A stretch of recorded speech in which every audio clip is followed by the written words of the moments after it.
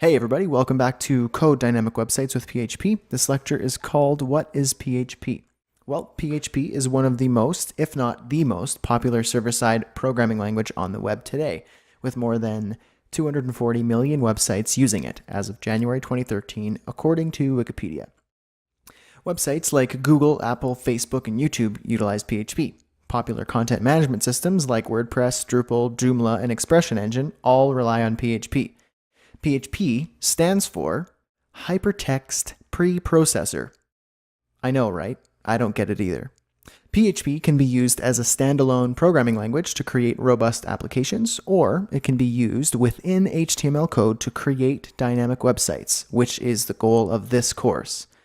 PHP runs on a server, and in order to use PHP on your own computer when developing a website, you'll need to have a server installed on your machine. Don't worry about this part. It's quick and painless to get set up, and it doesn't cost you a penny. I'll be covering the tools you'll need in an upcoming lecture. Also, I will be frequently referencing php.net throughout the duration of this course, and I recommend you bookmark it for easy access. Stay tuned because in the next lecture, I'll be giving you a quick rundown of some of the cool things PHP can do. See you there. Hey everybody, welcome back to Code Dynamic Websites with PHP. This lecture is called What does PHP do? Well, PHP can do a whole bunch of really neat things, such as access information typed into a web form and do something with it, like send an email, navigate to a specific page based on the info submitted in the form, create a user account, log a user in, etc. Find out what browser and operating system your visitors are using. Display alternate versions of a web page to users who are using mobile devices or specific browsers like Internet Explorer. Do math. And most importantly, in my opinion, create templates for your website so you don't have to hand code your headers, footers, and sidebars for every single page. There's so much that PHP can do, but I don't want to go into all the details right now because I'd like to show you by jumping right in. I think that it's much more fun that way. Next up, you're going to need to have some specific tools in order to get the best out of your PHP learning experience, and I will cover those in the next lecture, so I'll see you there. Hey everybody, welcome back to Code Dynamic Websites with PHP. This lecture is called Tools to Get Started. As I mentioned before, because PHP is a server-side programming language, it requires a server in order to run. Now, I don't mean a physical server that costs thousands of dollars and takes up an entire closet. I mean a virtual server that can run on your computer. The great thing about this is that there are a number of great free options out there. If you're on a Mac, I suggest using MAMP. MAMP stands for Mac Apache MySQL PHP. However, they've recently developed a beta version for Windows. So the Windows version stands for My Apache MySQL PHP. If you're on a Windows machine, I recommend trying the Windows version of MAMP as well. Keep in mind that it's in beta at the time of the recording of this video, so there may be some bugs they're still working out. Alternatively, both Mac and PC users can try something like AMPS, AMPPS, but I will be using MAMP, so it might be easier for you to follow along using MAMP as well. So in the interest of full disclosure, please keep in mind that some of the following resources that I'm about to talk about are my affiliate links, and I'll earn a small commission should you decide to make a purchase with them.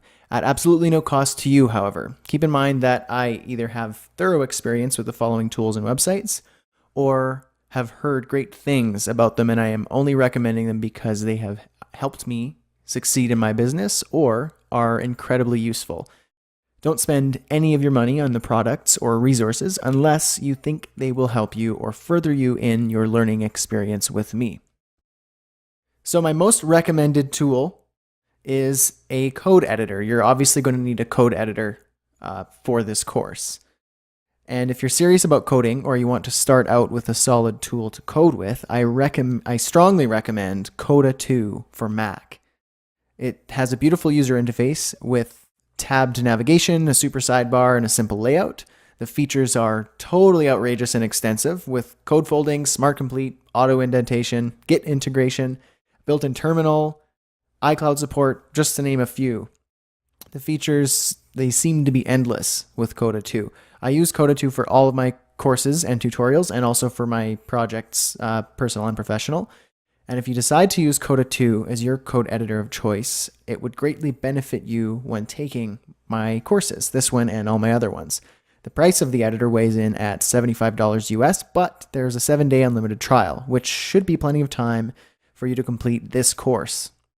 However, there are more options out there, and here are a few you might consider. So for both Mac and Windows, there is something called Textastic, a minimal code editor that allows multitasking, auto code completion, syntax highlighting, and more. I've never used it personally, but it seems to be a popular choice. The great thing about this one is it's only $5.99 US. There might also be a free trial with this one as well. I'm not entirely sure. Next up, Sublime Text. It's a full-fledged code editor that features side-by-side mode for comparing documents, full screen mode, a whole bunch of other great features as well. And one of the best code editors out there. And if I didn't love Coda 2 so much, I would probably use Sublime Text. The price tag for Sublime Text is $70, but it comes with a free trial. Now for Mac-only users, there is Espresso by MacRabbit. It is a sexy code editor that looks beautiful and performs just as beautifully. Espresso claims to turbocharge your workflow. It features extensive language support, powerful smart snippets, code folding, real-time live styling, and so much more. Espresso's price tag is $75 US, but it has a free trial as well, so worth checking out. It's very similar to Coda as well, so if you want to try Espresso, then it might work really good with this course. All right, so Text Wrangler. It's a simple, bare-bones text editor and handles code quite well, but is meant for hand coding with no frills. That means there aren't really any features. It's a good practice to learn how to hand code the no frills way if you're just starting out with learning how to code. And the great part is it's free as well. There's also BB Edit, which is the big brother to Text Wrangler.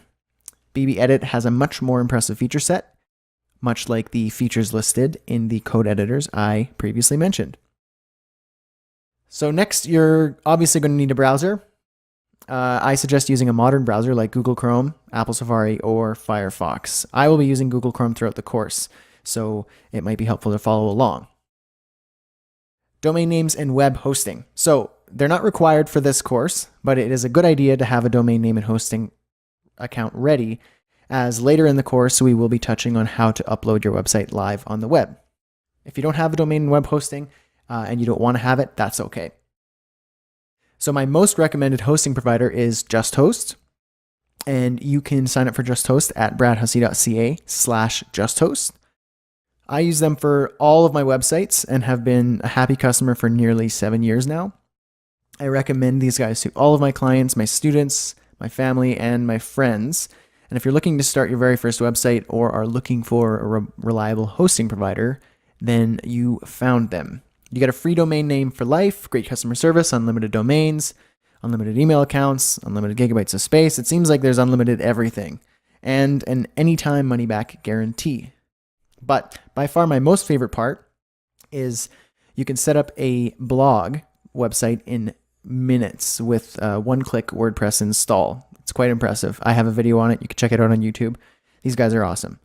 Now, if you're looking to purchase a domain name, I recommend GoDaddy. And you can sign up or get a domain name at bradhussey.ca/GoDaddy. I use GoDaddy to purchase all my domain names, and it's one of the best, if not the best, website to find and purchase all of your domain names. So, learning HTML and CSS. If you're unfamiliar with HTML and CSS, I strongly recommend you pick up some of the basic skills before going forward with this course, as you might get lost in some of the concepts without HTML knowledge. Lucky for you, I have a total beginner's course called Build a Website from Scratch with HTML and CSS, and it will get you up and running quickly. I'll also give you 50% off if you use the coupon code DYNAMICPHP. Well, that's all for the important tools and resources at this point. I recommend bookmarking my resources page at bradhussey.ca/resources. for future reference, as I frequently update that page with the helpful tools I use to make my life a little bit easier. Thanks for hanging in there. Next up, we're diving into PHP basics. See you there.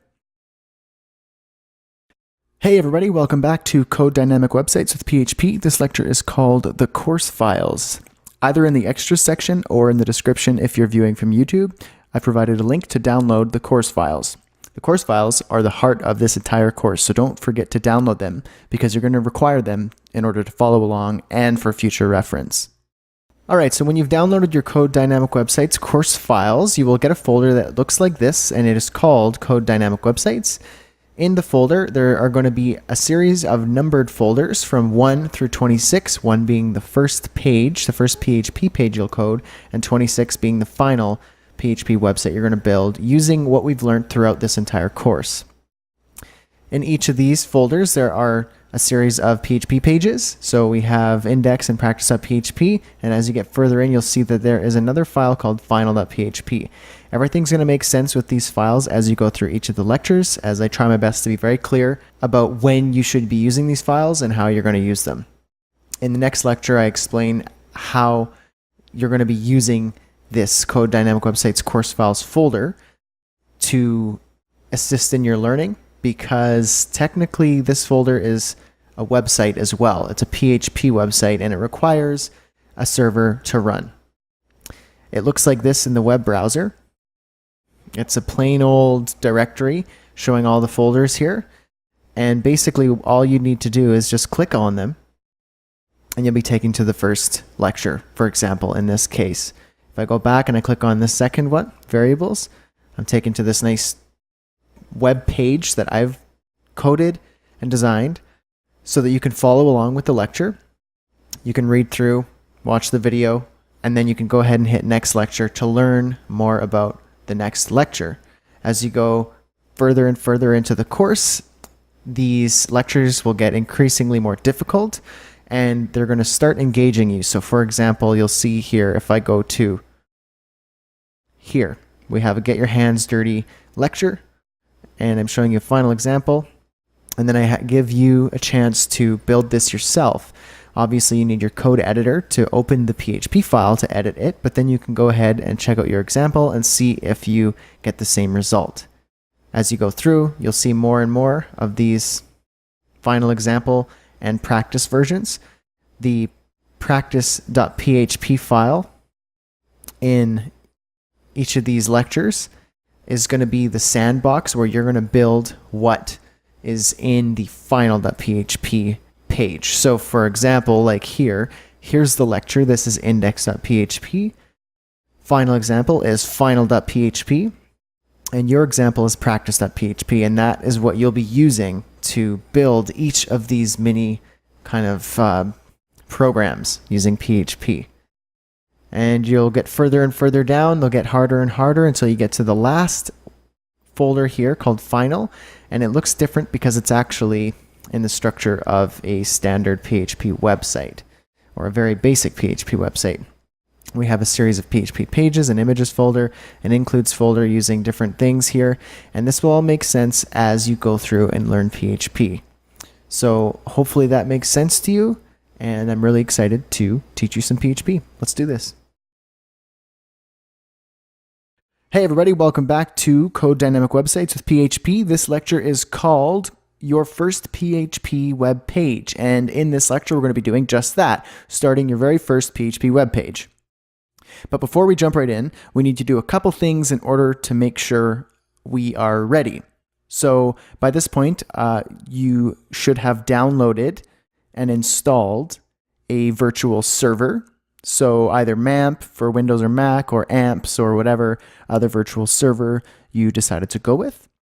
Go ahead and open up your virtual server. In my case, I will be using MAMP for the Mac. If you're using the same, then this should be a breeze for you. Hopefully for the other servers, it's the same. So you'll see a screen that looks like this, a little box, and it gives you a couple options. You'll see things like status, Apache server, MySQL server, a couple red lights, meaning nothing has started yet. A couple options here, but what we're going to want to do is click on Preferences, because what we want to do is change Apache, the document root of Apache, so that we can direct that to our course files, because our course files is an actual website. Even though it's a bunch of folders with PHP pages and everything for your reference, it's actually a website as well, so that you can start it up and look at each of the individual documents as we're going through the course. So click Apache and then select. And we want to select our Code Dynamic Websites folder, the course files that you downloaded. And then click Open. And then that should be your document root. So we want the Code Dynamic Websites folder to be the actual document root. Hit OK. And then Start Servers.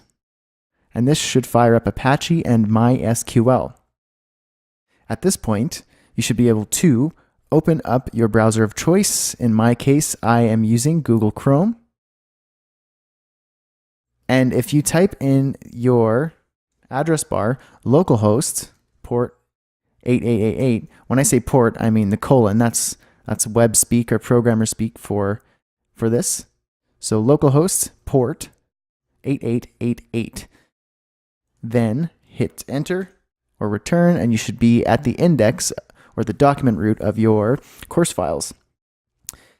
Now, hopefully for you, if you're using a PC or a different type of machine, your port is the same. You can check here in your map settings under ports. Make sure your Apache port is 8888. Hit OK, and you should be good to go. Localhost port 8888. And now here is the index of your course files. You can see everything in a folder or in their separate folders. So the first thing we want to do is the first page. If you click on first page, you'll be taken to a page that just says Hello World. Now, I know it's not very pretty or anything, but this is actually a PHP page, and we're using PHP to print this text on your browser window. Now I'm going to show you how to do that. Open up your code editor of choice. I am using Coda 2. And then open your Code Dynamic Websites course files in your code editor. Choose first page and click on index. That should open it, and you should see a very simple little PHP page. It has HTML. You'll be familiar with this because you should probably know a little bit of HTML. And it has all the basic HTML structure for a simple HTML page. We have a title, but there's something here in the body that's quite curious, and that is PHP, my friends. You're going to be very accustomed to this syntax by the end of this course. So if it looks a little scary right now, by the end of it, it will actually look quite simple and pleasant. At least for me, it's pleasant. I quite like this. Anyway, so let me explain this just a little bit. To code PHP, you need to have, first of all, the file extension needs to be .php in order for your web browser to render it as a PHP page. Of course, you'll need a server to run it, and that's why we are using MAMP. So in my PHP page, I can use just HTML, but I can also use the PHP tag. And in order to write PHP, you need to have your opening PHP tag, which is the opening bracket, $PHP, and then to close it, you use the question mark and a closing bracket. In between there is where you code your PHP. In this case, we're using the print function. And print just spits out text or whatever you want in between these brackets and strings. So we're just printing Hello World.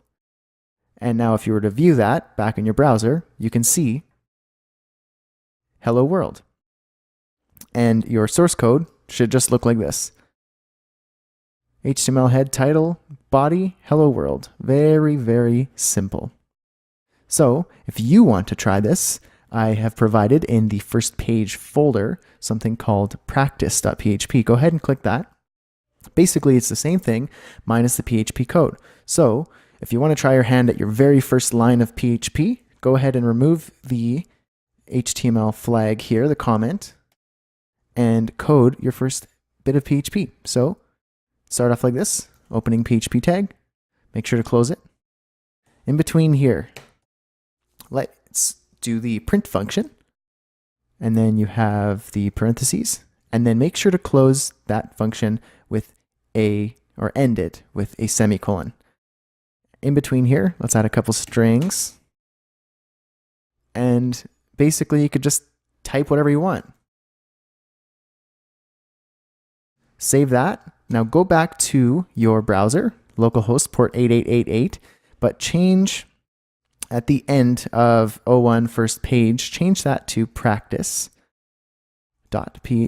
and you should go to your practice page. There it is, hello world. Just to make sure that it works, maybe let's change this. Hello friends, refresh. There it is. So that is your first PHP practice page. Let's do a quick little review just so you're not lost at this point. Remember to fire up your virtual server. In our case, or my case, it is MAMP. Under Preferences and Apache, select your document root and make sure it is your course files. Also make sure that your ports are set to 8888 for the Apache port. In your code editor, open up your course files, Code Dynamic Websites. Under O1 first page, this is our very first lecture here. And you want to open index, you can view the code there. In your browser, localhost port 8888 should look like this. Click on first page, it'll open the index. Once you've coded your practice page, you can just navigate to practice.php, and there is your code. Bam, first lecture. All right, good job, guys. I'll see you in the next lecture where we're going to start to learn a little bit more about PHP syntax. All right, see you there. Hey everybody, welcome back to Code Dynamic Websites with PHP. This lecture is called PHP Syntax, and in this lecture we're going to learn about the basic syntax of PHP. There are a few things that you should know about PHP syntax. I will be using the w3schools.com PHP syntax webpage to show you.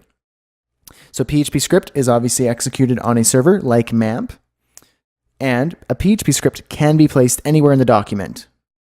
In our case, we'll be using HTML documents, and the PHP can be anywhere.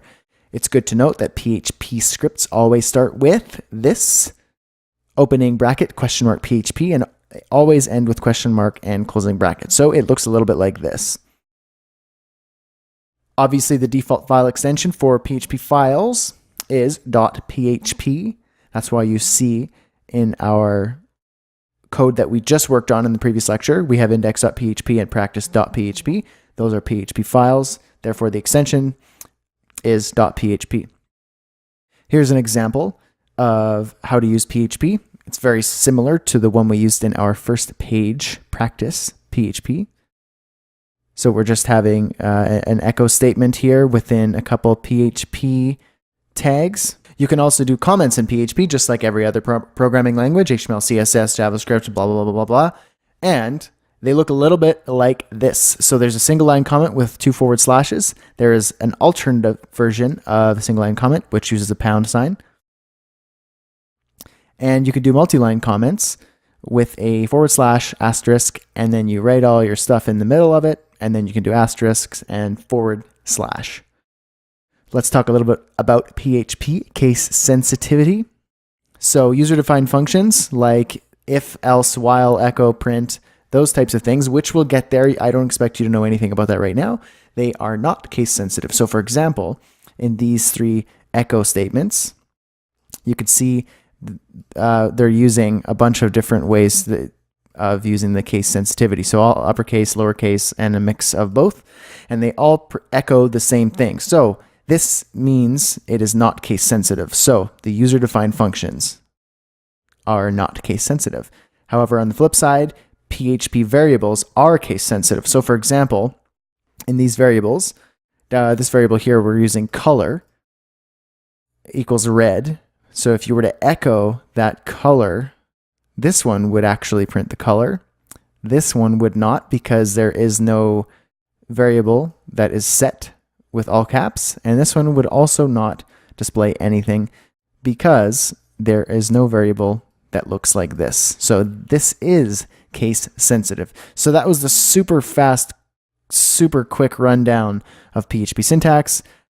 It's very simple, but kind of boring. And you're going to be learning it as we go, so that's why I didn't want to touch too much on it. So let's get our hands dirty and jump into the next lecture, which is PHP variables. See you there, my friends.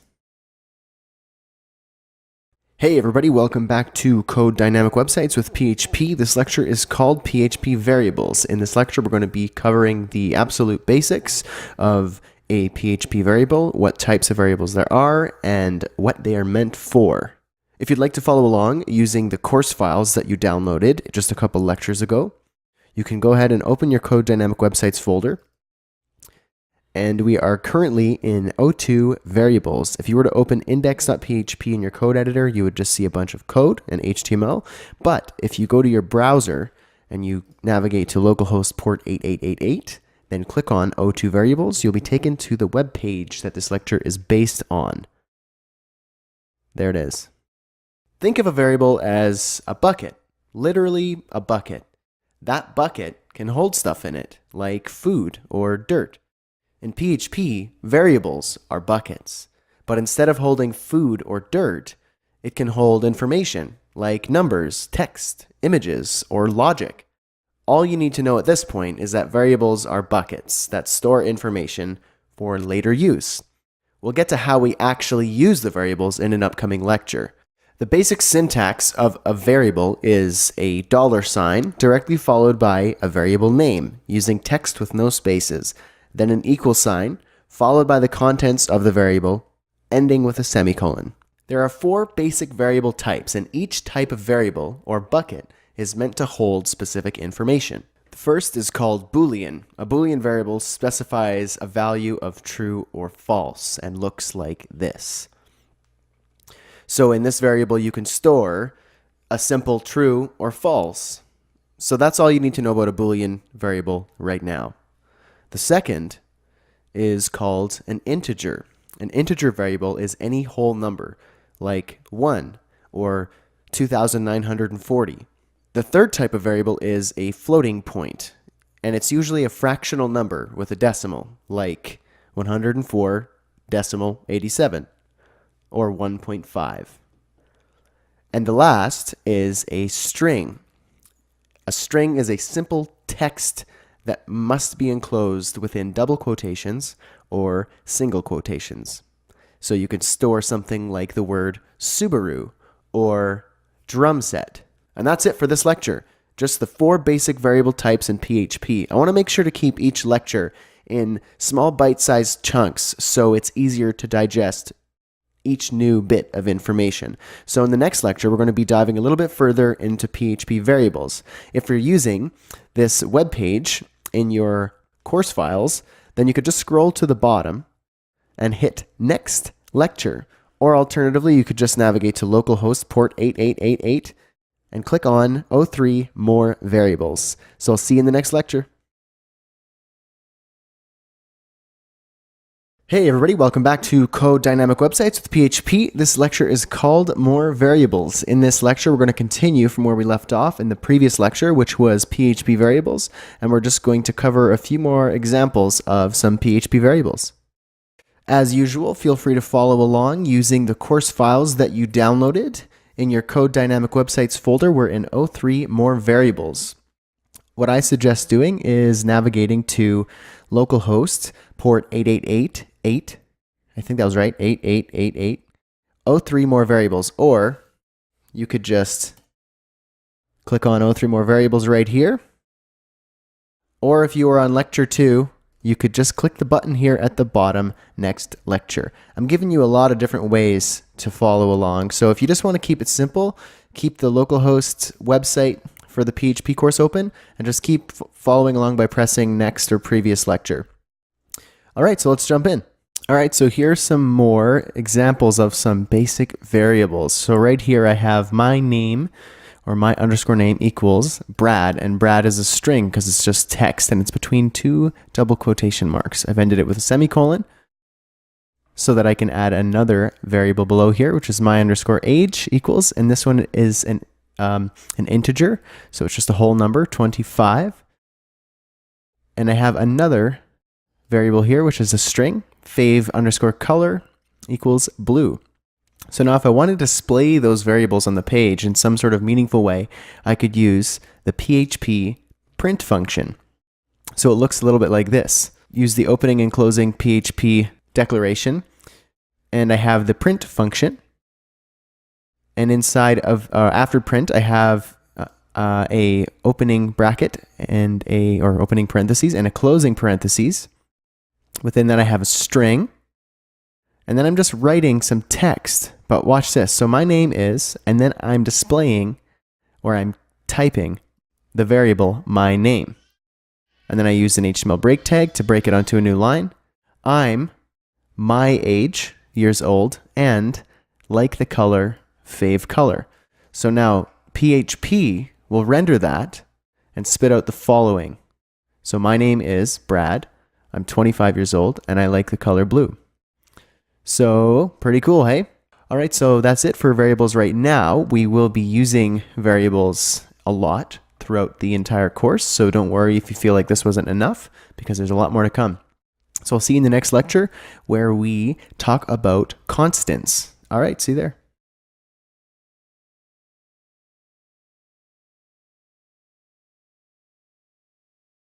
Hey everybody, welcome back to Code Dynamic Websites with PHP. This lecture is called Defining Constants. In this video, we're going to be briefly covering PHP constants and how they differ from PHP variables. As per usual, you can follow along in the Code Dynamic Websites course files that you downloaded a while back. We're in 04 Defining Constants. Alternatively, you can, in your browser, navigate to localhost port 8888, or if you watched the last video, you probably saw the little snippet at the end that said, click Next Lecture. And that would have taken you from more variables to defining constants. All right, so let's jump in. So a constant is similar to a variable in the sense that you can store information in a keyword that can be used throughout your web page. So a constant is kind of like a bucket, like the variable. However, the value of a constant cannot be changed, unlike a variable. So in the variable bucket, you can swap out what you want that bucket to hold. So if one variable is holding one string of text and then later on down your page or later on in your code, you want to change that variable and reuse it, repurpose it, have some different content held within the variable, you can do that. But with constants, once you define what the constant is, you can't change it. It is what it is. So it's literally constant. It's also worth noting that constants are case sensitive and are written in all caps by convention. They don't have to be, but that's the convention, so you know that it is a constant. It's just easier to differentiate. So here's how you define a constant in PHP. So obviously within your PHP declaration, I've removed it from this line just for so it looks easier on the eyes. You type out define, open it with a opening parentheses, close it with a closing parentheses, and obviously a semicolon. In between that, the first argument right here, in between a string or two quotation marks, you would write what the constant is called. So for example, in this example, I wrote title is going to be what the constant is called. Then you put a comma, and then the second argument is within strings as well, what you want the constant to be. So the value of the constant, and in this case, defining constants. So to display a constant on your page, you can echo it using PHP like this. So here's your PHP declaration. I'm using the echo function, and then you write the constant just in all caps without the string, and then end it with a semicolon. So this will actually spit out the text defining constants. So this is a very mini lecture because in the next lecture, we're actually going to, as I like to call it, get your hands dirty and try out what you've learned so far. So at this point, you've learned about variables and constants. So I'm gonna get you to actually try to use these things that you've learned and put it into practice so that it actually makes more sense. So I'll see you there.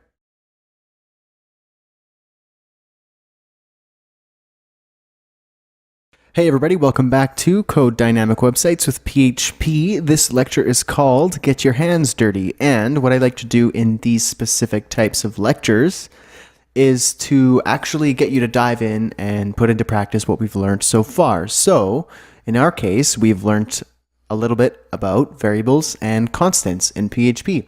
So very simply, I want us to jump right in our code editors and start coding some PHP variables and constants and see how it works. So at this point, you should know the drill. In your Code Dynamic website's course files, you should be able to follow along, and we are currently in 05 Get Your Hands Dirty. You should also open up your browser and go to localhost port 8888 05 Get Your Hands Dirty. You can also use the navigation buttons at the bottom of every lecture to follow along. So here we are in Get Your Hands Dirty, variables and constants. This is the final example of what we are going to be building right now. And you can see here, I'm spitting out what looks to be just some plain static text, but it's not. It's actually dynamic text. And we're using PHP to program it. So, for example, today's date, May 6th, 2014. For you, obviously, because you are from the future, it will not be May 6th. This date is dynamic and is the date that is right now for me, the date that I am recording this video. My name, Brad. I'm using PHP to spit out a string of text. My favorite color, blue. And my age. This is also another really cool one because this is the age that I am at the time of the recording of this video. You are talking or listening to 26-year-old Brad from the past. So pretty cool. There's a button here that says check out your example. If you click on that, you'll be taken to a practice.php page that looks pretty, but is empty. And these empty spots are where you're going to use your PHP coding skills you've learned so far to do the lesson. And you will be able to find that. I'm just going to go back to the final example here in your code editor. So make sure to open up your code editor and open up the Code Dynamic websites folder in your code editor of choice. Mine is Coda 2. You should probably know that at this point if you are a regular student of mine. So I'll be using Coda 2. So we are in 05 Get Your Hands Dirty. The index file is right here, but we're going to be working in the practice.php file. Feel free to look at the index file to see what it is that I coded. And in the practice.php file is where you're going to be working. So let's just jump right in. So first of all, you need to, within your PHP script right here, I've given you a few directions with some comments. Define a constant. So, like we just learned in the previous lecture, how do we define a constant? Well, first we write define. The opening and closing parentheses. We're going to need a string in there for the first argument and another string for the second argument. So this is kind of the skeleton of the define when you're defining a constant. In here, we want to define our first constant. So we're going to define title. Remember, all caps. And let's call it, well, variables and constants. So variables and constants. So here we go. That is our first PHP constant. We've just defined it, and it should look just like this. Now, under here, you will add your variables. So the variables that I've used here in the index, the final index.php, I'm using my name, favorite color, and birth year. So we should probably use those as well. So let's add the my name variable. In our string, let's add your name. On a new line, let's add a new variable. And that was fave color. Because I'm Canadian, I'm spelling it the correct way. And my fave color happens to be blue at the time. Birth year. And just type out your birth year. As an integer, doesn't need to be in a string. There you go. So there are your variables and there are your constants. Next up, I have a little flag here saying use PHP to calculate the difference between your birth year and this year to show your age dynamically. So how do we do that? Well, we have to set some more variables.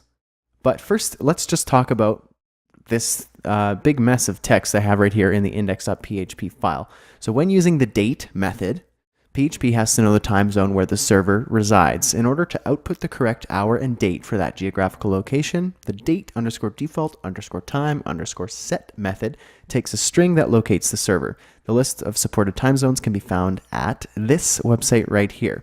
And then you can set the method for your time zone. So date default time zone set Canada/mountain, because I am in the mountain time zone. Now you don't have to do this because we're just displaying the year. So for the most part, PHP is going to figure out that the current year is whatever the current year is. It may be off by, I don't know, a few minutes or maybe a few hours or something once the time changes and flips into a new year. But you don't have to put this. If this confuses you and stresses you out, forget about it. You don't need to worry about it right now. Or if you're curious, that's great. Go to this website and just set your time zone right here in the date default time zone set method. So I'm just going to copy this and I'm going to paste it below here to set the default time zone for me. Now below here, we need to set some more variables. Now let's set a variable and call it today. So what is today? Well, you can find out what today's date is in PHP by using the date method right here. And to display the date in the way that I want to see it, I need to use, and it might look confusing, capital F, lowercase j, comma, y. So these right here will spit out the month, the day, and the year. Now, you can find these at this website right here, php.net. I will be referring to php.net a lot because it's a really good resource for PHP, obviously, because it is the official resource. And I am going to the date method to find out the parameters that you can use to spit out some text. So right here, you can see here's the options for the day.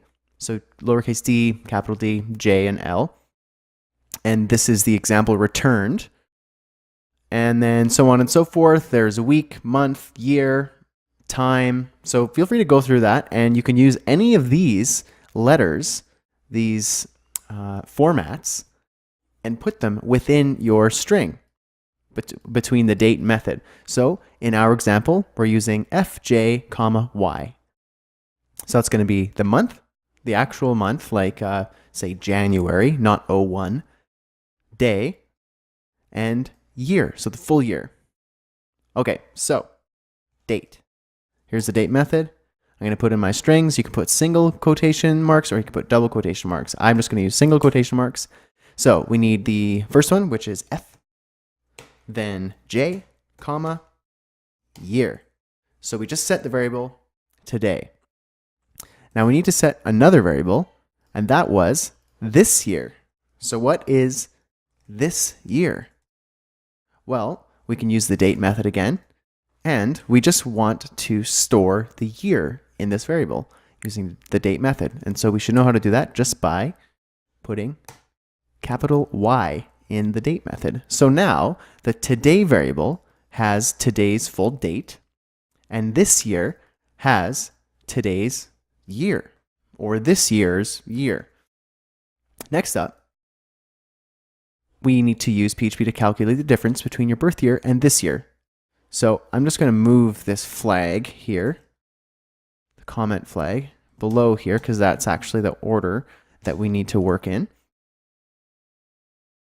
And we're going to calculate my age by doing a little bit of math. So PHP can do math. It's really cool. So my age, and in parentheses, so you can set a variable, and the value of the variable can be a mathematical equation, and store it in that variable. So in parentheses, we want to say this year, so right here, this variable this year, minus birth year. So let's type that out. So the variable, my age, equals, we're going to do a little bit of math here. So the variable this year minus today. Sorry, birth year. So that we'll take this year, so in my case 2014, minus it by the birth year, 1988, and this variable will have my age, my dynamic age, because this is a dynamic variable using PHP, and that will actually have my actual age using math that is always up to date based on the year. So save that. Make sure you're saving this. If you were to check this out in your browser now, and remember to check your final example, nothing would show up. There's nothing here because all you've done at this point is set your constants and your variables. So there's actually nothing here to display. So we did a good job so far of, defining our constants and adding our variables, but we haven't actually done anything to display them. So that's why down here in the actual HTML, you can see I have some HTML comments reserved just for you to put your PHP constants and variables to see what happens. So this is how PHP kind of works. You can have a separate PHP section in your HTML, but you can also pepper your PHP, I like that, pepper your PHP throughout your HTML. So in this case, I have page title. So let's use PHP to display the page title. So page title is going to be a constant. So we have the constant up here. So we know how to do that by going PHP. I'm going to close PHP so I don't forget. And in here, we're going to say echo and title. Remember, you don't need to put that in strings. This is a constant, so you just need to write it out like this. So get your hands dirty, PHP echo title. So now in your browser, you will see get your hands dirty, variables and constants. So that is using a constant. Pretty cool. Moving on.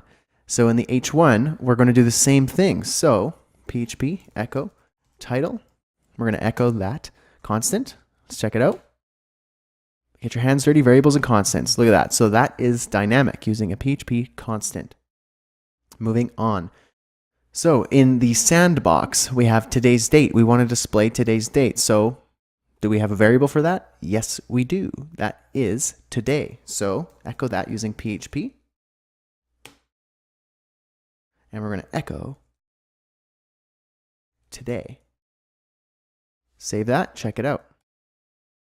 May 6th, 2014. So there you go. That is today's date for me. Yours will obviously be different. Let's move on to my name. So we have another variable for that. Let's type out some PHP. Echo my name. Save that. Check it out. There's your name. Now, my favorite color.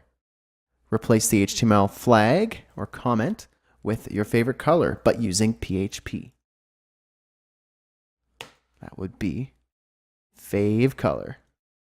There it is. Let's check it out. Cool. Last but not least, my age. Here we go. PHP echo my age. So here's where the math comes in. This variable should have this math. Check it out. 26. Boom. There it is. So yours should be different, obviously, because we're different people and we have different ages and we're currently living in a different time. And there's one last little thing. Down here, you can see just a copyright sign and a dash. It's kind of empty down here. Well, that's where I want you to try out adding something that you quite often add in PHP websites. Is a copyright section with the date and the name. So say, for example, we want to display this year. We have a variable for that. PHP echo this year. And PHP echo your name. Your or my name. Save that. Check it out in your browser. There it is. Copyright 2014, Brad. So, pretty cool. Let's do a quick little review. In your PHP page, practice.php under Get Your Hands Dirty, we set up our PHP script here, and we defined a constant, added some variables, strings, and integers. We set the default time zone, optional, but if you want to do it, great. We use the date method to add the today's date and today's year or this year. And we use PHP to calculate the difference between your birth year, and this year to show your dynamic age. Then we spit those things out using PHP echo, and looks like this. So here's your example. Here's the final example. Check out your example. There it is. Perfect. Good job, guys. I'll see you in the next lecture.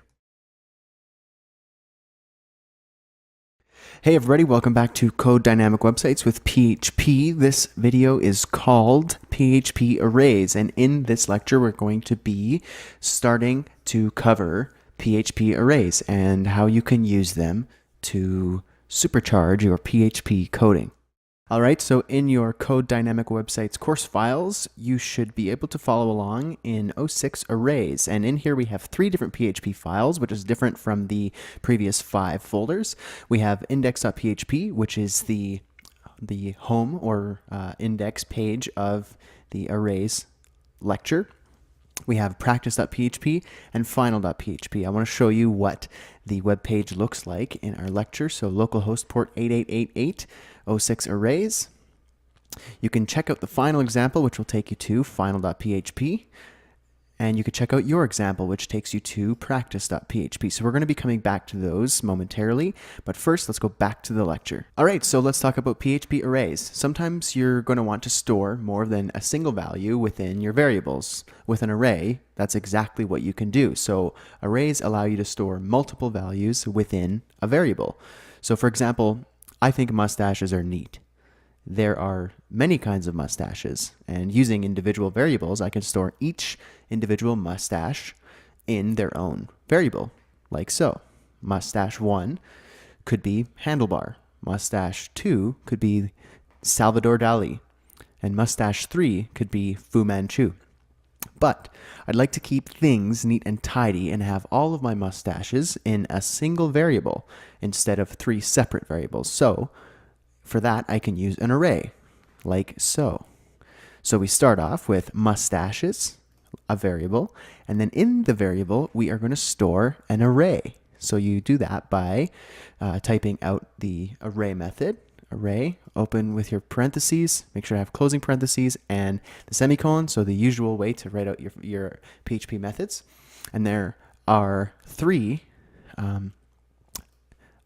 different types of mustaches here. So I have within the string, handlebar, separated by a comma, Salvador Dali, separated by a comma, and Fu Manchu. So I have all 3 of these mustaches stored in a single variable.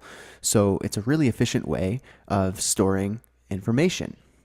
So each value is automatically assigned what's called a key in the array, so we can grab a specific value when we need it.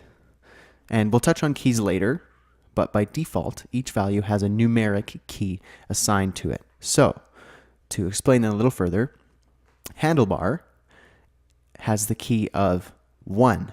Salvador Dali has the key of 2. And Fu Manchu has the key of 3.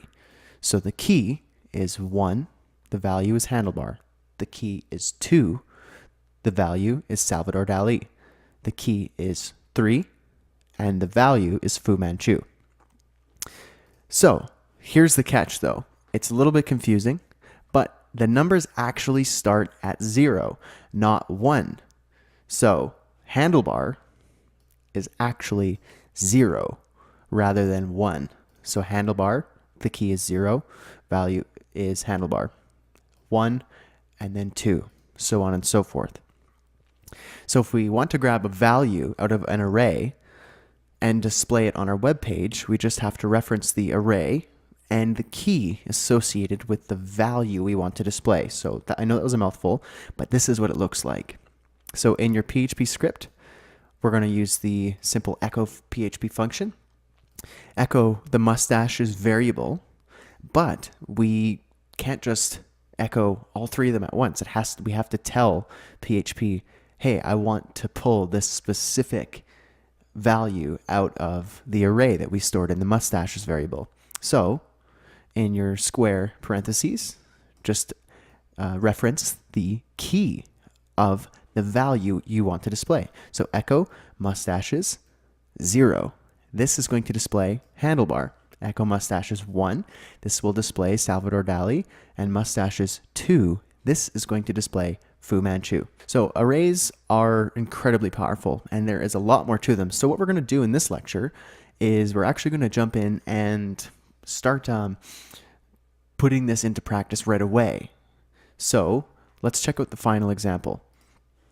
So we have the final example, mustache types. We have handlebar, Salvador Dali, and Fu Manchu. This is just a simple list, but it is not just static text.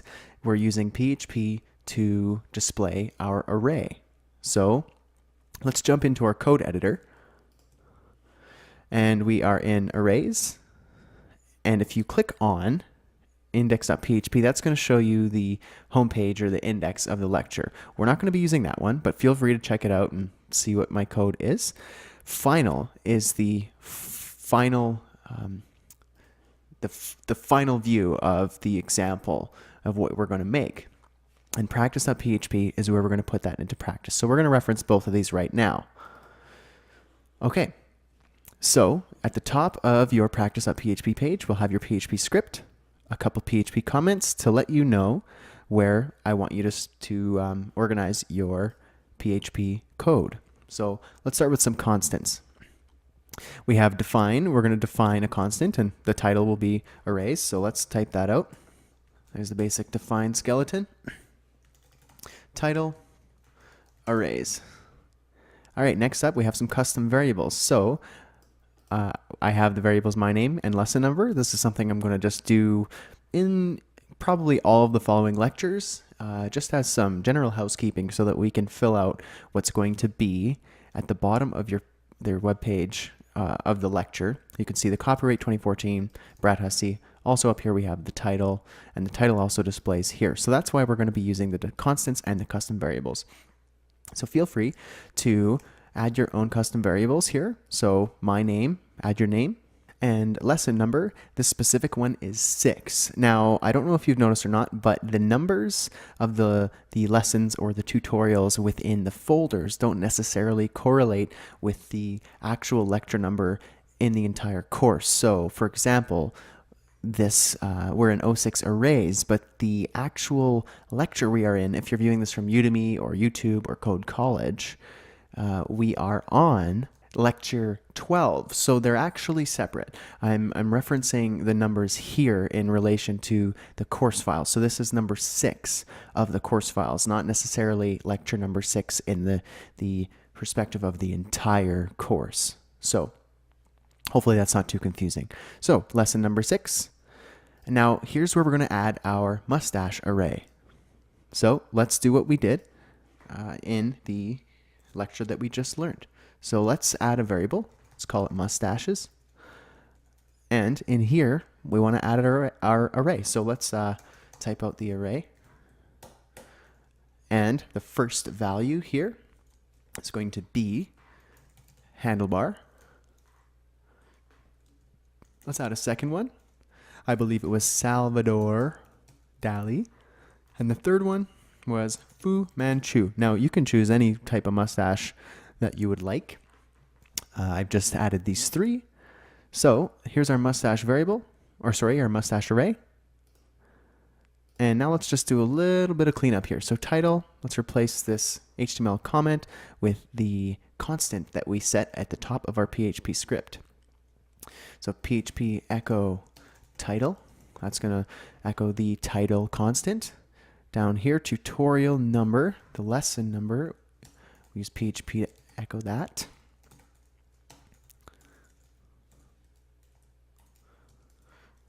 And your page title, so that's the constant that we use. So PHP echo title, there's the constant. Now, down here in our sandbox, I want you to spit out in the HTML list, the skeleton here, I want you to spit out your 3 different mustaches. So we're going to do that by going PHP echo.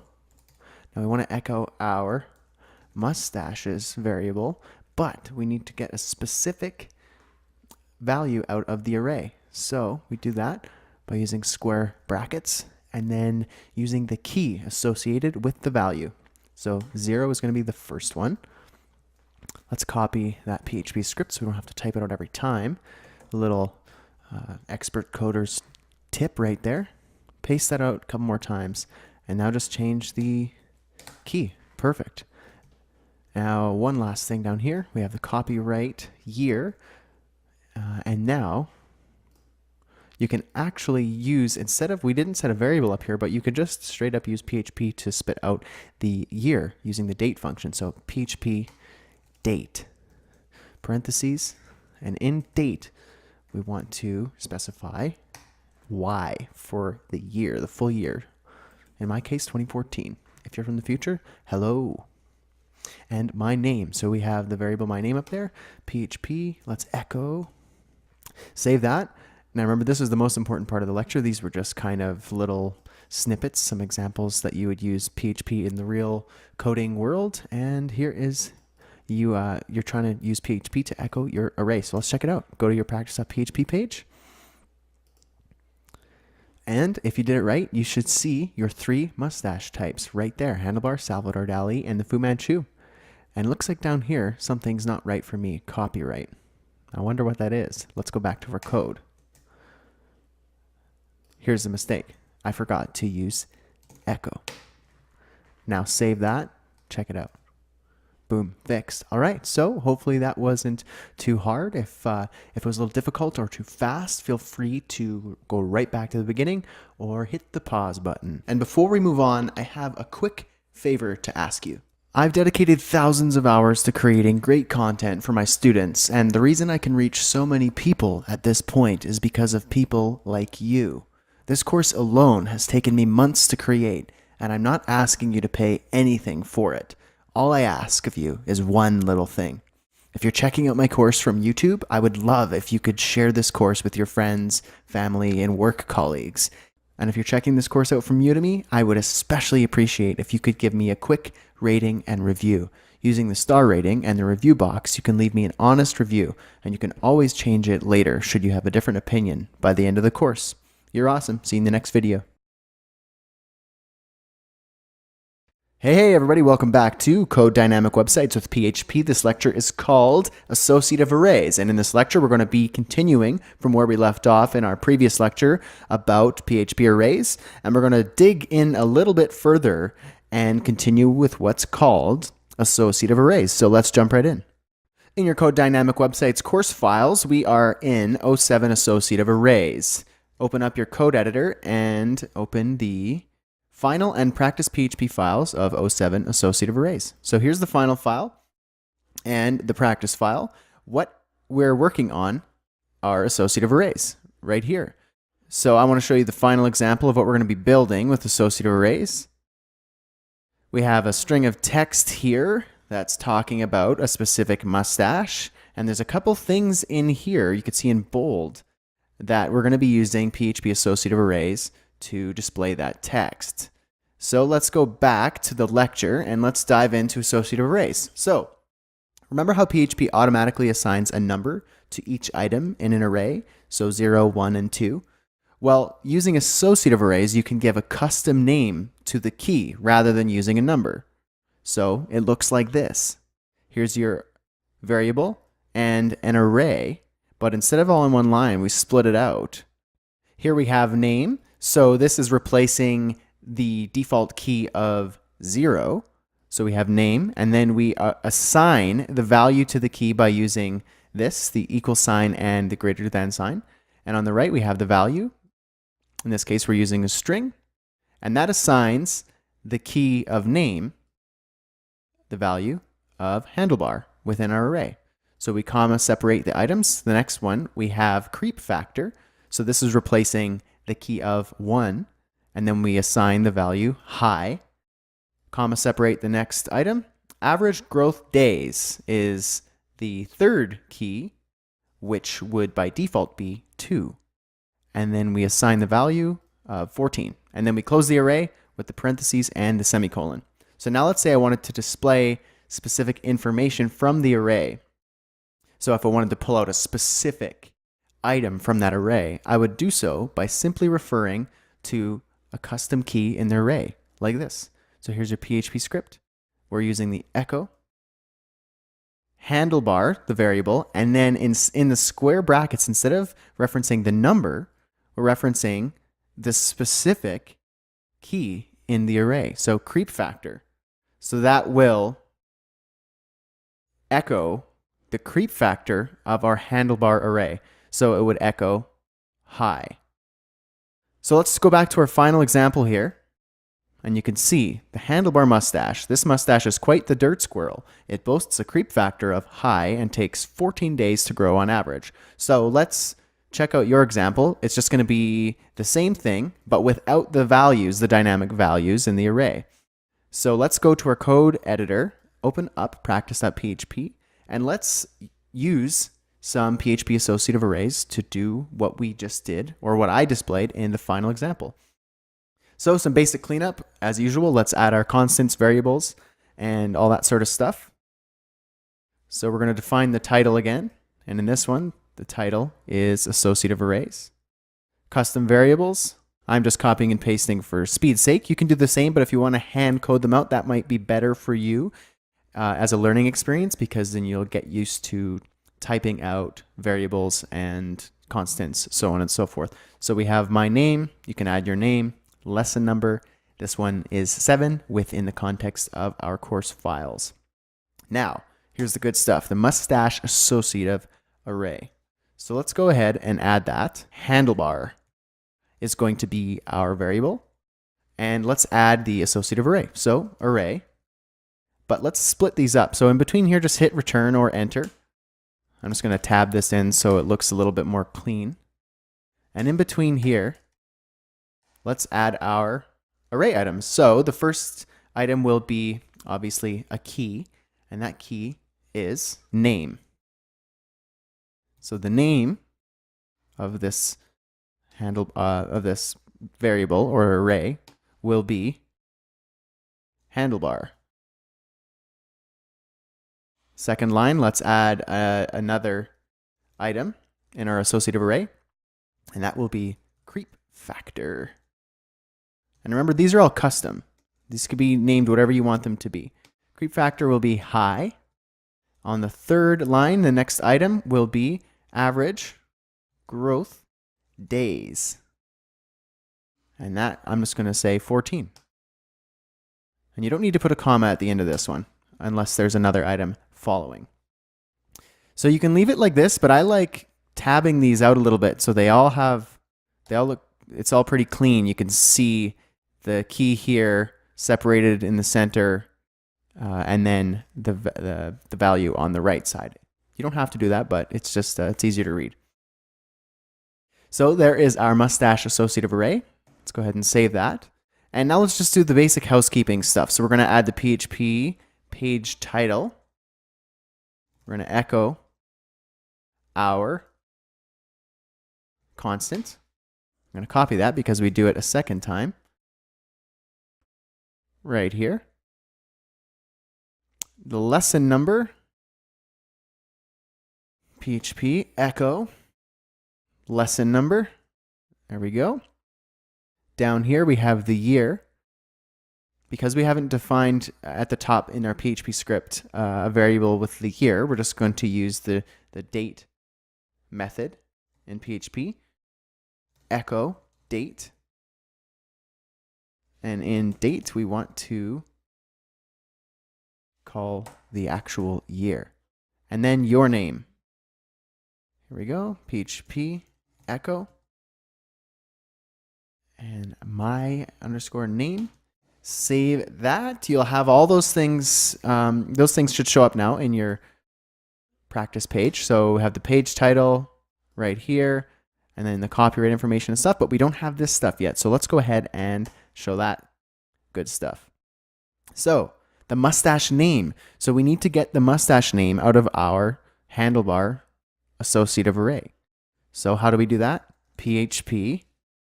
We're going to echo handlebar. So the handlebar variable, but we can't just do it like this because it's an array and it's not going to show something. So let's see what this does. Save it and check it out. The array mustache. It's just an array, so it's just showing what the thing is. It's not actually giving us any useful information. So to pull that information out of the array, we need our square brackets here, and then reference the key. So name. Save that and check it out. The handlebar mustache, perfect. So let's go in here, and there should be another HTML flag here that we can fill in. So the creep factor, we want to echo our creep factor. So again, handlebar, but we need to use our key creep factor. That will give us our creep factor. Let's check it out. It boasts a creep factor of high. There it is. And takes, we need to add the growth days now. So PHP echo the handlebar average growth days. Semicolon. Save that. Let's check it out. Looks like it's there, but we just need a space in between there. So let's just give us the space after this PHP script. Save it. Check it out. There we go. Creep factor of high and takes 14 days to grow on average. So there we go. Let's do a quick little review. We added our constants and our variables. Pretty straightforward. We should know that stuff pretty good by now. Here's the new thing we're learning. Associative arrays. So we have our variable. We're going to add an array, but it's an associative array because we are adding multiple items with custom keys rather than the default numbers. So we have the name, creep factor, and average growth days. We added those here. This is how you spit out some valuable information from the associative array. Echo the variable. In square brackets, we reference the key. And that should be it for our super basic lesson on associative arrays. Stay tuned because we are not done yet with arrays. Up next, we are going to be diving even further into this stuff in what will be called multi-dimensional arrays. Now we're getting really into the good stuff. So I'll see you there, my friends.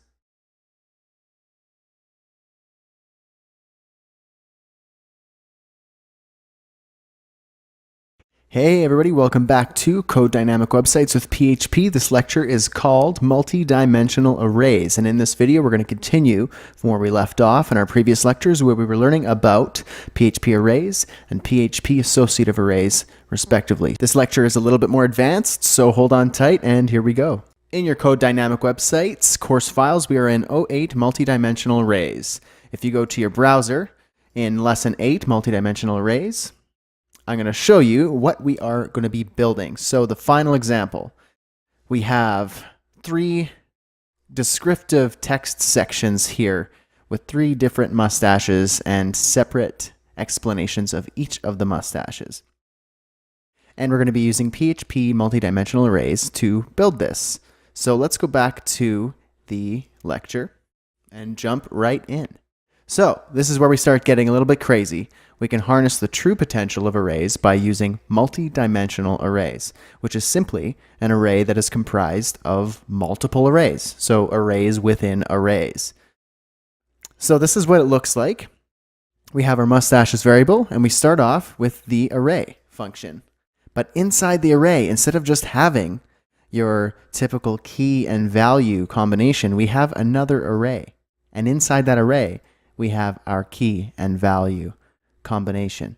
And then we comma separate the arrays, do the same. We have 3 of them, and then we end our original array. So we have a whole whack of information inside a single variable, which is pretty awesome. So you're probably wondering how the heck we display this info on our screen. Well, we first have to reference the parent array, mustaches, then the numerical value of the child array. So handlebar is 0, Salvador Dali is 1, and Fu Manchu is 2. So this array is 0, 1, and 2. And finally, the custom key of the information we want to display. So name, creep factor, etc. So it looks like this. It's a little bit easier when you see it. So PHP echo mustaches variable. Then we're referencing the numerical value of the child array. So let's say 2. And so that will be 0, 1, 2. So it'll be the Fu Manchu. And then the name. So the above code, the PHP script right here, will display Fu Manchu because we're echoing the mustaches variable. We're calling the second numerical value, so 0, 1, and 2. So we're calling this array, and then the name within that array. So that is how you display Fu Manchu within this. So let's go into our code editor and actually build our final example. So in your code editor, open up final and practice.php in your O8 multi-dimensional arrays. And let's start off by doing the little housekeeping we have in each of our PHP files. We have our constants, so we're going to call this one title multi-dimensional arrays. Our custom variables, we have my name, so put your name and the lesson number, and in this case, in the context of our course files, is lesson number 8. Now, to work on our mustache multi-dimensional array. So let's start off nice and simple. Mustaches. Let's add our array function. Great, nice and simple. So now let's do a little bit more here. Enter a couple times. Let's clean this array up a little bit, and inside this array, we're going to add some space and add another array. Add a comma after that array. Paste it twice. So basically this is the skeleton of a multi-dimensional array. But of course we have to add the information within our children elements here, or our children arrays. So the first one, we're going to start off by adding a combination of key and value pairs. So in here, we're going to start with name, and that will be the handlebar. After that, we are going to add the creep factor, and that was high. And the last one will be the average growth days, and we'll say 14. So within our next two arrays, basically let's just copy this, what we've just wrote, and let's add it in here twice, because then we could just change the values of each of them because they're fairly similar. So the second one is the Salvador Dali. And the creep factor is extreme. Average growth days, let's say 62. And the last one is our Fu Manchu. The creep factor will be very high. And the average growth days, 58. So save that. There is our multi-dimensional array. And now let's just go through and add, replace the page titles, lesson numbers, and so on and so forth. I like doing this because it's a good way for you to get into practice of using PHP to make your website a little bit more dynamic. And because constants and variables are still fairly new concepts to you, it would be good to just use them a lot so that they just become totally normal to you. So let's echo our page title here. I'm going to copy that because we're going to use it one more time down here in the page title section in between the small tags. Then the lesson number, we have that. PHP echo. Lesson num. Then down at the bottom, we have our copyright info, so we have the year. So let's use the PHP date function. And let's call the year, the full year. And now your name. We're going to use PHP to echo your name. That would be the variable my name. Great. So now let's go into our sandbox here. Now that we've got that other stuff out of the way, here you can see I have a couple HTML flags, or 3 HTML flags, where I want you to replace with some PHP using the multi-dimensional array. Then I have an HTML comment that says repeat above 2 times. So basically it's the exact same thing, paste it out 2 more times for a total of 3 times, and each of them has a separate mustache with their information. So the first one will be our handlebar. So PHP, we're going to echo our mustaches variable, but because it's a multidimensional array, we need to call the numeric value of the array, the child array, and then the key for the value we want inside the child array. So I know that's a mouthful, but basically this is how we're going to do it, if you remember. 2 square brackets. The first one will be the value, the numeric value of the child element. So the first one, handlebar, is 0. Because remember, it starts with 0, not 1. And then we want to access the name of that array. So that should get us handlebar. Let's check it out. The handlebar mustache. Great, we did it. Let's go back. This mustache is quite the dirt squirrel. It boasts a creep factor of HTML comment. Let's replace that with the creep factor. PHP. We're going to echo our mustaches variable. And in our square brackets, we are going to say 0 and creep factor. So that is going to grab the first child array because of 0 and then creep factor within it. And then now growth days. Replace that. PHP, echo, you should know the drill, mustaches, square brackets, and then we're going to reference 0 for the first child array and average growth days. Cool. Save that. Let's see if it worked. The handlebar mustache is quite the dirt squirrel. It boasts a creep factor of high and takes 14 days to grow on average. Perfect. If yours looks like that, you nailed it. So now all we got to do is copy and paste this thing 2 more times. And in it, we just literally have to change the numeric value of the array. So let's say the first one, this is going to be the second one. So this will be Salvador Dali. Change it here as well. There we go. And right here. That should change the second one to the Salvador Dali mustache with its respective information within the array. And now the third one, remember, is number 2. And then we replace the zeros with the 2. Save that, check it out. The Salvador Dali mustache is quite the dirt squirrel, boasts a creep factor of extreme and takes 62 days to grow on average. Fu Manchu, creep factor of very high and takes 58 days to grow on average. Awesome. If yours looks like this, you nailed it. Now I just noticed one small little thing. My copyright is wrong. At the bottom, you need to echo the date. My bad. Check it out. Perfect. All right. So if you made it this far and your mustaches look fantastic, then good job. And hold on tight because we have one more lecture using all of the arrays that we've learned so far. So I'll see you there.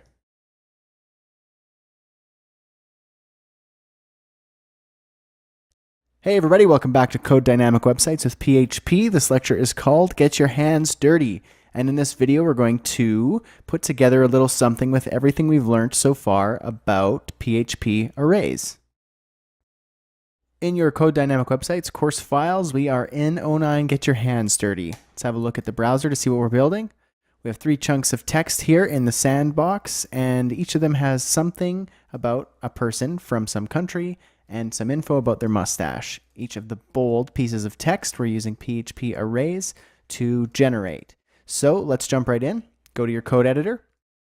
In 09 Get Your Hands Dirty, open Index and Practice. Practice is where you're going to be building your version of this little site, and Index is the final version of it and also reference if you want to use that. So let's start by doing a little cleanup. We need to define our constant, and that would be title. And this one will be arrays. It's called arrays because here in the title tag, we already have Get Your Hands Dirty. We need to replace title with the, we need to replace title with the title constant, if that makes sense. So let's echo the title. Perfect. I'm going to copy that and paste it one more time down here in between the small tags. Good to go. Variables, we only have one simple one, and that will be my name. I'm going to add my name there, and we're going to use that down here in your name. But first, let's replace year with PHP year. Remember to echo date, year, and replace the your name HTML comment literally with the my name variable.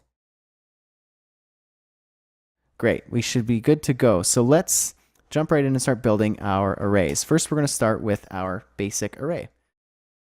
Age group. Remember, this is the basic skeleton of an array. And we have some items in here. This one is child, comma, separate each of them, teenager, and the last one will be adult. Great. So there is our basic PHP array.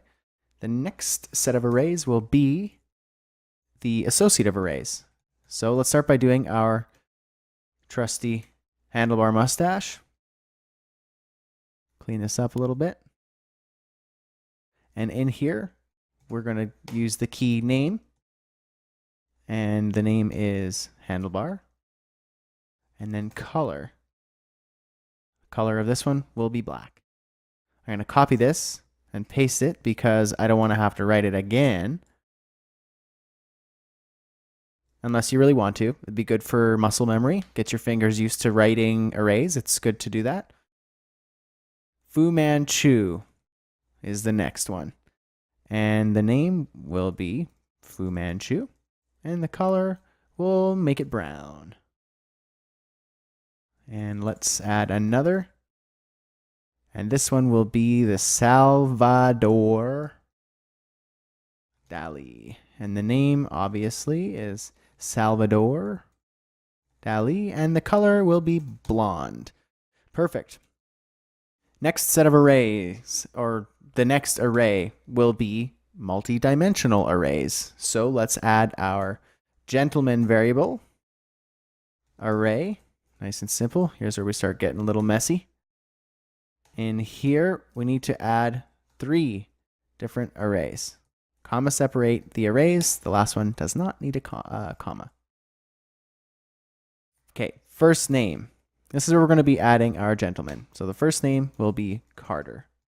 And his country will be my home country of Canada. Array, the second one, we're going to add another gentleman, and that will be Rodrigo from a country I have not been to yet, but I would love to go, Uruguay. Shout out to all you people from Uruguay, or as us Canadians say, Uruguay. All right, first name. This guy is Giovanni from, you guessed it, Italy. All right, cool. So there is our multi-dimensional array. This is our associative array and the basic PHP array. Now let's put those into use. Down here in the sandbox is where we're going to be adding each of the gentlemen in the H3 tags and the description about them. So we're starting off with the first one. And that will look like Carter from Canada. Carter is quite the adult. He sports a solid handlebar mustache that is black in color. So let's add that one. All right, in the H3 tag, we need to echo our Carter. We need to echo Carter's name from our multidimensional array. So this is how we do that. Let's reference our gentleman variable. We need to reference the number, the index of the array within the multidimensional array. So the first one has an index of 0. So that will be 0. Now that we're referencing Carter's array, we need to get his first name. There's Carter. All right. So that should say Carter. Let's check it out. Carter. Perfect. We're not done yet, though. Carter from, we need to get his country. So echo gentleman happens to be 0 still, and country. Nice and simple. So Carter from Canada.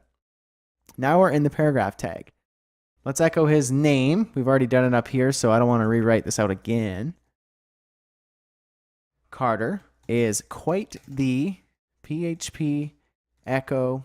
Here are the age groups. So we're going to choose one of these age groups. He's an adult. So we need to echo age group.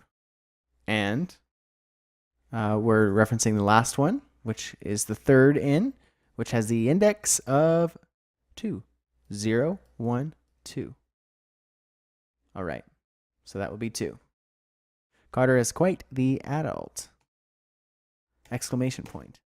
He sports a solid, and he has a handlebar, so PHP echo. And let's reference handlebar. That would be name. Perfect. Handlebar, name. That should be good. Check it out, see what it looks like so far. Carter is quite the adult. He sports a solid handlebar. So let's write mustache after that. That is, what color is it? PHP echo, handlebar, and the color we want, there we go, in color. So try and wrap your head around this. It looks a little messy, but that's okay. It's good for practice. Let's save it and check it out. Carter is quite the adult. He sports a solid handlebar mustache that is black in color. Perfect. So what's great about these next two is just we have to copy and paste and just replace the PHP arrays and the indexes and the references. So quite simple. Copy, paste. So the next one, we're going to go gentleman 1, first name, from gentleman 1, country. And then gentleman 1, first name is quite the teenager. Where is the teenager? That is 01. So that will be the index of 1 for age group. And he sports Fu Manchu. So this, we'll have to change this to Fu Manchu. Name, that's good. That is what color? This would be Fu Manchu again, color. So let's check that out. Rodrigo from Uruguay is quite the teenager. He sports a solid Fu Manchu mustache that is brown in color. So great. It's perfect. But the only thing different is I actually have different text here. As a rather dapper teenager he proudly wears that is colored in a gentle. So let's fix that. So Rodrigo is what is it? Is a rather dapper teenager. He proudly wears a Fu Manchu mustache that is colored a gentle, and let's remove in color at the end. So let's have a little look at that. Rodrigo is a rather dapper teenager. He proudly wears a Fu Manchu mustache that is colored a gentle brown. That's beautiful. All right, next one. We have Giovanni from Italy. Let's copy and paste again and replace what we need to replace. Gentleman 2. Gentleman 2. So first name and country. Gentleman 2 first name is a rather dapper. Giovanni is a child. So that would be 0. A rather dapper age group 0. There we go. Proudly wears a. This guy has a Salvador Dali. And we're going to change what the text says. So let's see. Giovanni might seem too young for a stash because he is a child, but he proudly displays his Salvador Dali mustache at school, although it's a little hard to see because it's light brown. Let's check it out. See what that turned into. Giovanni might seem too young for a stash because he is a child, but he proudly displays his Salvador Dali mustache at school, although it's a little hard to see because it's light blonde. Perfect.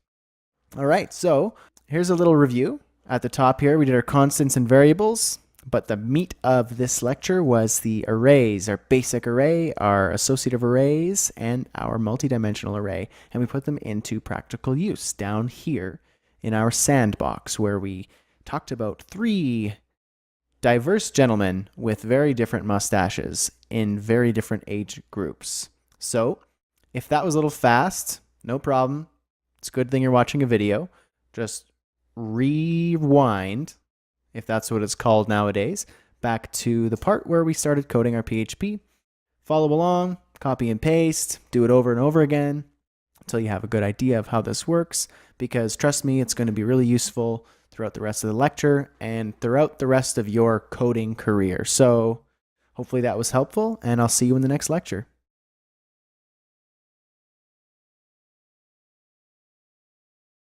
Hey everybody, welcome back to Code Dynamic Websites with PHP. This lecture is called If Statements, and in this video we're going to be diving into a totally new concept with PHP, and I think it's going to be very exciting. So here we go. In your Code Dynamic Websites course files folder, we are in 10 if statements.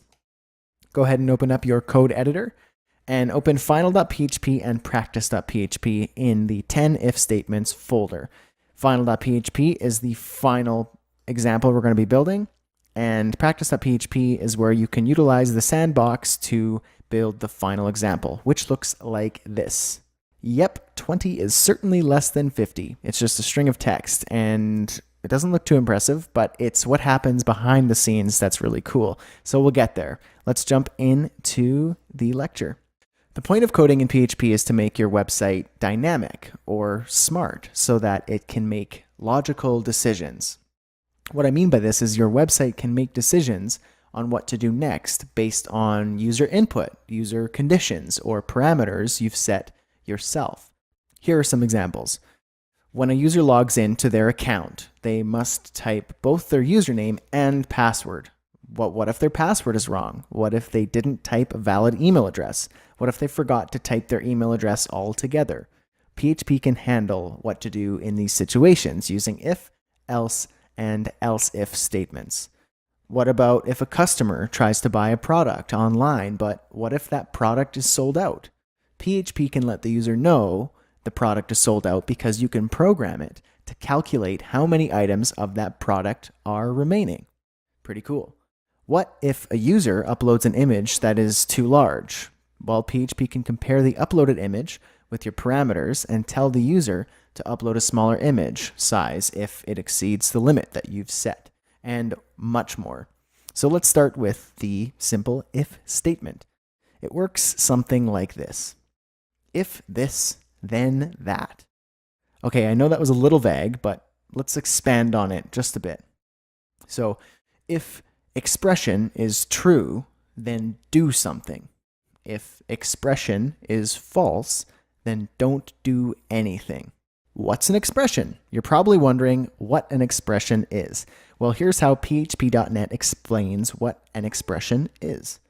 Expressions are the most important building stones of PHP. In PHP, almost anything you write is an expression. The simplest yet most accurate way to define an expression is anything that has a value. The most basic forms of expressions are constants and variables. When you type variable a equals 5, you're assigning 5 into variable a. 5 obviously has the value 5, or in other words, 5 is an expression with the value of 5. In this case, 5 is an integer constant. So hopefully that made sense, but basically all you need to know is an expression is anything that has a value. So let's jump back into if statements. So let's see what they actually look like in PHP now that we know the syntax. So if expression, and then in your curly brackets, the code to execute if the expression evaluates to true. So if we expand on that further, it looks a little more like this. So we'll set some variables. We have a equals 20 and b equals 50. Now, if a is less than b, which is obviously true because 20 is less than 50, so this will evaluate to true, and it will echo this statement. Yep, a is currently less than b, but because we're using PHP, it won't say a, it will actually say the value of that variable. So 20 is certainly less than 50. So as you can see, we are using the less than symbol to check if the variable a is smaller than the variable b. If the expression is true, then PHP will echo the text, yep, 20 is certainly less than 50. And if it's false, it just dies. Nothing happens. Now, we'll jump into a little later in the next lecture what happens if something is false, but for now, let's leave it like this. If statements can be incredibly powerful, but these are just some very basic examples to get you started. So why don't we jump in and actually try out your first if statement. All right, so in your practice.php file in your code editor under 10 if statements, let's do our housekeeping, the things that we regularly do at the beginning of our lectures. And let's define our constant for the title. And the title on this one is if statements, and then our custom variables. So that would be my name, and you will put your name, and the lesson number in the context of our folder. So 10 in the case of this one. All right, and we're going to have to set a couple simple variables here. We're going to do A, which equals 20, and B, which equals 50. And now let's just add our title here using our PHP echo function and echo the constant. And then we're also going to echo that same title, so just copy that PHP script and paste it between the small tags. And then the lesson number that we defined in our variable, PHP echo lesson num. And then down at the bottom we have the year. We're going to use our PHP echo date year.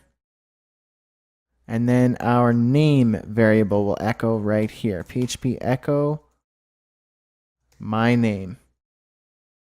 So let's jump into our sandbox here and do our first PHP if statement. So start your PHP script, and in between there, write if.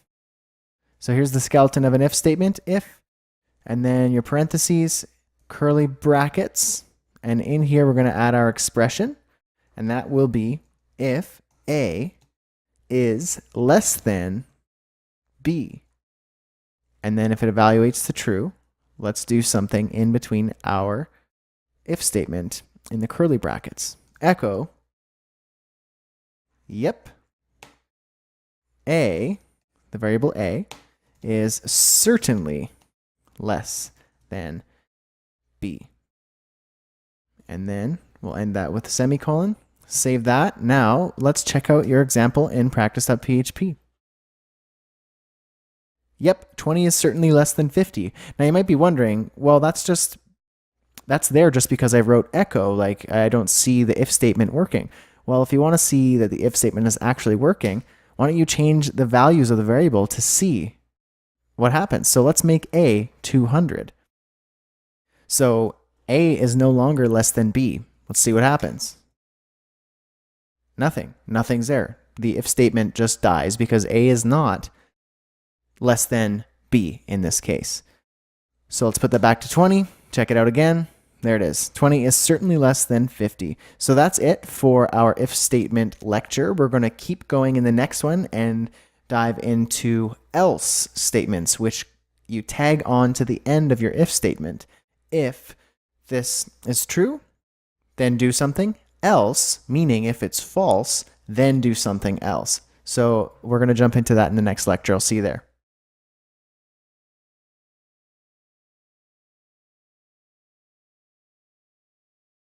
Hola a todos. Bienvenido a Code Dynamic Websites with PHP. My name is Brad. Ha! This lecture is called else. What? So in this lecture, we're going to be continuing from where we left off in our previous lecture, which was PHP if statements. So open up your Code Dynamic Websites course files folder. We are in 11 else. In your code editor, open the practice and final.php files under your else folder. The practice is where you're going to be building the final example, and final.php is the final example itself that you can use for reference. Here is what the final example looks like. Boom. So, you like oranges. Very impressive PHP script we've got going on here. I know it looks a little small and silly, but we're actually using PHP if and else to get this result. So let's jump into our lecture to find out what's happening here. So we figured out how to execute some code if an expression evaluates to true. But what about when the expression evaluates to false? Often, you'll want to execute some code if a certain condition has not been met.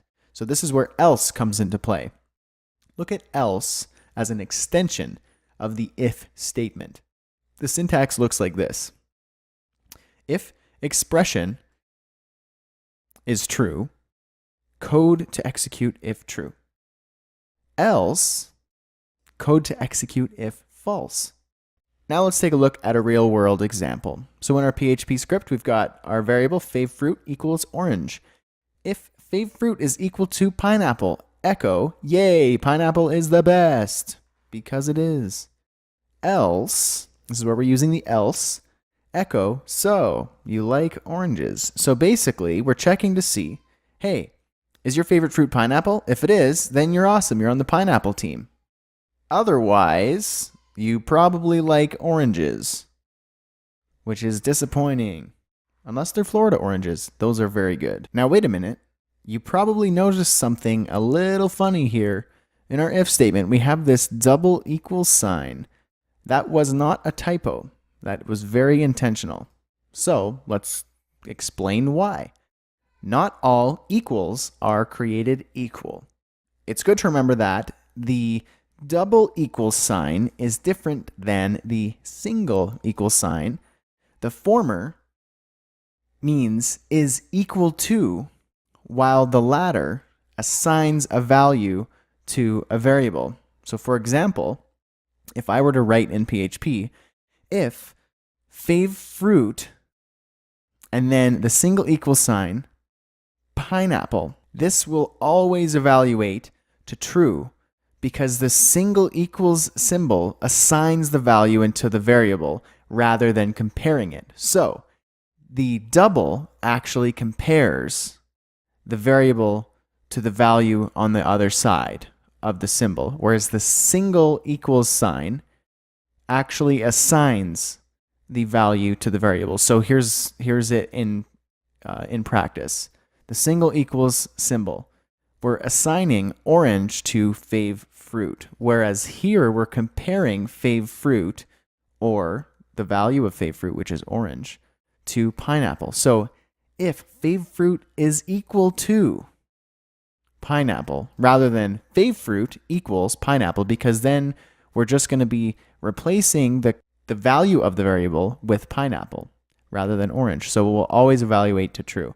So keep in mind, single equals is not equal to double equals. Hopefully that made sense.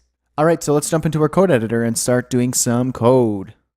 So in your practice.php file, let's add our constants and our variables, everything we've been doing so far. This one, the title is else, and we're going to add our custom variables. That will be your name and the lesson number, which is 11 in the context of our Code Dynamic Websites course files. Now, the one important variable that we're going to be doing here is the favefruit variable. So favefruit orange.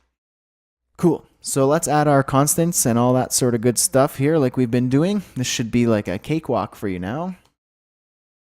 We're adding our title. I'm going to copy that. Do the same old, paste it in here. We have our lesson number. Let's add that variable, echo lesson number. You can see here in Coda 2, it recognizes that I've already defined that variable, so it gives me a little quick shortcut to be able to just hit enter and add that variable because it's already been defined. So if you're using Coda 2, pretty cool, helps you speed up your coding. Year, let's add our year, PHP echo date, the year, and our name, use the PHP echo my name variable. We're good to go there. Now we're going to start doing our if and else statements right here in our sandbox. So in there, add your PHP script, and then start with an if statement. There's the skeleton. Now compare favefruit to pineapple. All right, so in here, we're going to echo something if this statement happens to be true, and we'll say, yay, pineapple is the best. Like I said, because it is the best. Else, this is where we're using else, right after the if statement, after the closing curly bracket, add else, and then open and close your curly brackets again. In there, we're going to be adding our what happens if it is false. Echo, so you like oranges. All right, so save that and check out the practice.php file. Final example, check out your example.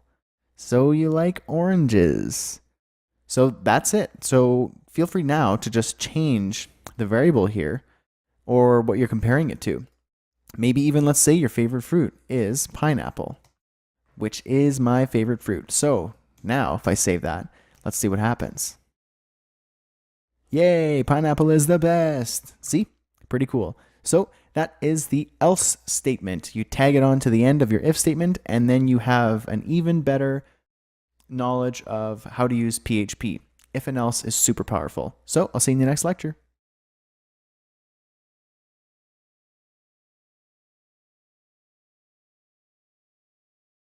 Hey everybody, welcome back to Code Dynamic Websites with PHP. This lecture is called Else If, and in this lecture we're going to continue from where we left off in the previous lecture, which was if statements, and we're going to learn a little bit how to extend our if statement using the else if statement. Alright, so in your Code Dynamic Websites course files folder, we are in 12 else if. In your code editor, make sure that you open the final and practice.php files in the 12 else if folder. The practice.php file is a basic skeleton that I've set up for you so that you can create what I've already built in the final.php example. I'll show you what that looks like right now. It says, Hola, usted habla español. And I know it's just a simple Spanish sentence, but we're actually using some PHP programming using if, else if, and else to achieve this result. So let's jump into the lecture and then we will get our hands dirty with some code.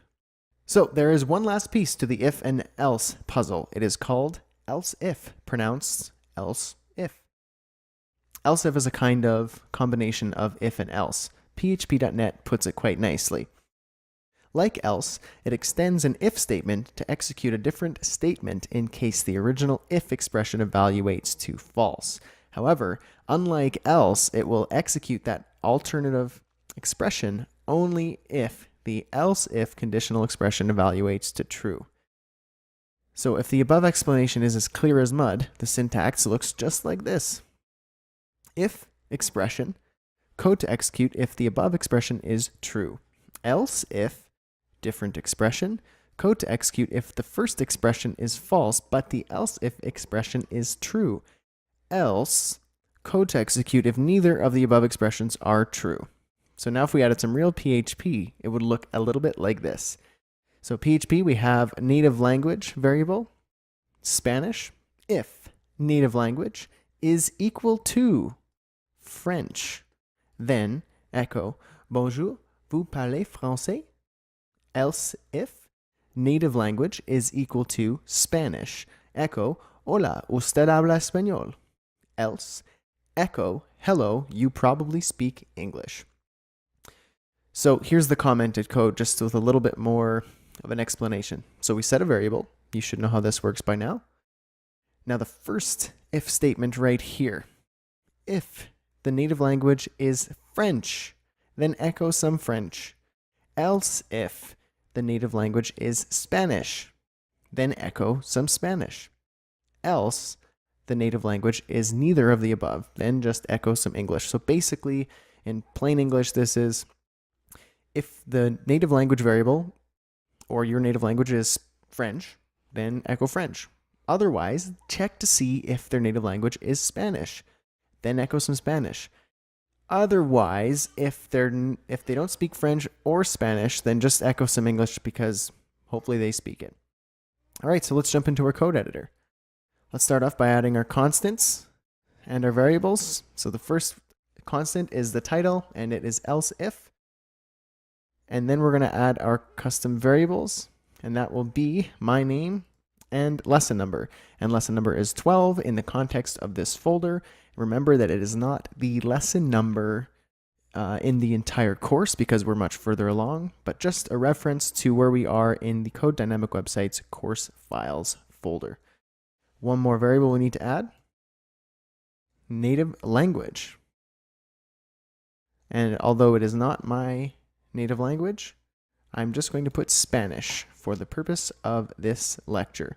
So let's start out by adding our titles and such. PHP echo title.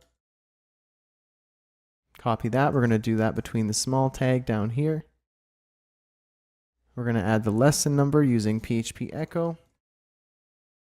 Lesson num. And down here we have the year, so PHP echo date. Capital Y gives you the full year. And then the name using PHP echo. Echo my name variable. There we go. Good to go. Now let's jump into our sandbox. Start your PHP script. And let's start by adding a basic PHP if, else if, and else skeleton. Looks like this.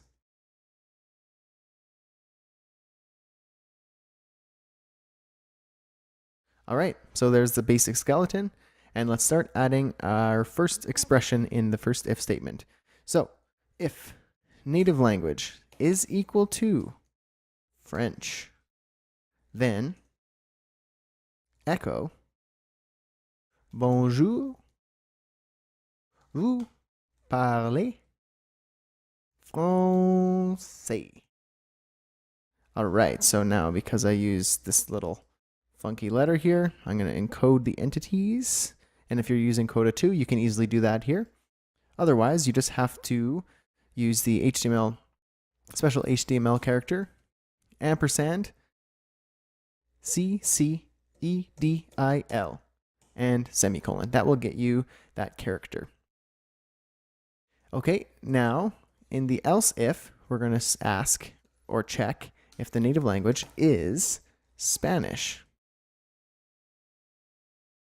And then we're going to echo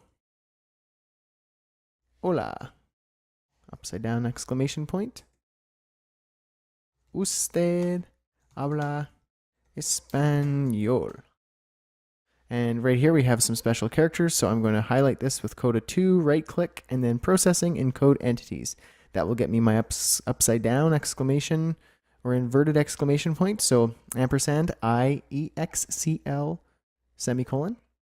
Usted habla español. So we have the N with the little tilde thing on top. So ampersand N TILD. Whoops. Ampersand NTILDE semicolon. We'll get you the N with the tilde on top for español. Else, we're going to echo some English. Hello, you probably speak English. All right. And that with the semicolon, make sure to have these lines also end with semicolons. I almost forgot that. And save that. Now go to your browser and check out your example.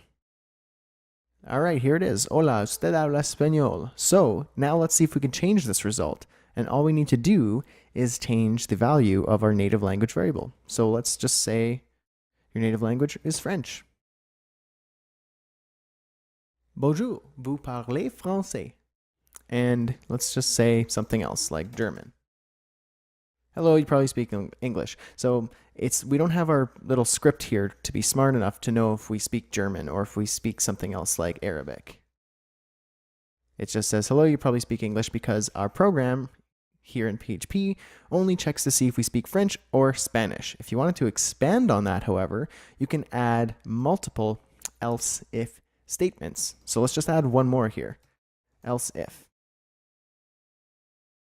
Remember to add your expression. Now let's say maybe you speak a different native language. Let's say your native language is Arabic, since we just used it up there. Now I don't know how to write any Arabic, unfortunately, but let's just say in English here. Yay, you can speak an awesome language. Arabic. All right. So now save that and make sure your native language variable is set to Arabic and check it out. Yay, you can speak an awesome language. Arabic. Cool. So that's how you do the else if statement. And you remember you can add multiple here. And we added an extra one here in between the last else if and the else. And we just added another instance here to make our PHP script even smarter. So hopefully that shows you the power of the PHP else and else if statements when they're tagged onto the end of the if statement. And hope you enjoyed that lecture. I'll see you in the next one.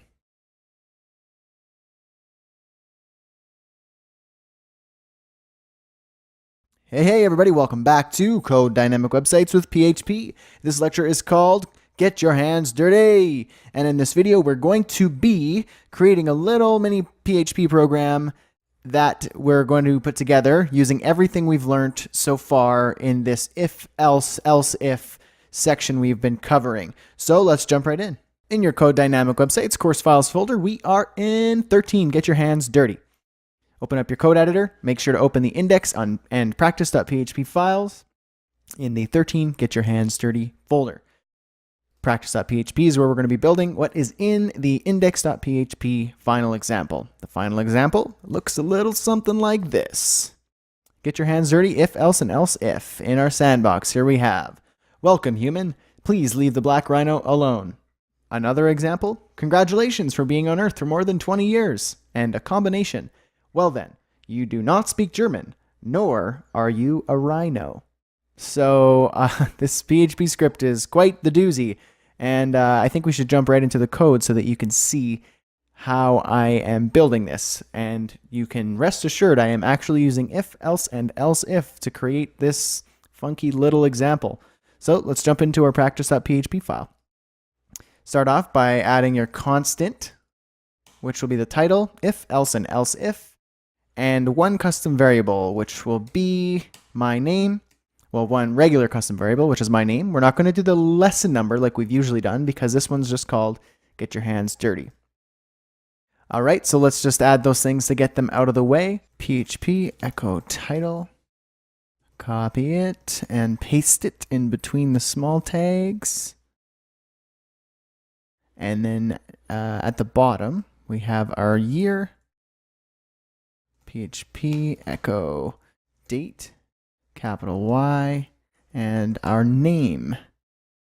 PHP echo my name. Perfect. All right, great. So now let's add a few more custom variables, and we're going to use these variables for our if, else, if, and if. Blah, blah, blah. Species is one of them, and let's say human. Let's add another one called native language, and you might notice here that I used camel caps and or camel case as it's also called. Basically, instead of using an underscore like I did in the previous lecture, I kept it all together without a underscore, and I put a capital L so it kind of has that camel hump. So native language, so you can see that it's two words. It's kind of a programming convention that you can use, and I think I'll try it here just to expose you to a new way of writing your code. So native language, English. And let's add another one. Years on Earth. Again, camel case. And let's just say 25. You can put whatever age you want or number of years you want, but let's start with 25. And then now, down in our sandbox, let's add our PHP script. And in between there, let's add the if, else, if, and else skeleton. If, else, if, and else. Perfect. So let's start with the first expression. We're going to say species is equal to black rhino. So if species is equal to black rhino, then we will echo a paragraph tag, because you can echo HTML in between our strings there. And let's say, welcome, black rhino. You and the rest of the rhinos will love this big lake. Perfect. All right, our second expression in the else if statement, let's say species is equal to human. So if this else if the species is equal to human, let's echo another paragraph tag. And in between the paragraph tags, we'll say, welcome, human. Please leave the black rhino alone. Perfect. Else, meaning if the species is not a black rhino or a human, echo another paragraph tag.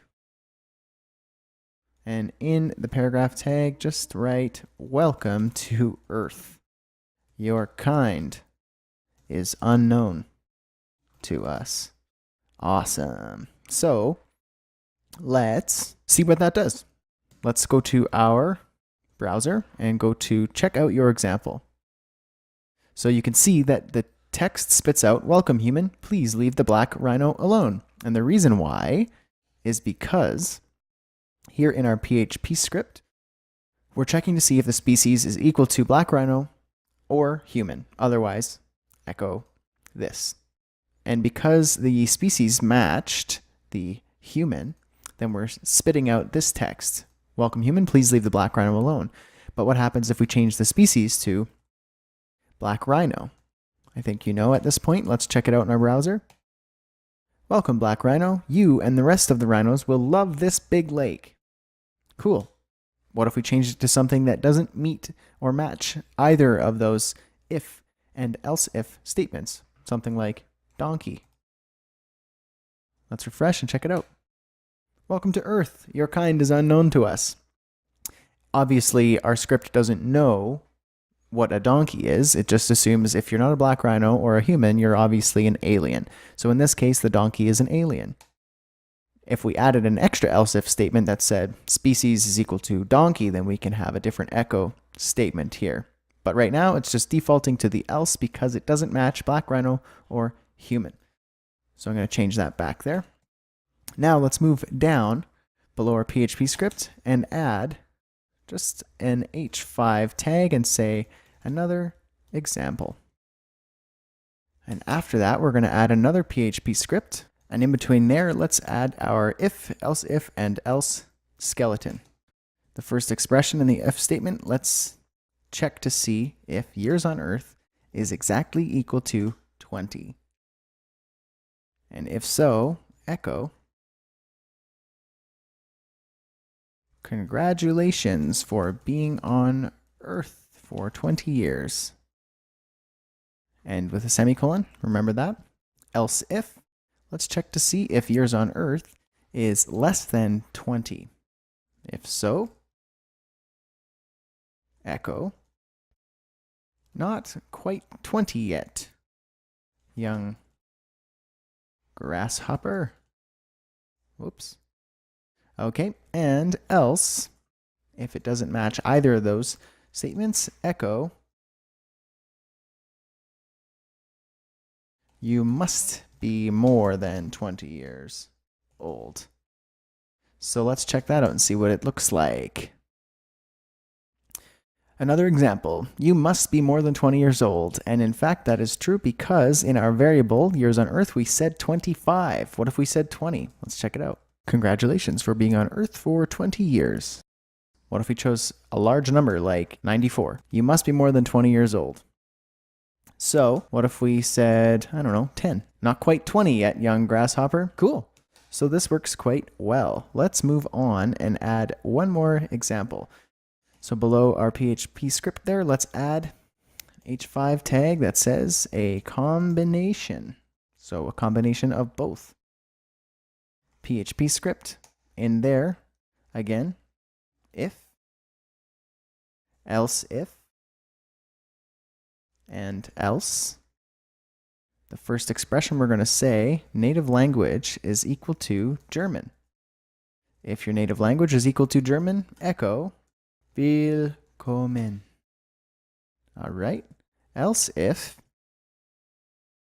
your species is equal to black rhino, then echo, oh, you must be a rhino. Else, if it doesn't match either of those, echo, well then, you do not speak German, nor are you a rhino. Excellent. Save that and let's check it out. Combination. Well then, you do not speak German, nor are you a rhino. So, why don't we change some variables up here and see what happens? What if we said our native language was German? What happens now? Willkommen. What if we said our species was black rhino, what happens then? Well, you could see that this changes to welcome black rhino, but down here this stays the same because our if and else if statement checks first to see if our native language is German. If that fails, then it goes on to the else if, but because this passed as true, then it's going to echo this first statement. So what if we said our language was French, but we were still a black rhino? French black rhino. Oh, you must be a rhino. So you see how that works? And then the else, we already had that. So we checked to see if we were German. Great. We checked to see if we were a rhino that didn't speak German. It echoed this, and we checked by not having our native language be German or have our species be black rhino. So that echoed the, well done, you do not speak German, nor are you a rhino. So quick little review. We added our 3 variables here, which we played around with down here in our sandbox, where we did a series of if, else, if, and else statements to see if our species, to see the years on Earth, and to do a combination of those by checking our native language and our species. So hopefully that made sense, and that was fun, and that got you a little bit more excited because we're going to be diving a little bit deeper into PHP in our next series of lectures, and we're going to start with comparison operators. What the heck is that? See you there.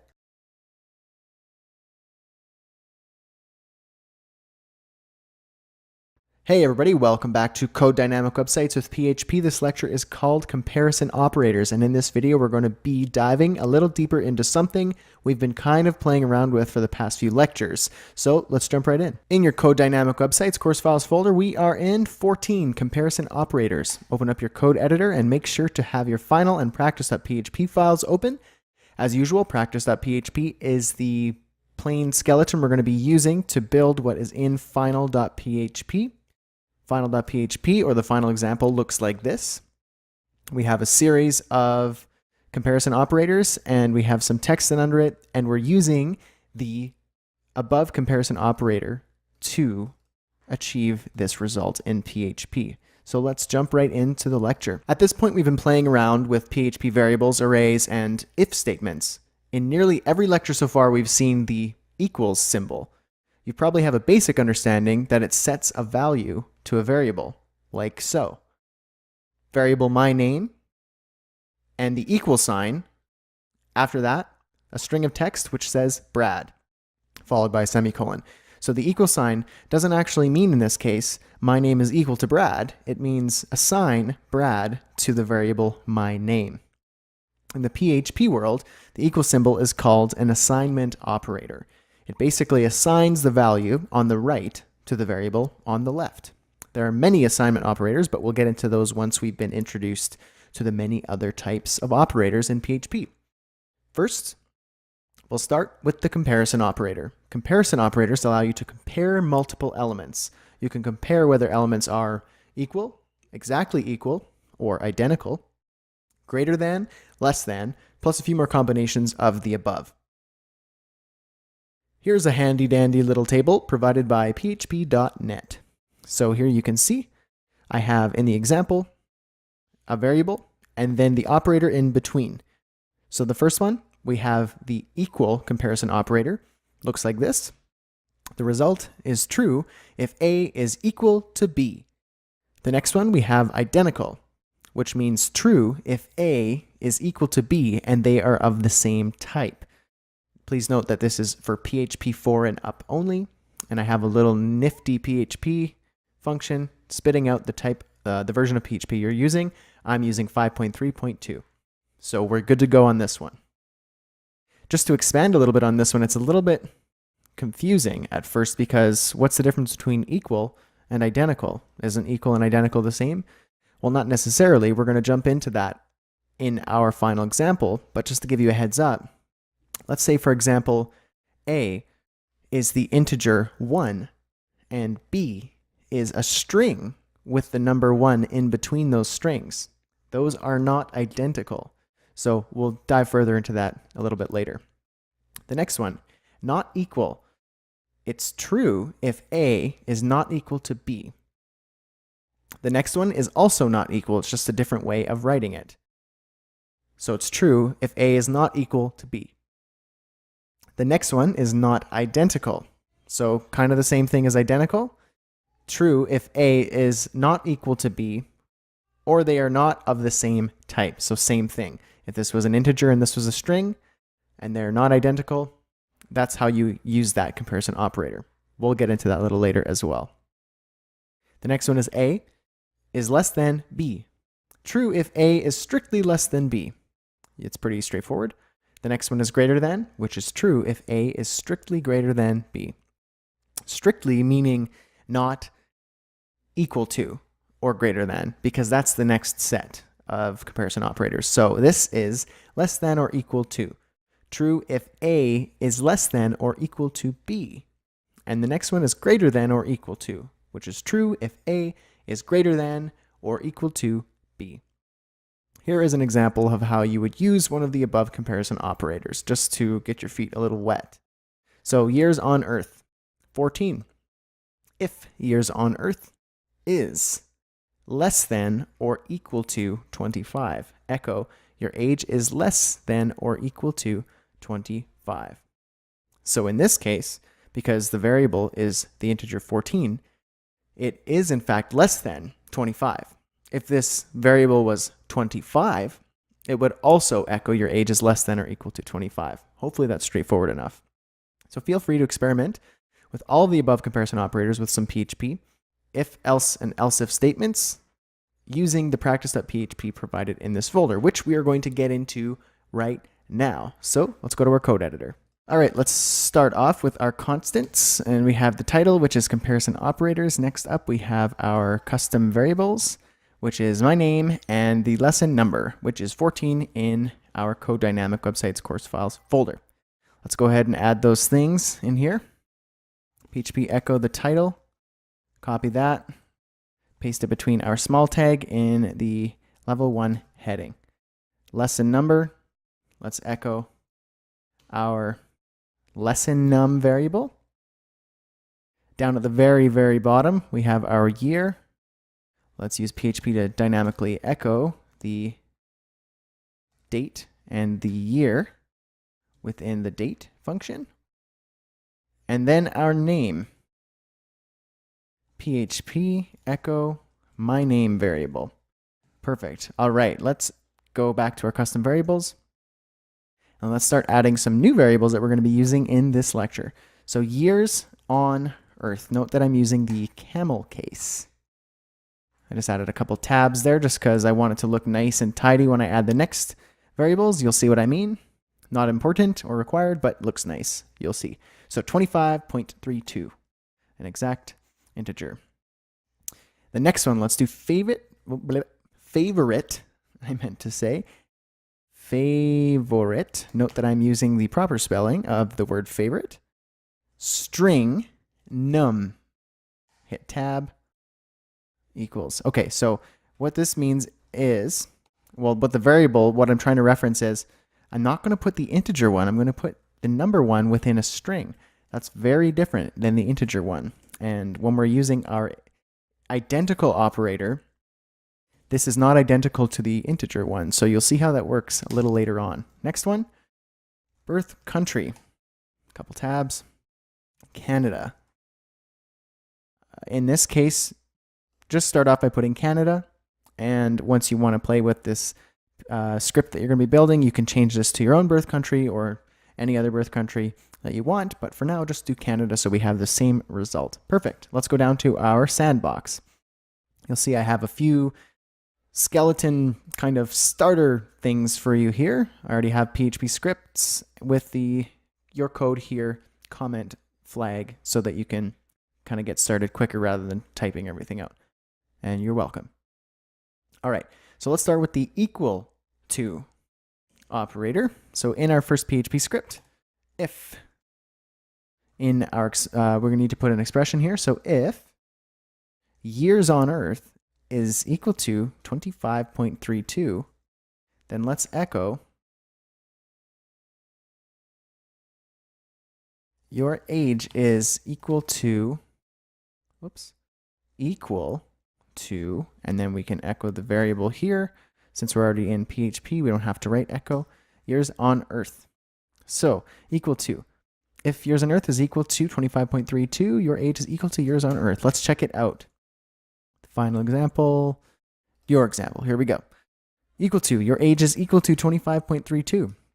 Now, if you changed your variable to 25.31, nothing would come up because it is not equal to 25.31. Let's change that back. All right, now let's blast through these other ones. Identical. So, if. Let's add an else if as well. And then our fallback else. Perfect. First expression, if favorite string num is identical to the integer 1. Then echo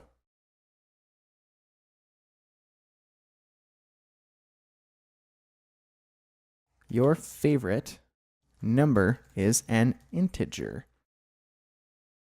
Else if the expression will be favorite string num is identical to the string 1.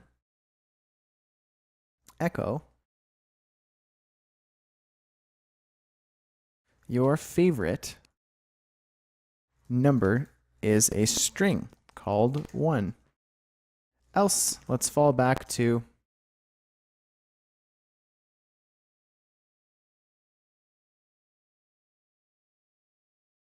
you must have a different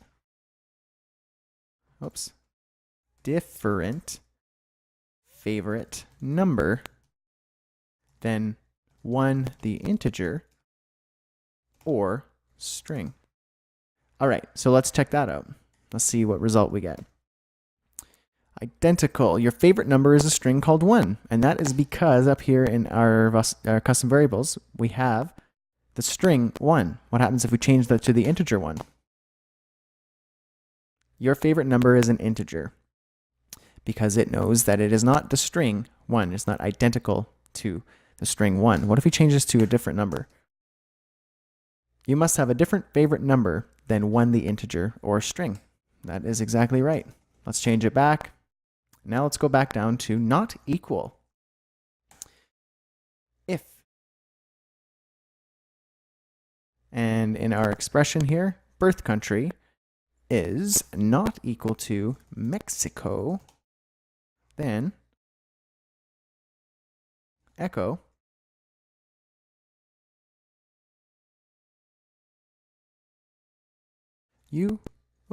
excuse me, senor.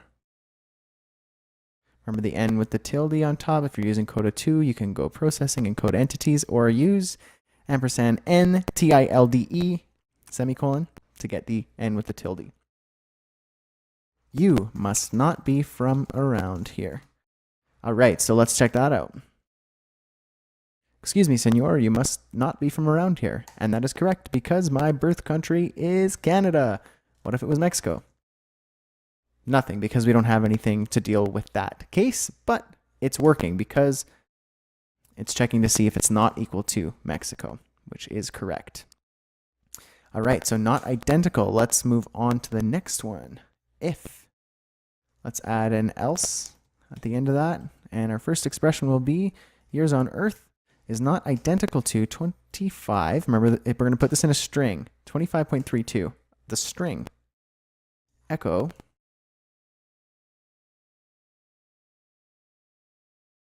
You are not exactly the string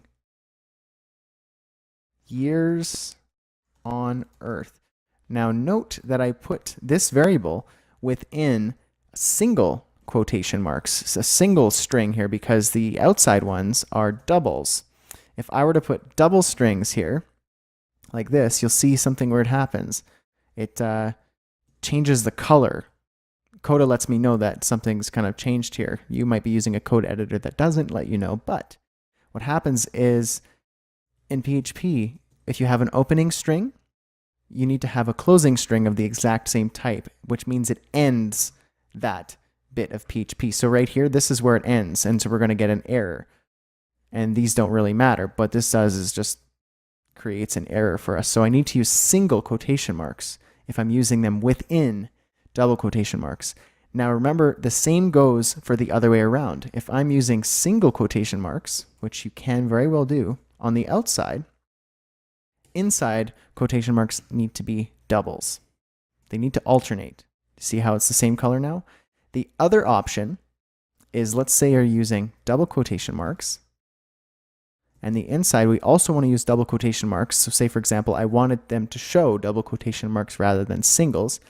I can use the backslash before the double quotation marks on the inside, like this. And then here as well.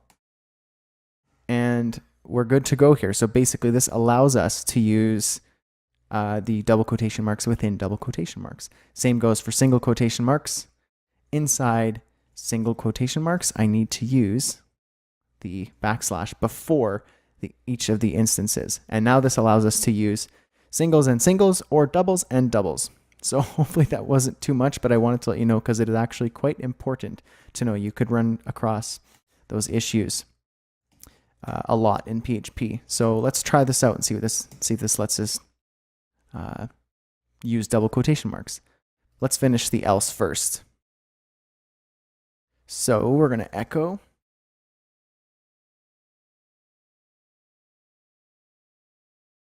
you are exactly the string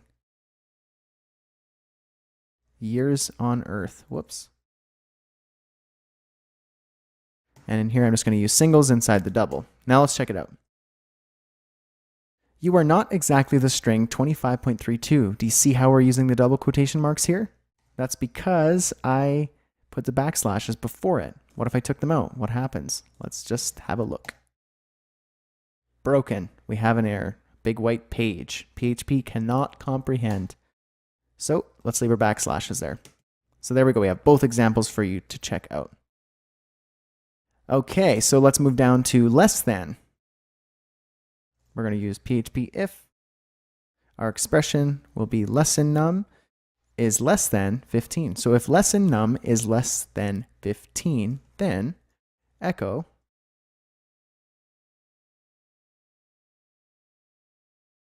you haven't quite made it to lesson 15 yet. All right, let's check it out. You haven't quite made it to lesson 15 yet. And that is exactly right, because here we are in tutorial 15 in our Code Dynamic Websites course files folder. And we said the lesson num variable is 14. So we are less than 15. All right, greater than. Let's move to greater than. You might have a good idea of how this works already.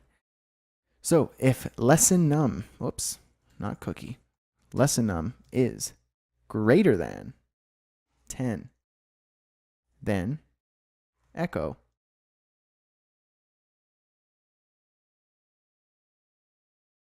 you've made it past lesson 10. So let's check it out. Are we greater than lesson 10? You've made it past lesson 10. That is correct, because our variable for lesson num is 14. Less than or equal to. If statement. And our expression will be lesson num is less than or equal to 14. If it is less than or equal to 14, let's echo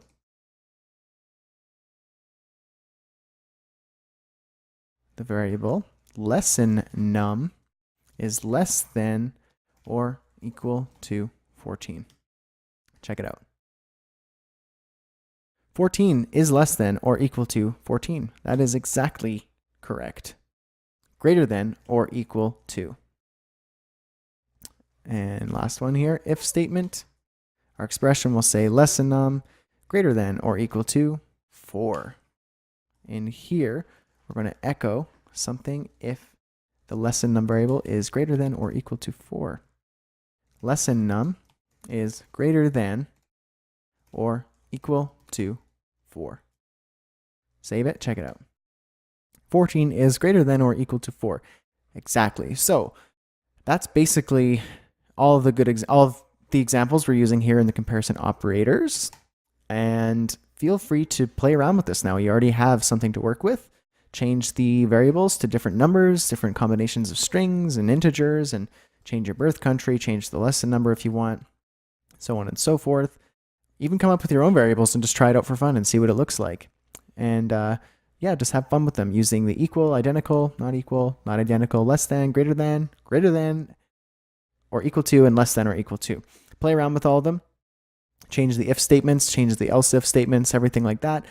And keep playing around with it until you have a good idea, a good grasp on how this whole thing works in PHP. It's incredibly useful. I would suggest playing around in the sandbox just a little bit more.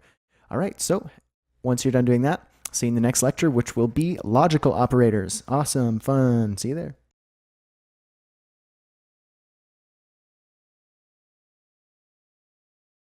Hey everybody, welcome back to Code Dynamic Websites with PHP. This lecture is called Logical Operators, and in this video we're going to continue from where we left off in the previous lecture, which was comparison operators. So we're going to learn a little bit more about the PHP operators, and I think you're going to like this lecture, so let's jump right in. In your Code Dynamic Websites course files folder, we are in 15 logical operators. In your code editor, make sure you have open the final and practice.php files in your logical operators folder.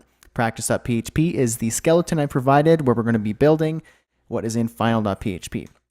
The final example looks like this. We have a series of logical operators and the results in under them. So this will make more sense once we dive in, but let's start with our lecture. Logical operators are just that, logical. It's like speaking English. They're very helpful when you need your if, else, and else if statements to be a little bit more complex. So check out this table provided by php.net. So we have our example, name, and result in this table. The first one is the AND logical operator. So you could see here, example, variable A and variable B. It is true if both A and B are true. The next one is OR, true if either A or B is true. The next one is not. You could see the exclamation point, then the variable. True if A is not true. Hopefully that makes sense. That'll probably make more sense once we start coding with it. The next one is AND. It's an alternative version. It's 2 ampersands, true if both A and B are true. And the last one is an alternative version of OR, 2 pipes, rather than writing OR, true if either A or B is true. So here's an example of how you would use one of the above logical operators in a very practical situation. So we have username, password variables, Johnny Boy and Cordy. If username is equal to Johnny Boy and password is equal to QWERTY, then execute some code. So if this statement is correct, so if username is equal to this and password is equal to this, so both of these have to be true for this to evaluate to true. If one, either or both are false, then it will evaluate to false and then go to the else statement, which says echo, your username and password combination are incorrect. So why don't we jump into our code editor and get our hands a little dirty. So let's start off with our constants and variables and so on and so forth. The title is logical operators.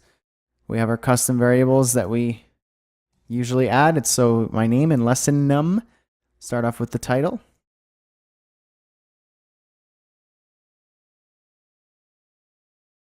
Paste that in between the small tag and the H1. And then the lesson number. We're going to PHP echo lesson num. Down at the very bottom, add the year using PHP echo date, capital Y for the full year, and your name using the my name variable, PHP echo my name. Perfect. Let's get into what is most important. Up here in the custom variables, let's add our own custom variables. So let's start with username. And let's say the username, like in the example, is Johnny Boy. And then password is equal to QWERTY. Now, PS, worst password ever. Don't actually use this password in real life for anything. And in this case, we're just writing out a sample password. In all cases, when you're using a password variable in your PHP programs, or any other program for that matter, you encrypt the password. And PHP has a built-in function that can help encrypt the password to prevent hackers from accessing sensitive information. But in this case, we're just going to type it out so you can see how it works. And let's add a couple more variables. So let's say cart total is equal to the integer 19.99. And coupon code is discount please. All right, so there we go. We have our custom variables. Now let's go down into our sandbox and start playing around. So, and let's start with and. I already have the PHP script here. So if username is equal to Johnny Boy and password is equal to QWERTY, then echo paragraph tag, and we'll say login info is correct. All right, so why don't we check that out? So if the username is equal to Johnny Boy and password is equal to QWERTY, then echo that. And here's your final example, or your example. Login info is correct. Perfect. Now, if you were to change any of these to something else, you can see nothing happens because it evaluates to false. You can add an else statement there to echo a different statement if you'd like. Let's go down to the OR logical operator, and let's say if cart total is greater than 15 or coupon code is equal to discount please.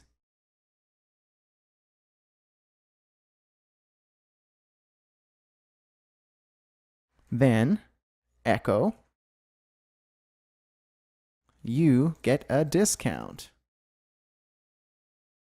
So you could see in this case, if the cart total, so if you've ordered more than 15 presumably dollars worth of goods, or you have a coupon code that says, no spaces, discount please, then echo, you get a discount. So basically we're assuming in this case we have an online store, a shopping cart, where if you order more than $15 or you use a coupon code, then you get a discount.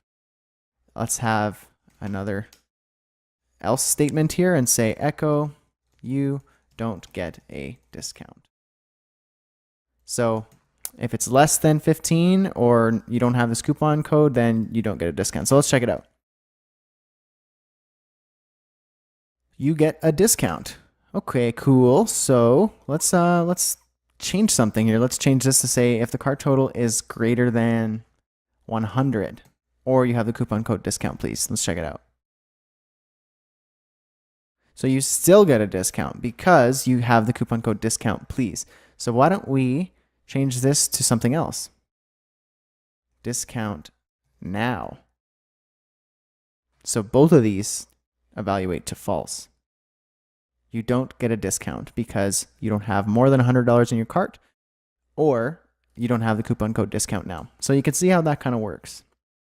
Put those back to their defaults. Now let's go with the not operator. So let's add another variable here and say own dog, meaning like if you own a dog, if you have a dog in your possession. So let's say true. Own dog is true. If, all right, bear with me here. If not own dog, then echo, you do not own a dog. Else, echo, you own a dog. Okay, so let's see if this makes sense. The own dog variable is a Boolean variable and it's set to true. So if not own dog, meaning if own dog is not true, then you do not own a dog. Else, you do own a dog. So if I were just to say if own dog, this evaluates to true. Then it would technically evaluate the first one, which is kind of an inconsistent statement. So if not own dog, if you do not own a dog is essentially what this is saying. Then echo the first, else this. So let's check it out. You own a dog. because own dog is true, and this is checking if own dog is false. So echo you own a dog. Now let's say own dog is false. If not own dog, let's see what happens. You do not own a dog. So own dog is false. So it's checking to see if own dog is not true. That's what the not operator is looking for. It evaluates to true if the expression is not true. So in this case, own dog, the variable is false. And if it is not true, then it is evaluating to true. So hopefully that makes sense. And let's jump down into the and logical operator. It's the same as the other one, just typed differently. If username is equal to Johnny Boy, ampersand twice, password is equal to QWERTY, then echo login info is correct, else echo wrong login info. So let's check it out. Login info is correct because Johnny Boy and password are evaluating to true. And last but not least, the alternative or logical operator. Same deal as the other or. If cart total is greater than 15 or two pipe symbols, coupon code, is equal to discount, please. Then echo, you get a discount. Else, echo, you don't get a discount. And let's give it a go. You get a discount because your cart total is greater than 15, or you have the coupon code discount, please. Perfect. So, quick little recap. We've added our constants and custom variables, username, password, cart total, coupon code, all strings except for less than num, which we've always done, and cart total, which is an integer as well. Down here, we added the and, or, not, and, or. Hopefully that made sense. Let's try again. And, or, not, and or logical operators, and we did some practical examples with how you would actually use them in PHP in a simple dynamic website. So hopefully that made sense. And if it didn't, restart the lecture. That's the beauty of this style of teaching. And hopefully that was valuable to you. I'll see you in the next lecture where we will be covering arithmetic operators, basically math using operators. All right, goodie. See you there.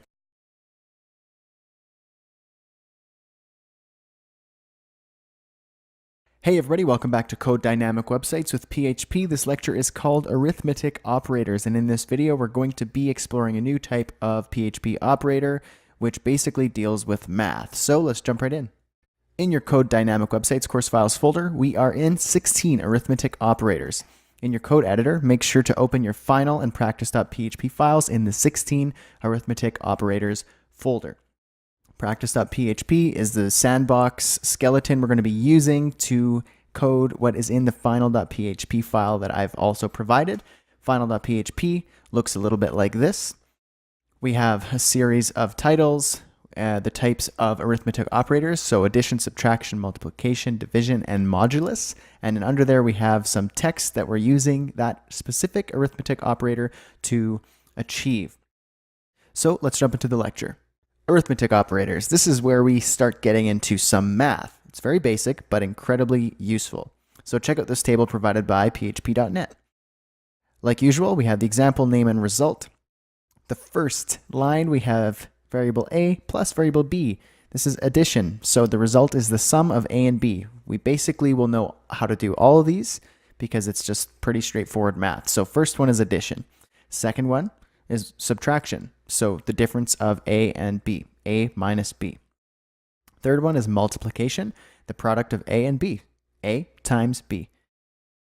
Fourth, division, the quotient of A and B. So A divided by B. And the last one is something that many of you may not have heard before. I know I didn't when I started learning some arithmetic operators. Modulus.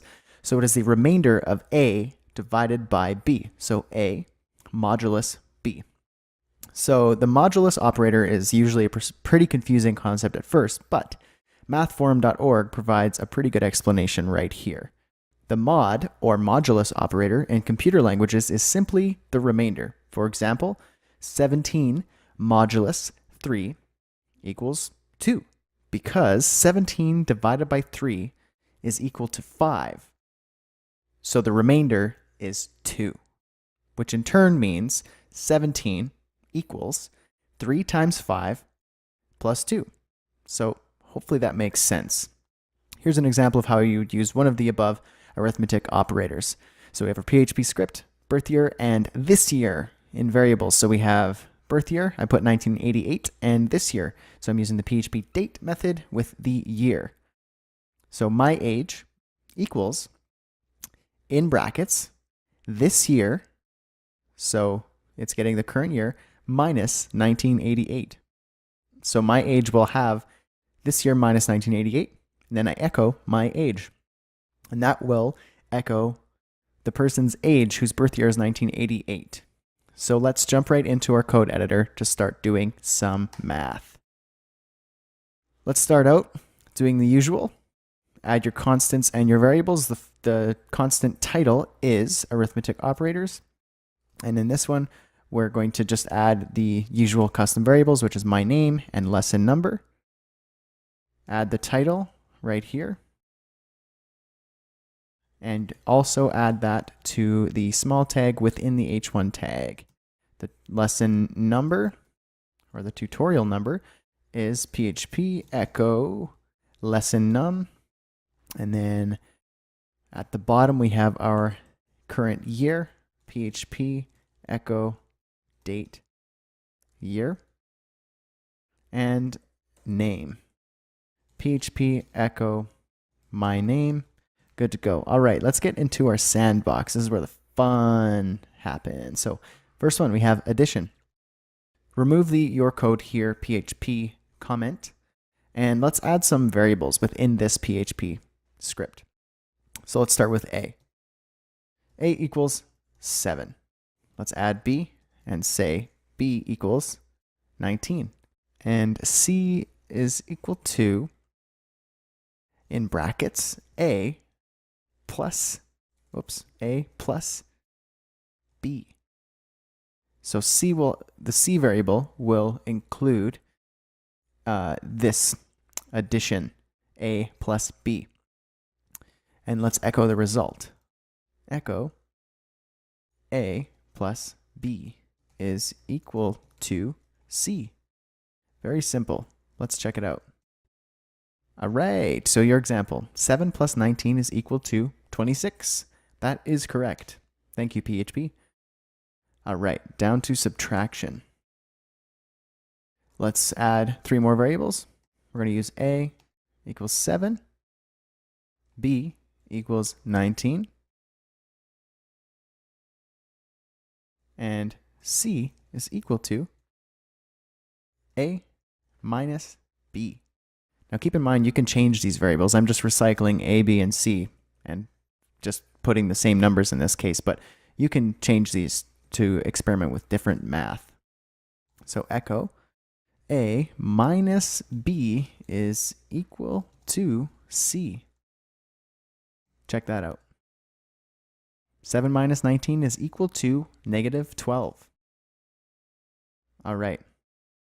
Multiplication. A equals 7, B equals 19, and C is equal to A multiplied by B. And then we're going to echo the result by saying A. And then I'm going to say times using the HTML special character, ampersand. A times B is equal to C. Let's check it out. 7 times 19 is equal to 133. All right, division. We have our A variable, 7, B, 19, and C, A divided by B. Check it out. Oh, whoops. You can't check it out yet. You need to echo. A divided by B is equal to C.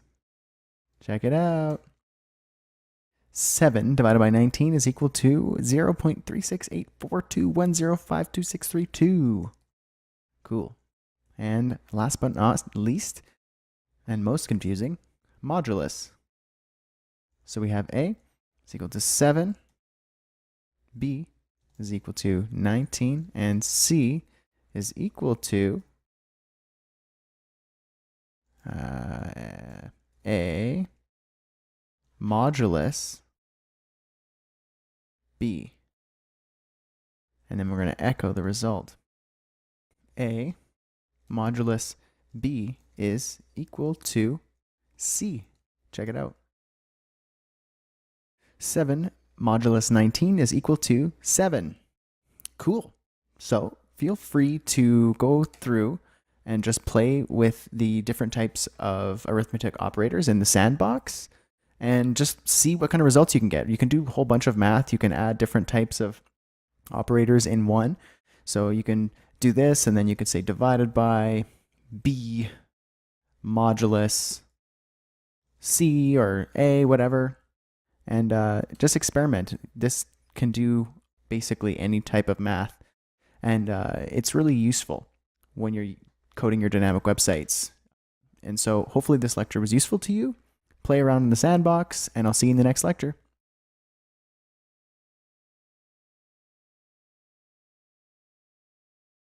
Hola a todos, bienvenido a Code Dynamic Websites with PHP. This lecture is called String Operators, and in this video we're going to be adding another operator to our arsenal of PHP awesomeness. Let's do this! Sorry about that.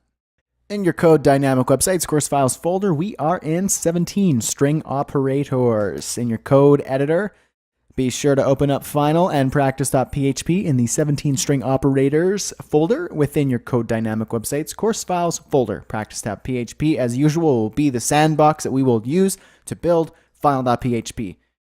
Final example looks like this. Boom, concatenation operator. Hola, mi amigos. Concatenating assignment operator. Hola, mi amigos.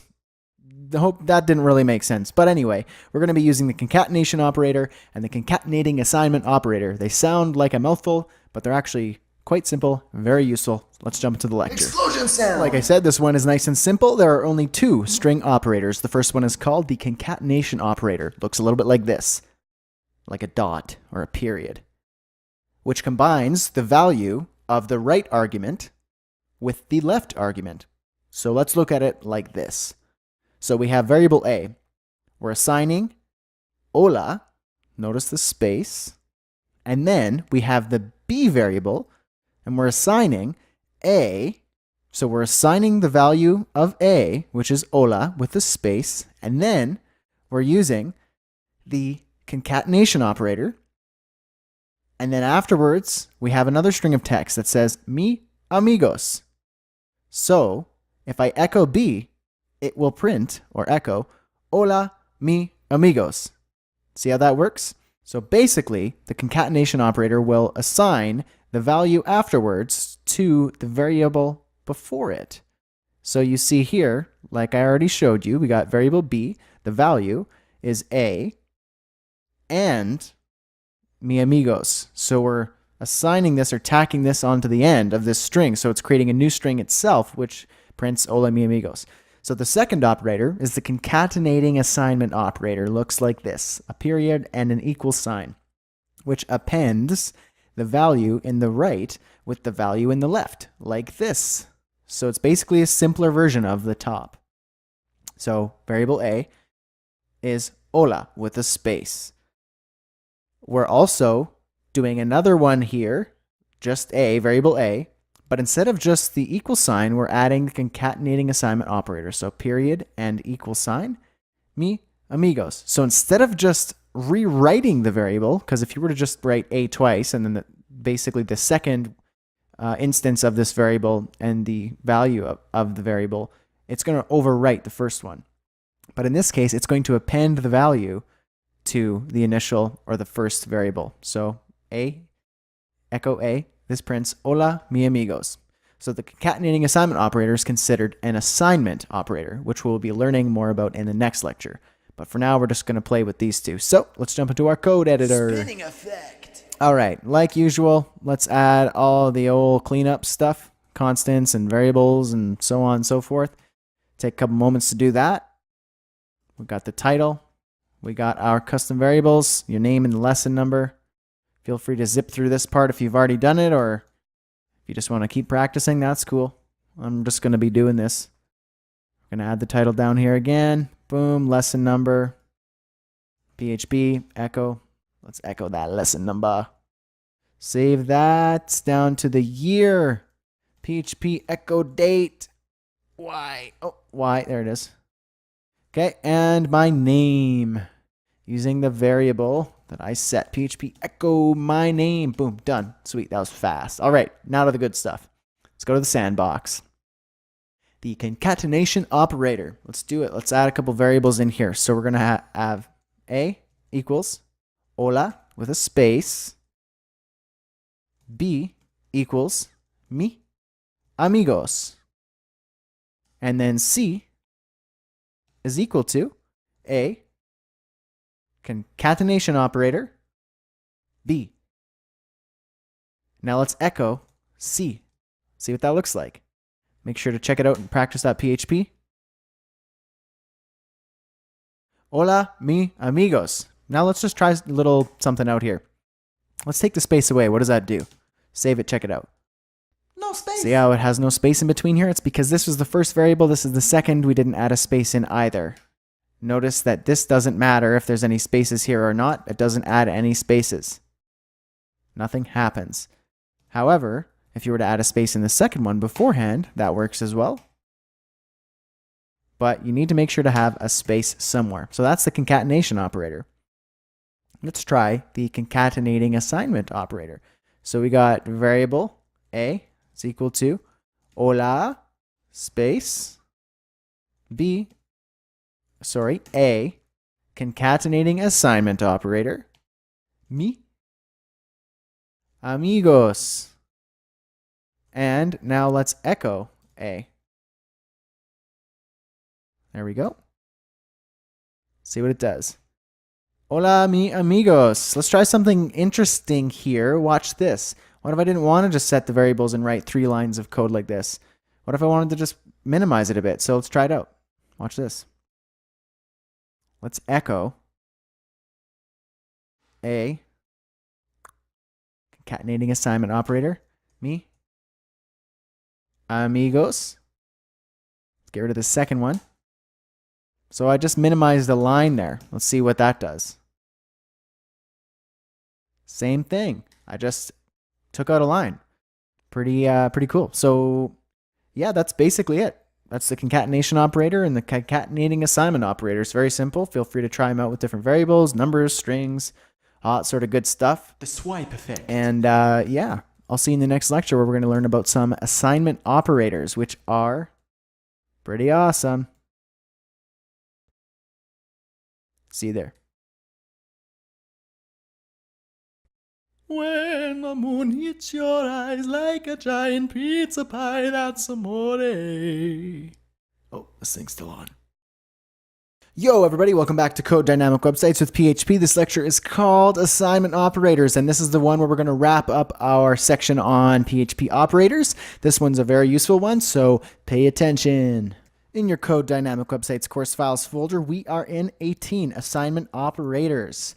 In your code editor, make sure to open up the final and practice.php files in the assignment operators folder and your Code Dynamic Websites course files folder. As usual, practice.php is their sandbox, final.php is the final example. Final example looks like this.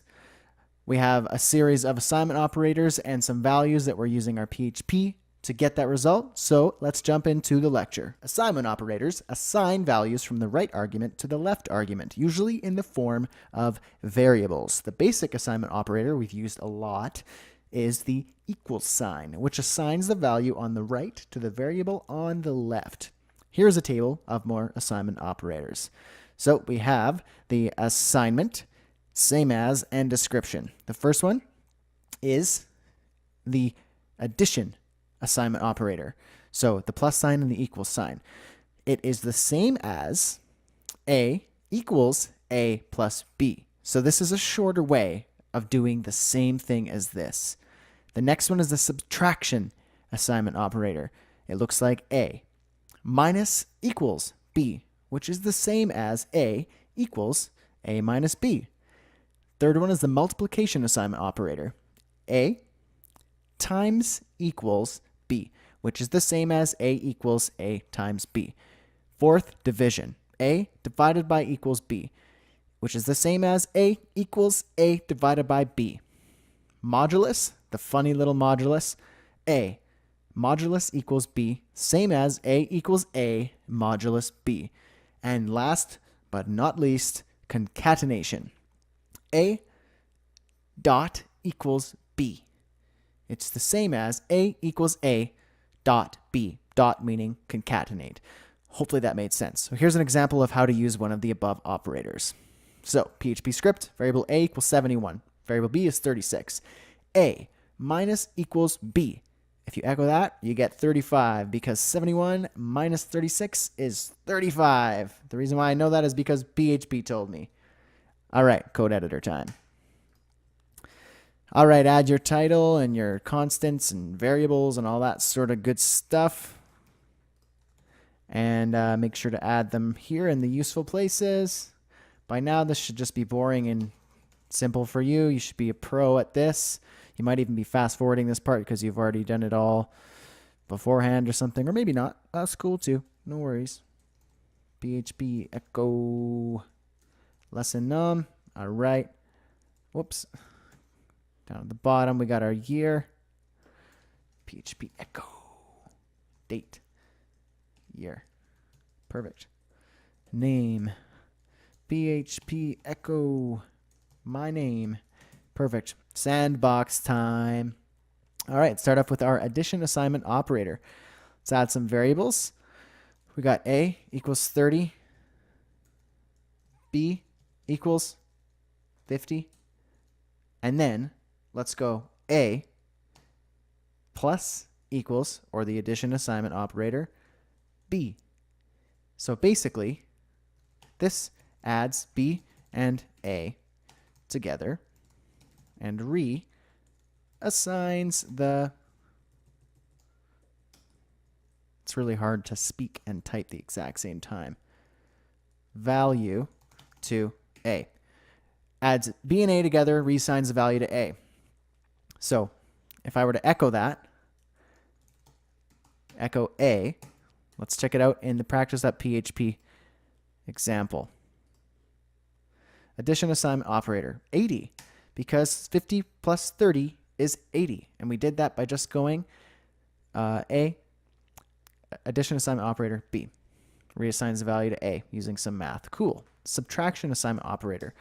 Let's add the same variables. I'm just going to copy and paste, save some typing. 30 and 50 for A and B. A is going to be minus equals, or the subtraction assignment operator, B. What does that get us? Echo A. Let's find out. Minus 20, or negative 20. That's because 30 minus 50 is negative 20. Multiplication assignment operator. Let's add our variables, 30 and 50. You can always change these to whatever numbers you want. I'm just using 30 and 50 because it's simple and consistent. A multiply equals, or multiplication assignment operator, B. Echo that. What do we get? 1,500, because 30 times 50 is 1,500. You're so smart, PHP. All right, division assignment operator. We're going to do the same variables, 30 and 50. A, divide, equal, or division assignment operator, B. Echo A. What do we get? 0.6, because 30 divided by 50 is 0.6. modulus assignment operator. 30 and 50, A modulus equals B. And that is going to get us 30, because 30 modulus 50 is 30. I don't really know how that happens, but PHP is right. Concatenation assignment operator. This one we've touched on in the last lecture. A is equal to hola, and B is equal to mi amigos. And then A, concatenation assignment operator. B, echo A. What do we get? Hola, mi amigos. So I kind of zipped through that one because they're just some fairly simple examples, but these are very useful operators. All of these assignment operators, you're going to be using them. And I encourage you to try and experiment with how you can use these when you're coding a dynamic PHP website, because you can be efficient with your coding when you use these types of assignment operators. If you can minimize 10 lines down to 8 lines, or if you can minimize 100 lines down to 60 lines, that's really good. That saves you time, and it makes the program run faster. It's good coding practice, and that's kind of how you can use these operators, these assignment operators. It helps you be more efficient and smart with your PHP coding. Hang in there, because in the next lecture, we're going to be diving into a whole new section called PHP loops. And sounds kind of fun. So let's check it out. See you there.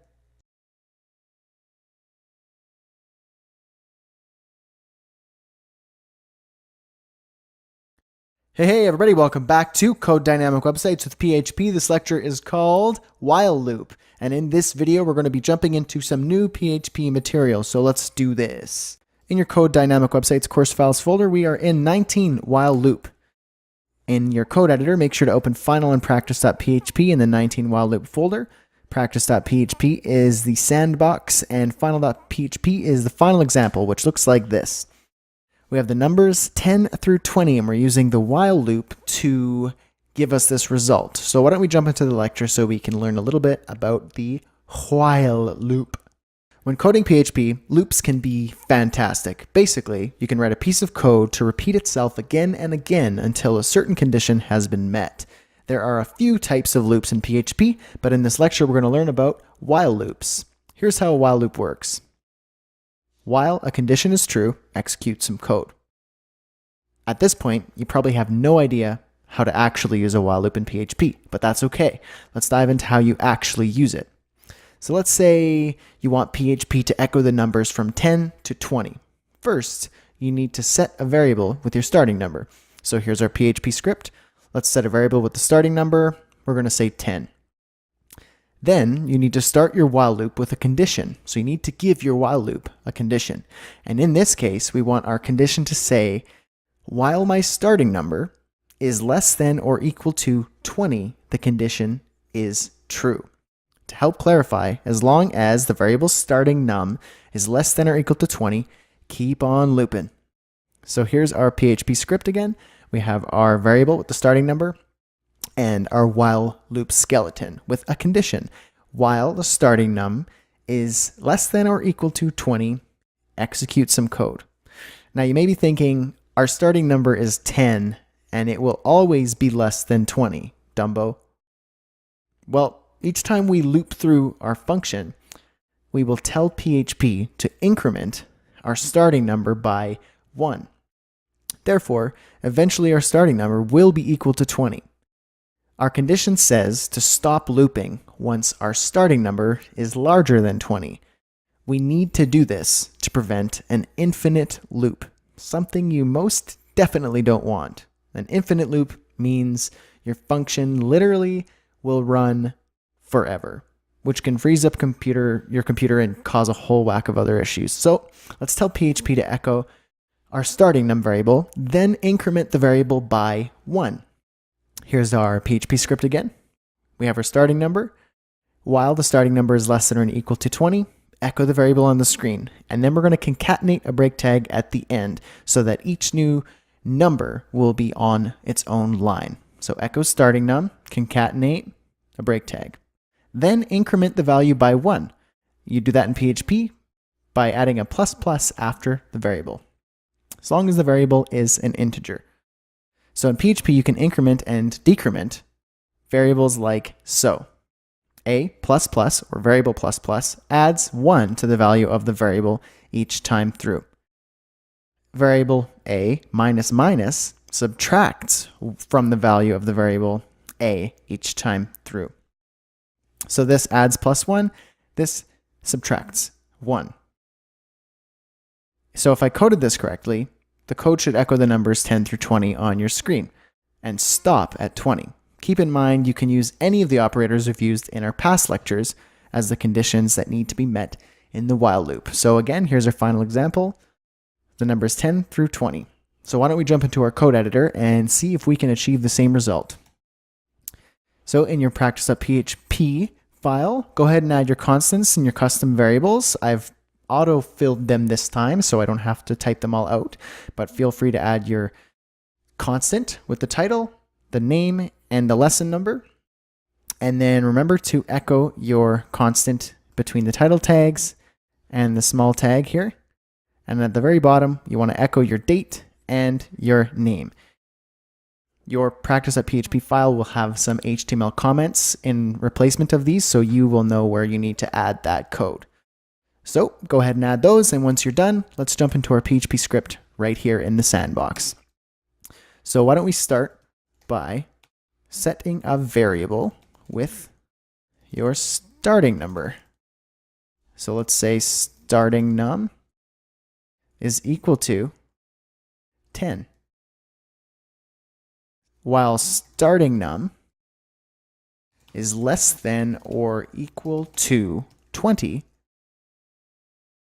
Okay, here's our while loop, skeleton, and we're going to say the condition is starting num is less than or equal to 20. So while that's the case, echo the value of the variable on the screen using the echo function, starting num. And then we're going to concatenate a break tag at the end of each line. Then we want to increment the value of starting num by 1. And we do that like so. Starting num plus plus. Save that. Now why don't we check that out in practice.php, see if you got the same thing. Boom, there it is, 10 through 20. If you got the same result, then you nailed it. If not, go ahead and go back to the code editor, make sure you have everything typed out properly. Maybe you're missing a semicolon, so on and so forth. And that's basically it for the basics of the while loop.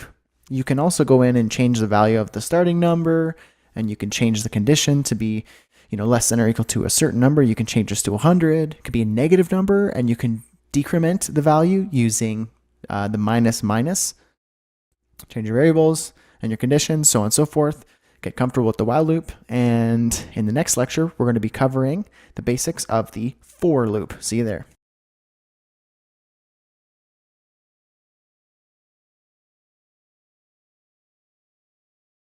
Hey everybody, welcome back to Code Dynamic Websites with PHP. This lecture is called For Loop, and in this video we're going to continue from where we left off with the while loop, and we're going to learn a little bit more about how to use PHP loops. So let's do this. In your Code Dynamic Websites course files folder, we are in 20 for loop.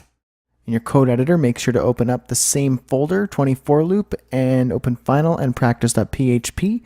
Practice.php is the sandbox which you are going to be using to build what is in final.php. Final.php looks a little something like this. Here's the final example. We have a list saying number 0 all the way through 20, and we're using the PHP for loop to achieve that result. So let's jump into the lecture. For loops are a little trickier to wrap your head around, so hang in there. For loop is used when you know in advance how many times the script should run, says W3 Schools. The syntax looks like so. For, initialize counter, then test if true, then increment the counter. And then inside your curly braces, execute some code. So essentially, the for loop will initialize where the loop will start counting by adding a value to a variable, then evaluate a certain condition to test if the condition is either true or false. If the condition is false, the loop will stop running. Then increment the value by 1 each time we loop through. So if we want to have our for loop spit out the numbers 0 through 20, we could code the following. For a is equal to 0, so we initialize the counter, then a less than or equal to 20, so we'll test if this is true. So if a is less than or equal to 20, then increment the counter, and then echo the number, or the text number, and then the variable a, and then a break tag. So if coded correctly, this should echo the numbers 0 through 20 on your screen and stop at 20. So if we look at the final example, that's exactly the case. So let's jump into our code editor so that we can achieve this ourselves. All right, so here in practice.php, I've pre-filled the constants, custom variables, and I've echoed the titles here, the lesson number here, and down here I've echoed the date and the my name variable. Go ahead and do that yourself. And then once you're done, let's jump into the sandbox. All right, so here in our sandbox, let's code our for loop skeleton. Very simple. Here it is. And so the first argument in the for loop is to initialize the counter. So let's add a variable. Let's call it a, and let's say it is equal to 0. So we'll initialize the variable at 0. That's where it's going to start. Semicolon. The next argument is the condition to test if true. So let's say a is less than or equal to 20. So this is going to check to see if a is less than or equal to 20. Then the third argument is to increment that counter. So then a plus plus. Now inside here, we're going to execute some code each time we loop through this for loop. So we're going to simply echo number, then the variable a, and a break tag. So we could break each loop on a new line. So save that and let's check it out in the practice.php. There it is. Super simple, super easy. So that's essentially how you use the for loop. And remember, the for loop is used when you know how many times you want to loop through something. So if you're counting a set of numbers, if you're incrementing or decrementing a set of numbers, you could change the where you want the variable to initialize, and you can change the condition to test. The number could be different right here. And so yeah, that's essentially the for loop. It's actually pretty simple once you get it going. The only thing confusing about it is just understanding the arguments here inside the parentheses. So really that's it. I'll see you in the next lecture.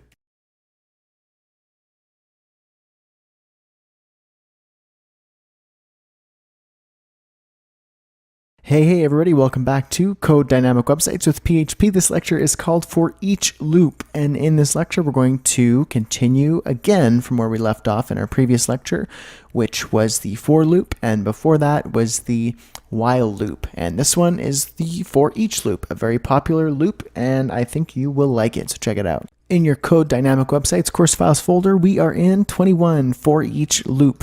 In your code editor, make sure to open up the final and practice.php files in your 21 for each loop folder in the course files folder. Practice.php is the sandbox you're going to use to build what is in final.php.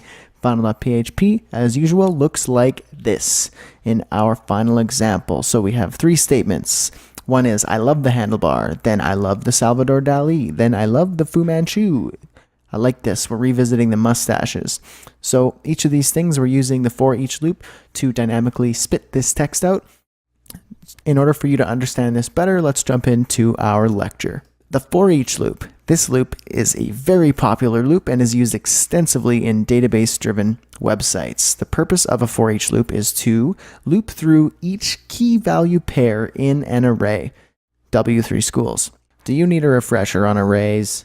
Head back to the arrays lectures to refresh your memory. But don't worry, when you head there, I've used the PHP GET request up here using a query string to make sure you head back to the for each loop lecture. All right. The syntax for the for each loop looks like so. For each array as value, and then we execute some code. Looks pretty simple. So basically here's what happens during each loop iteration. First, assign value of current array element to value. 2, value is echoed on the screen. 3, the array pointer then moves to the next element within the array. 4, repeat from the beginning until final array element. So let's use a real-world example of how to use a for each loop. So we need to create an array. So let's resurrect our array of mustaches. So mustaches, array, handlebar, Salvador Dali, and Fu Manchu. Then we're going to loop through the mustaches array. So for each mustaches as mustache. And then output each individual value. Echo, I love the mustache break tag. So mustache contains each individual value within the array because we said in our for each loop, loop through each array element in mustaches and assign each of those array elements the variable mustache. And then you can output each individual one as we loop through the array, and then it finishes at the end. So if coded correctly, this should echo the 3 mustaches in the array on your screen.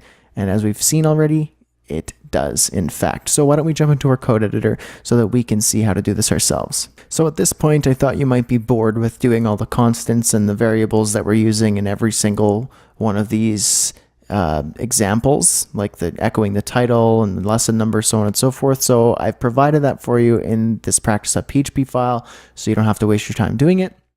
Obviously, you need to change your custom variables.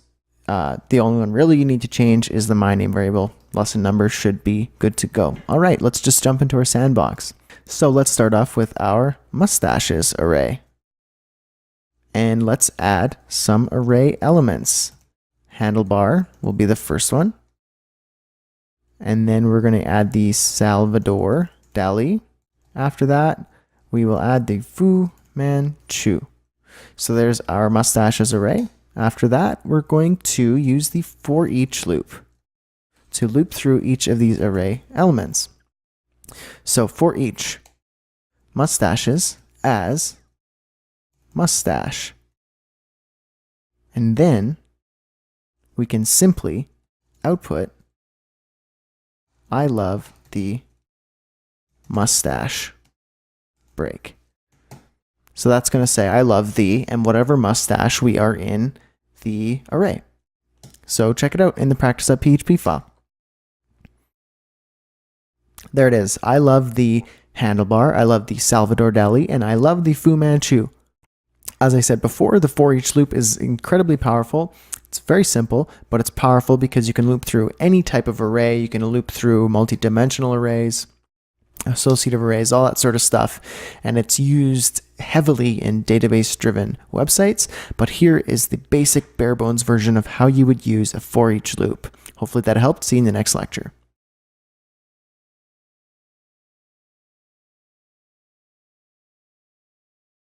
Hey everybody, welcome back to Code Dynamic Websites with PHP. This lecture is called Do While Loop, and in this lecture we're going to wrap up our section on loops and continue from where we left off in our previous lecture, which was the for each loop.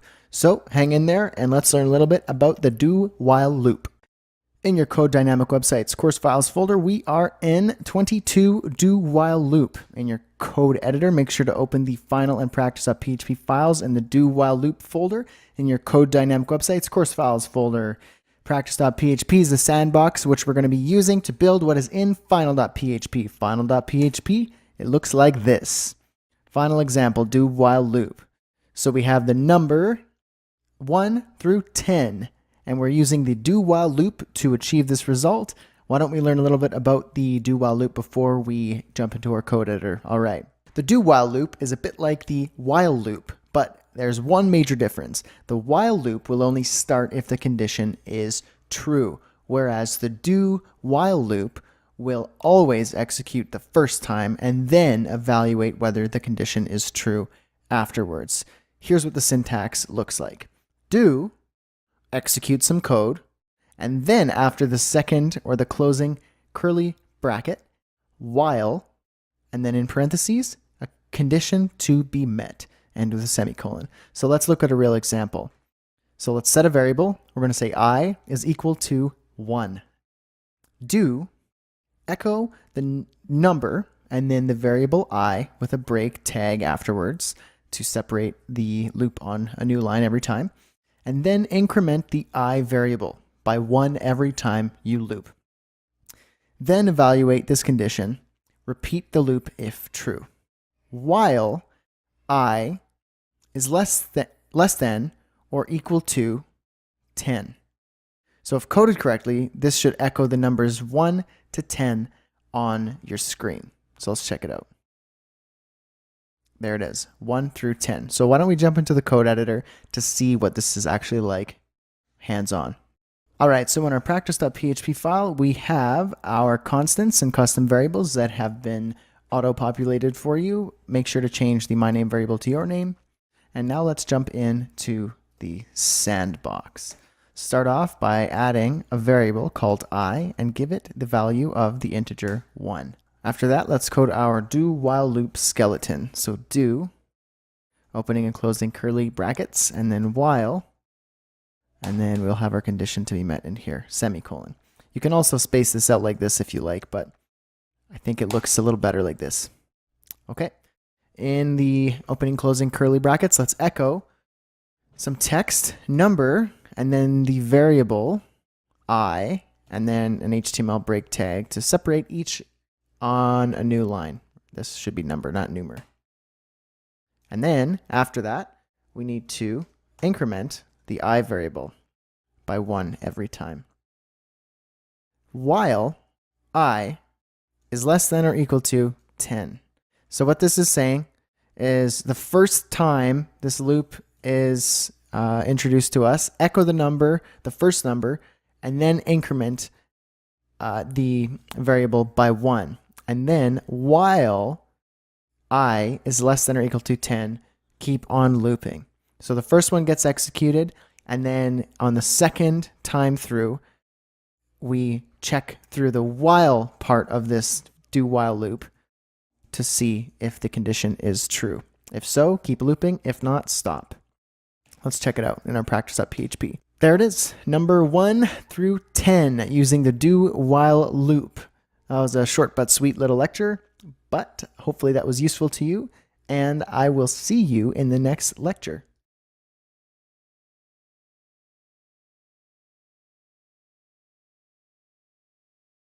Hey everybody, welcome back to Code Dynamic Websites with PHP. This lecture is called Intro to PHP Functions, and in this video, we're in a whole new section now. We've left behind our section on PHP loops, and now we're actually going to get started with some introductory level function tutorials. So let's jump right in. In your Code Dynamic Websites course files folder, we are in 23 functions. In your code editor, make sure to open the final and practice.php files in the 23 functions folder. Practice.php is the sandbox that we're going to use to build what is in final.php. Final.php looks like this. Here in our final example, we are using 4 built-in PHP functions: sort, rsort, string to lower, and SHA1. And we're going to be experimenting with those in our sandbox. So why don't we jump into our lecture to learn a little bit more about PHP functions. So if you've made it this far, congratulations are in order. We've covered a lot of ground, and our PHP coding skills are becoming much more refined and skillful. I'm going to go ahead and say that functions are the meat and potatoes, or beans and rice if you're vegetarian, of most programming languages. They are fundamental when cooking a tasty PHP dinner. Cheesy. In PHP, there is a massive library, over 1,000, of baked-in functions, pun totally intended, that do everything from printing text on your screen to adding information to a database, and a lot more. It's good to know that there are two types of PHP functions: built-in PHP functions and custom functions. You can write your own custom PHP functions. Pretty cool. So remember echo and print? Those little guys are functions. A few important facts about functions. A function is a block of statements that can be used repeatedly in a program. Also, a function will not execute immediately when a page loads. Rather, it just kind of sits there waiting for you to call it, which brings me to the last point. A function will be executed by a call to the function, and that is a reference to W3 schools. So let's take a look at the basic syntax of a function. So here we have the word function, and then a space, and then a function name followed by an opening and closing parentheses, and then your opening and closing curly braces. Inside the curly braces, you execute some code, or you put your code within the function. So please note that a function name can start with a letter or underscore, not a number. And here's a hot tip. You can name the function whatever you wish. Just try and have it reflect what the function actually does. So if you're calling a PHP function that reorders your array in alphabetical order, don't have the function be called awesome sauce. You know what I mean? Hopefully that made sense. Okay, so let's just look a little bit into PHP sort function. So this function allows us to sort an array in alphabetical order. First, let's create an array. So here we have dinner, and we have an array, and we have our meat, potatoes, beans, and rice, all in one dinner array. So then let's run our array through the sort function. So we have our array here in our variable, and then add the array as a parameter to the sort function, like this: sort dinner. Now all we have to do is echo our array on the screen using a for each loop, which we've covered, like so. So we have a for each loop, dinner as ingredient, and then echo ingredient, and then break onto a new line. So if we coded it correctly, the above will echo the array in alphabetical order, like so: beans, meat, potatoes, and rice. If you're looking to sort your array in reverse order, you can use the PHP rsort for reverse sort function. Feel free to read more about the sort function and other sorting functions using the following links. We won't be covering all of the built-in PHP functions in this course because that would take an incredibly long time. Besides, it's fun to be in a situation where you're programming and then you think, hey, I wonder if there's a PHP function that will do this for me. This is why I'll leave you with the curiosity to experiment. Google is your best friend, and you may also refer to this directory right here. So let's jump into our code editor. Make sure to change the my name variable to your name. Everything else should be set up and good to go for you. Now let's go down to our sandbox. And why don't we start with the sort function? So let's create an array, call it dinner. And in our array, we're going to have a few items. One's going to be meat. And actually, you know what? You can put whatever items you want in here. You can have the same as mine, or you can put your favorite dinner items or ingredients in here, and as many as you want, as long as you put them in a string and separate them by comma. And then you can sort them. Pretty cool. So potatoes, beans, and then rice. Cool. So then what we want to do is add the array as a parameter to the sort function. So sort, it's a built-in PHP function, but we need to put the variable as a parameter right here in the sort function. Last but not least, we need to echo the sorted array. And we know how to echo an array on the screen. We use a for each loop. So for each dinner, so for each item in the dinner array, store it in an ingredient variable, and then echo ingredient, and then break. So I put that in strings here because I wanted to put the break tag at the end. You could also do it differently by concatenating it at the end, but I just put it all in strings because it should work as long as you put it in double quotation marks. Good. So why don't we check it out in the practice.php file. There it is. So sort beans, meat, potatoes, and rice. If you use different ingredients, then you'll see that they will have sorted in alphabetical order. Otherwise, this is correct and in alphabetical order. So why don't we go down to our sort here in our sandbox. Now, we don't actually need to write out the dinner variable again here because we've already done it up here. In fact, we could have put the dinner variable way up at the top of the page and above all of the HTML, but for our example, I just put it here. So because we already wrote out our dinner array, we don't actually need to rewrite it. So all we need to do is our sort, our array, which is dinner. And then after that, print or echo the sorted array using for each loop. So dinner as ingredient, and then echo ingredient, and then a break tag. So let's give that a look in our sort. Rice, potatoes, meat, and beans. Perfect. Let's go to string to lower. So string to lower basically takes all of your text in a variable or whatever, and it makes everything lowercase. Takes all the capital letters and just puts them all lowercase. Useful if you're wanting to do things like if you're logging in and a username is case sensitive and somebody had their caps lock button on and they typed in their username in all caps. You can use string to lower to filter that username and make sure it's lowercase so they don't have to retype their username. So why don't we just do an example here? Let's say text, and let's say twinkle. Notice I'm using caps in some of these cases. Twinkle little star, all caps right there at the end, just shaking it up. So let's run the text variable through the string to lower function and then reassign the value to the text variable. So here we have text again, and we're going to run the original variable, string to lower, and then we're going to put text as a parameter here.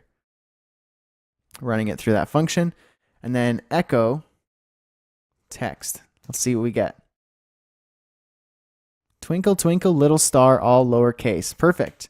So now let's go down to SHA-1. Now what is SHA-1, you may ask? Well, basically SHA-1 calculates the SHA-1 hash of a string. It's kind of vague, but basically what it does is it returns a value of a 40-character hexadecimal number. So SHA-1 is kind of a way of how you encrypt a string of text, or say a password, for example. It's not the most secure, and there are much more secure methods of using encryption for passwords, but SHA-1 is a very simple PHP function that basically encrypts your password into a 40-character hexadecimal value. So why don't we just try this back in our code editor. So we're going to say password is equal to my password, just like that. Let's say that's what your password was. Your password is terrible. Echo before password and then a break tag. So this is just going to let us tell us what our current password is. Now, keep in mind, SHA-1 doesn't change your password. It just encrypts it so you can't easily tell what your password is. So if someone were to try and they hacked into the database and they saw your database table that said username password, they saw your username was Jon Snow and then your password was White Walker, then there you go. They know they can use your username password combination. However, if they logged in and saw your username was Jon Snow, password was a bunch of random characters, they can't log in with that. If they copied that those 40 characters, pasted it in the password field, tried logging in, no dice, it's not going to work, because usually what happens is when you log in, you type in your password in the password field, hit submit, PHP then encrypts that password, checks it against the database to see if it matches the encrypted password, and then logs you in if it's correct. So basically, if you just saw the 40 character value, the SHA-1 version, and copied and pasted it in your password field, it's not going to do anything, because then it's going to try and encrypt that. So it's double encrypting it, and it's not going to work. So basically, they'd need to know how to reverse the SHA-1 encryption. And there are ways of doing that. There are some pretty smart hackers out there. But here's just a very simple introduction to password encryption using SHA-1. Okay, so let's go password again. And then we're going to say equals SHA-1. And then in here, run password as a parameter of SHA-1. And then echo after, and then password. So save that and let's check it out. Here we go. Before, my password. After, 40 characters of randomness. And that is your encrypted password. So this is what it would store in the database, theoretically. And this is what you'd log in with. So when you log in, type this in. And then the input in the back end, PHP would encrypt it using SHA-1, test it against the database to see if it matches, and then you're good to go. So basically, there are just 4 simple examples of PHP functions, built-in functions, and hopefully that was helpful. In the next video, we're going to be playing around with some custom functions. So we're going to build our own custom PHP functions. Pretty cool. See you there.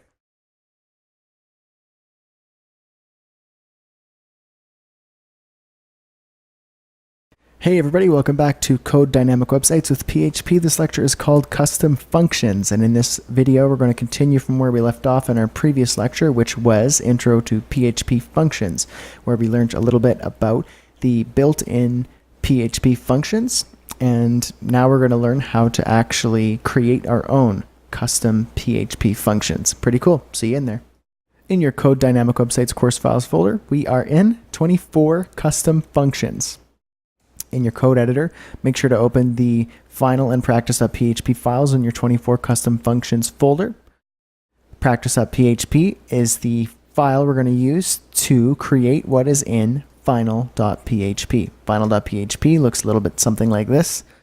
Final example, we have some text here that says surf's up, grab your board, and we're using a PHP custom function to give us that text. And I'll reveal how to do that after we cover our lecture. So let's jump right in. While PHP has a massive library of built-in functions you have at your disposal, sometimes you just need to build your own functions for both small and large tasks. Think of a custom function as a mini program that performs an action for you. Better yet, think of a custom function as a cute little robot that does a specific task you tell it to do. So let's look at the basic syntax of a custom function. So in our PHP script, you need to type the word function and then name your function using however you want, whatever you want to name it. Keep in mind that this can be whatever words you want them to be, but there are no spaces allowed. I like using camel case, as you can see here, the capital C and capital F, lowercase first word here, just because it's easier to read and it's a pretty common programming convention. After that, you put your opening and closing parentheses in case you want to send an argument through that function, which I'll cover in the next lecture. And then you have your opening and closing curly brackets, or curly braces, as some call it. And in between those curly brackets is where you define what your function will perform. So there are 2 important things to know about functions. There are functions that require arguments, as I just mentioned, and there are functions that don't require arguments. So let's start by building a custom function that does not require an argument. So here we have our PHP script. Let's start by building a function. So I'm going to type the word function here, and then I'm going to call this function hang10. In the curly brackets, I'm echoing the text surf's up, grab your board. After the closing curly bracket, I'm calling the function by typing the function name, followed by its opening and closing curly opening and closing parentheses, and then a semicolon. Note that you can call the function essentially anywhere in your page. It doesn't have to be directly after it, because usually what you do is you build your function or a list of functions, say in a separate PHP file, and you include that file in a specific page. And when you need a specific function, all you need to do is just call the function by just typing the function's name. So it keeps your page really clean, and you can use and recycle that function over and over and over again all throughout your site and throughout your program, because you have your function pre-built somewhere else, whether it's at the top of your page or whether it's in a separate script altogether. And then you can just call the function. It's really simple. So why don't we jump into our code editor and build our own custom function. All right, here we are in practice.php. Make sure to change the my name variable to your name so it reflects your name properly. You don't have to. If you want to keep my name, that's cool. And let's just jump down in our sandbox in between our PHP script. Let's start by writing the word function. And let's call this function hang10. Parentheses, opening and closing, and then your opening and closing curly brackets. Inside there, let's just echo a simple string of text. Surf's up. Grab your board. All right, so instead of just me calling the function like this, which I'll show you what it looks like. So here's the practice.php page, and you could see the text is here, surf's up, grab your board, but there isn't really much use in me just writing out a function and then calling the function like this, because I could have just typed the text out and skipped the function altogether. So how would we actually use this custom function that it makes sense? Well, here, let me give you let's try like a little simple example of how this could be used. So let's create a variable. Let's call it surf is up, and let's set that to true. So the variable surf is up is equal to true. Now let's use our nifty if statement. If surf is up, so if the surf is up, true, then we're going to hang 10. Pretty cool. And then after that, else, let's remove this last hang 10 function call, echo, bummer, brah. So here we got our function up here. I could have included this function, say if I used a PHP include up here and I said include functions.php, and I had my function, my hang10 function in that separate file. It'd be the same as if it was right here, just keeps it clean. And after that, I have a variable. It's checking to see if surf is up. If it's true, then we're going to use our if statement to test to see if surf is up. If it is, then we're going to hang 10. Else, we're going to echo bummer, brah. So basically, this variable could be dynamic if you had a script built where you were checking to see if the surf was up, and the variable could change from true to false. And then based on our if statement and what the value is of surf is up, you'd get a different result. So let's say surf is up was actually false. Let's check it out. Bummer, brah. But if it's true, check it out. Surf's up, grab your board. So there it is. That's just a really simple example of a custom PHP function. You could literally do anything inside your custom function. I'm just doing a simple echo text, but you could do if statements, you could do math, you could do literally anything. The sky's the limit, and you can make your functions really incredible. And one thing of making your custom functions a bit more powerful is using arguments, and that's what we're going to touch on in the next lecture. So I'll see you there.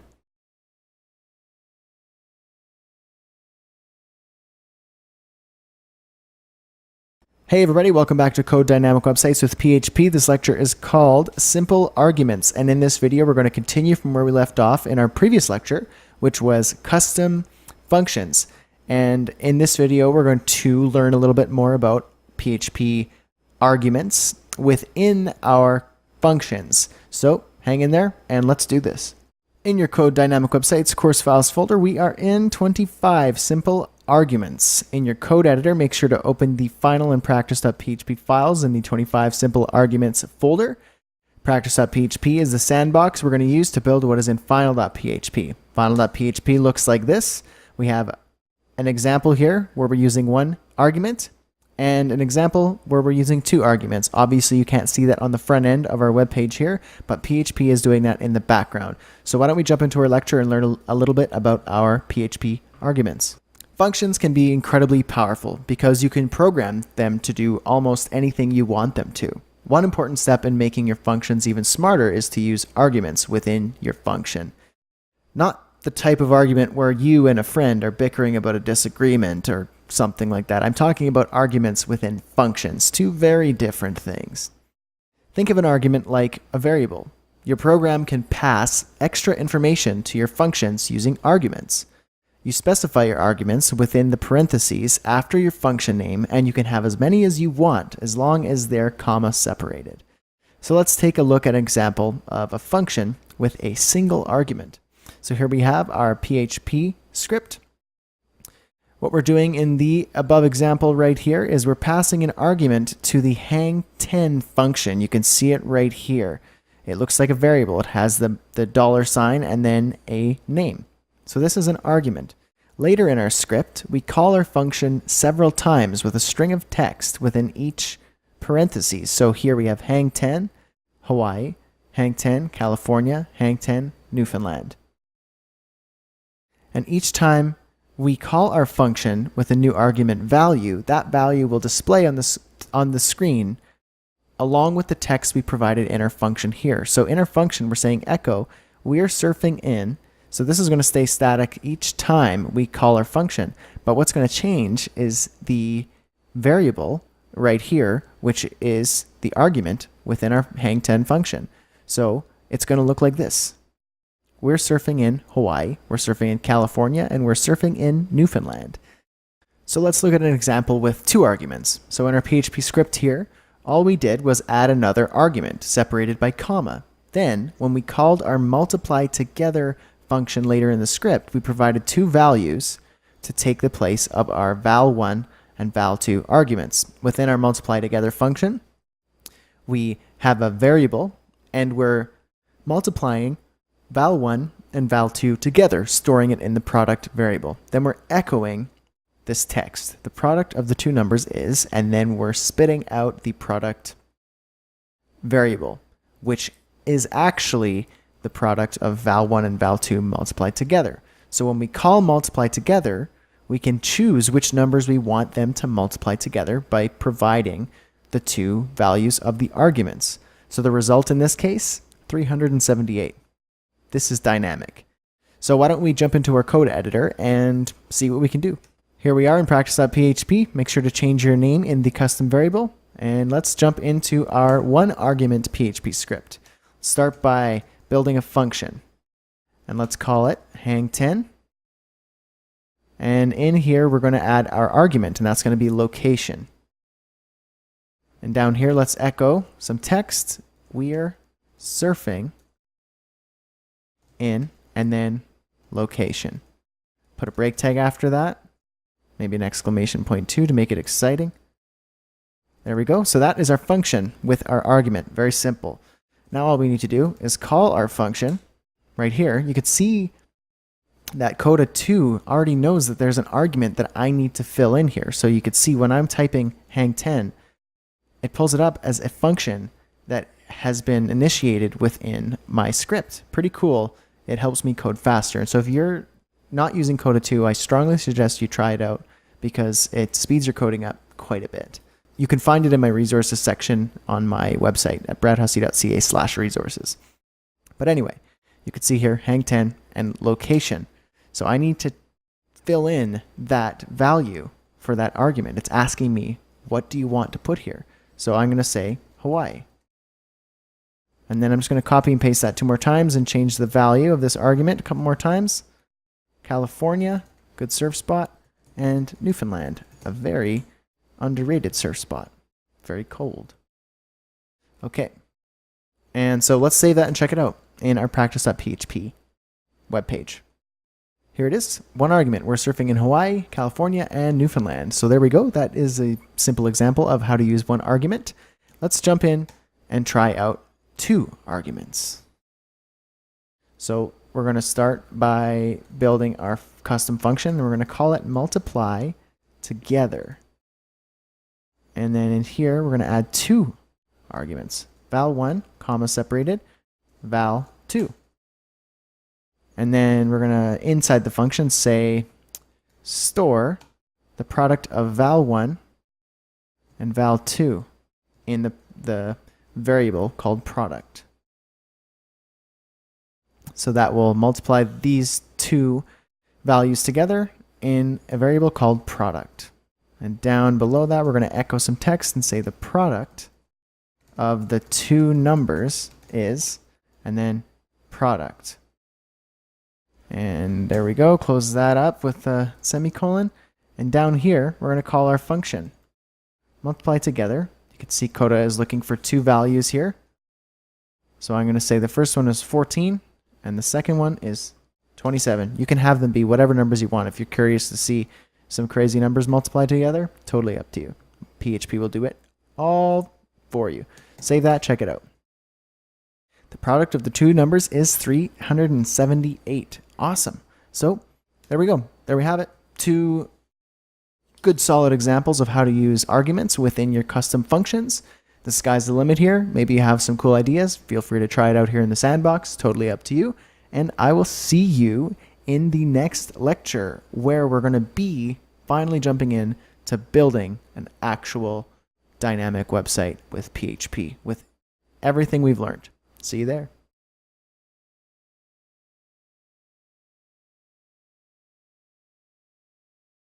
Hey everybody, welcome back to Code Dynamic Websites with PHP. This lecture is called Final Website, and in this video we're going to be running through the final PHP website that you're going to build using the skills and knowledge that you've learned throughout the entire course. So let's jump right in.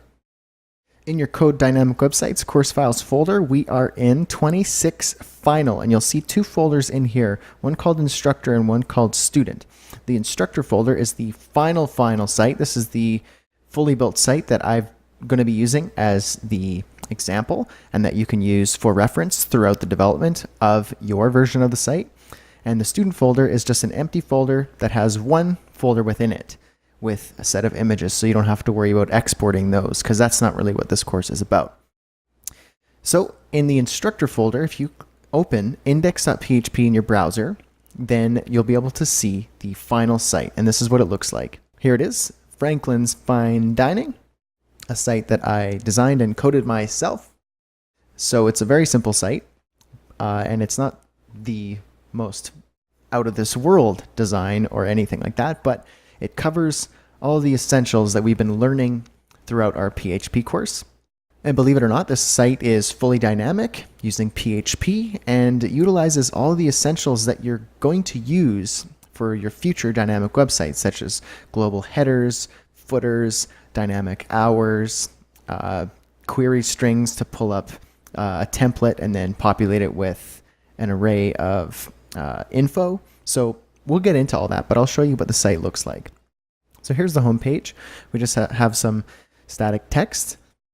But what's special about this is we have a global header, which means we only have to code the header once, and it displays across all of the pages, no matter how many pages you create. And the benefit of that is, say you have 30 pages on your website, and you need to make a change to the header in the nav bar, say for example, then you don't want to have to change that 30 times. Whereas if you use a global PHP header, you change it once and it's global across the entire site. Saves a lot of time, and it's something that you should be really excited about.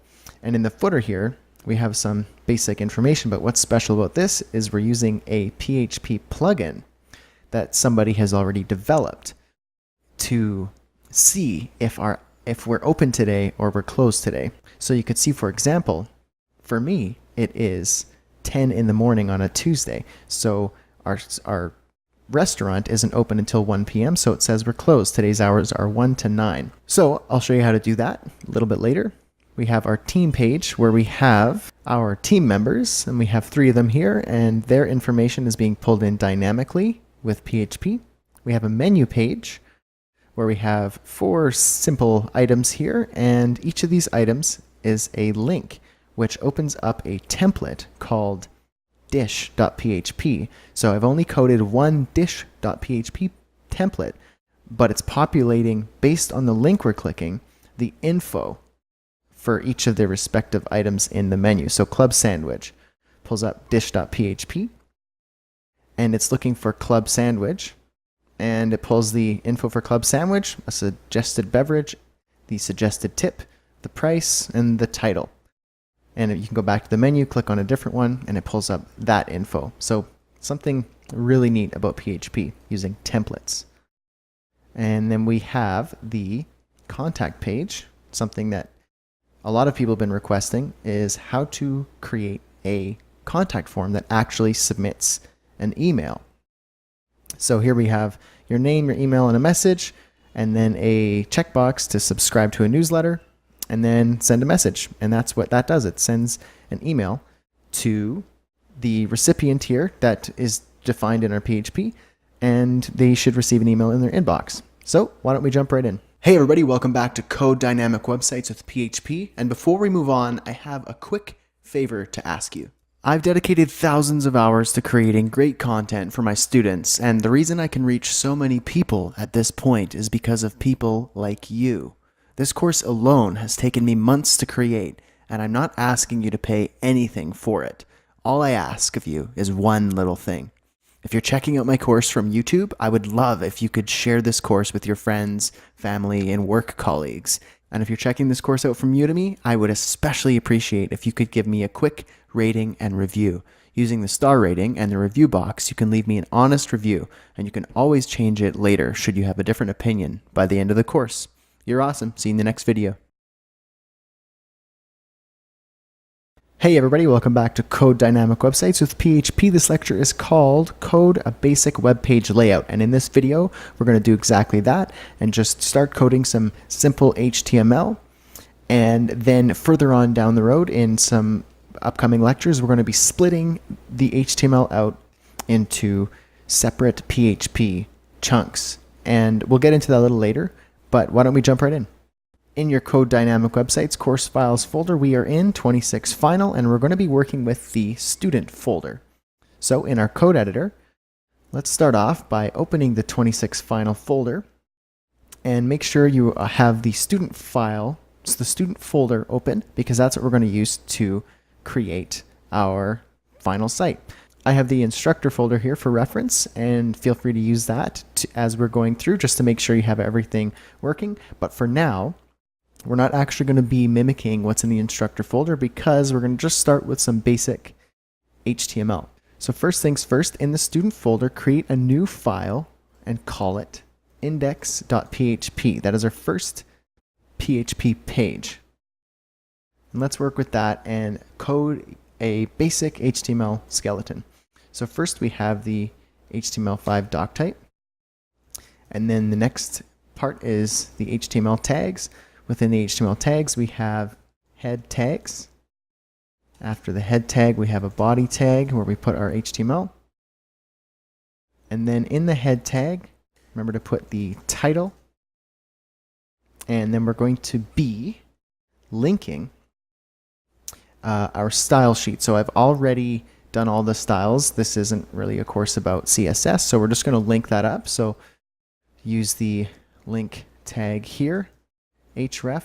We're going to be referencing the assets folder in the root of the course files folder. So that is /assets styles.css and then rel style sheet. All right, that'll tell our HTML to look for that style sheet. All right, and next up we are going to add a couple more tags and some IDs and classes so that we can start working with those a little later. So let's give the body the ID of final-example. That's so the CSS can style our web page. Inside the body tag, let's add a div. Give it the class of wrapper. I like ending the div with a comment just to let myself know where that div ends. inside the wrapper, we're going to have a div with the ID of banner. And I'm going to close that here with a comment. After that, we have a div, and we're going to give that the ID of nav. And then after nav, we have another div. Let's give it the class of content. All right, and then within content, let's add at the end here a div and give it the ID of footer. We're going to add a class to this called CF, and basically we're just adding this because in the styles I have a class called CF, which stands for clearfix, because we need to access the clearfix class in the CSS in order to clear the footer ID div, because we have a couple elements in here that will be floating. And like I mentioned, this isn't really a course about how to design or style a website using CSS. I have some courses for that. This is mainly about PHP, so I'm just going to add the skeleton here with all of the predefined IDs and classes, and that's going to be referenced in the styles.css file in the assets folder. If you want to check that out and just see what I've coded in the CSS folder, totally up to you. You can go in there and check it out and see what I'm doing and why I'm doing it. You could even feel free to change it up and make the site look a little bit more like your own. So let's continue. Inside the footer, we have a div. We're going to give it the class of column because we have a CSS class called column where we are going to be floating some divs within the footer. And we're going to say 3 because this is a 3-column footer. And I'm going to copy that and paste it 2 more times. But on the last one, we're actually going to give it an additional class called last, because in the CSS, I'm using the CSS class of last to remove the margin. Feel free to check that out if you want to know more about it. All right. In the column here, the first one, we're going to add a strong tag, and then we're just going to put the text phone, and then 808-529-3819. This is just a totally fake number, or maybe not. I bet you if you called that number, it would probably call somebody's house or a business in Hawaii. But I don't know. You could do whatever phone number you want. I just picked that up at random. All right, in the second column, let's add another strong tag, the text of location, 123, Kapiolani Boulevard, break tag, Honolulu, Hawaii. What are the chances that this number actually goes to 123 Kapiolani Boulevard in Honolulu? Probably very slim. All right, and then the last one, we're going to add a little bit more text here. So let's give some space, a strong tag, and let's say hours. M tag for emphasis. Tuesday to Thursday. Break tag, 1 o'clock p.m. to 9 o'clock p.m. 2 break tags just to give a little more space. And why don't we just copy this so we don't have to code all the same markup again. And let's say Friday to Saturday. We have 4 p.m. to 11 p.m. And then paste one more time. And let's say Sunday, Monday. And let's just say it's closed. And only 1 break tag at the end. Well, let's leave 2. Okay. And all right, so after our footer, let's add a small tag. And let's say copyright. That's the copyright HTML entity 2014. We're going to make it static right now because later we'll make it dynamic with PHP. Brad Hussey. You can add something else a little later. We're going to use PHP to dynamically add that. All right, and then after the wrapper, let's go div. And let's give it the class of copyright info. Close that up here. And in here, we're actually going to, let's just add a little bit of PHP right now. PHP include. This is the PHP include function. And we're going to include something in the assets folder, and then the includes folder within the assets, and a page called copyright.php. It's something that I created so that it has my copyright information at the bottom, just so people know that this is the course that I created, so they don't try and steal my stuff.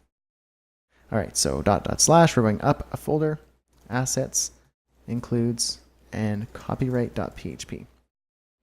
All right, so if we save this and we check the index.php file out in our browser, let's see what it looks like. All right, so we have something here. We're kind of missing a few things like the logo and everything like that, but we have some stuff, so why don't we just clean up that header just a little bit. All right, so back up here in the banner, let's add a logo. So a href, and we're going to just link that back to the root folder and say title, return to home. All right, and then an image tag, the source will be image folder that we have in our student folder here, and then banner.png, and then let's add some alt text. Franklin's Fine Dining. Save that, and you should have that now in your page. There we go, there's the banner. So now we're just missing the navigation bar. So let's add the navigation bar. All right, here in our nav, let's add an unordered list, and then li tag. In the li tag, let's put an a tag. All right, in here, let's start with home, and let's give that the index.php file. Copy this, and we're going to paste it 3 more times, and we're just going to change the info. So we have team, then we have menu, and contact. Let's change the pages. Although we don't have them yet, we will change them now so we don't have to later. Menu, and then contact. Now keep in mind, right now this is static. We're actually going to be using PHP array and loop through our array to dynamically generate our list items. But for now, this is what we're going to do. Let's check that out and see what it looks like. All right, here we go. So now we have a good basic layout. These don't go anywhere right now. In fact, if you click them, the site will break. And everything is static. This is a fully static HTML page, except for this part down here. But other than that, we have a static HTML page, and that is our basic web page layout. And in the next lecture and the following ones after that, we're going to be picking this thing apart and creating a dynamic version of this. So I'll see you there. Hey everybody, welcome back to Code Dynamic Websites with PHP. This lecture is called Templating a Global Header and Footer, and in this video we're going to be taking our static HTML web page that we just coded up in the previous lecture and taking the header and the footer out and splitting them into their own global header and footer PHP files so that we can use them globally across our website, no matter how large our website grows, so that we don't have to keep editing the header and the footer if we make changes on any of those pages. So let's jump right in. All right, so here in our code editor, in our student folder, we last left off with our index.php file, and it had everything in our basic web page layout. So from the doc type, we had our HTML all the way down to our footer, and we closed up the HTML tag.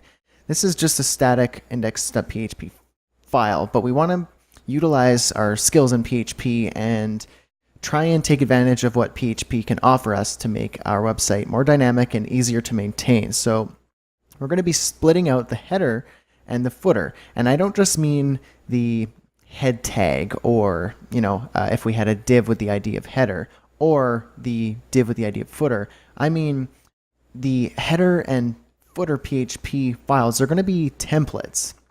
And they can be any section of the PHP file here that we want, any section of the HTML.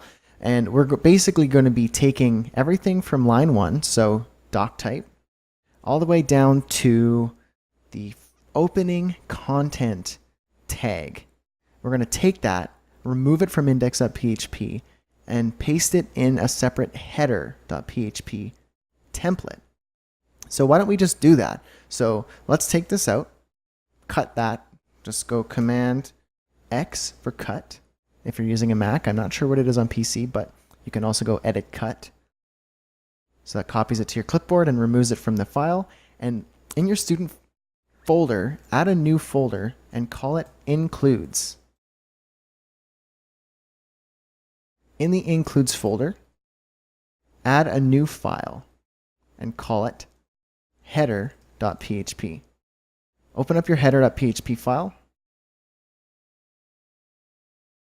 and paste what you just cut from the index.php file. So here we have our header. So save that, and back in your index.php file, you'll see that you no longer have a header section. And now what we're actually going to do is create a new file in our includes and call it footer.php. All right, and in our footer.php, we're basically going to take everything else that was in the index.php file. So all of this, cut that, and now we have nothing left in our index.php file. It's kind of funny. We did all that work in index.php, now it's all gone.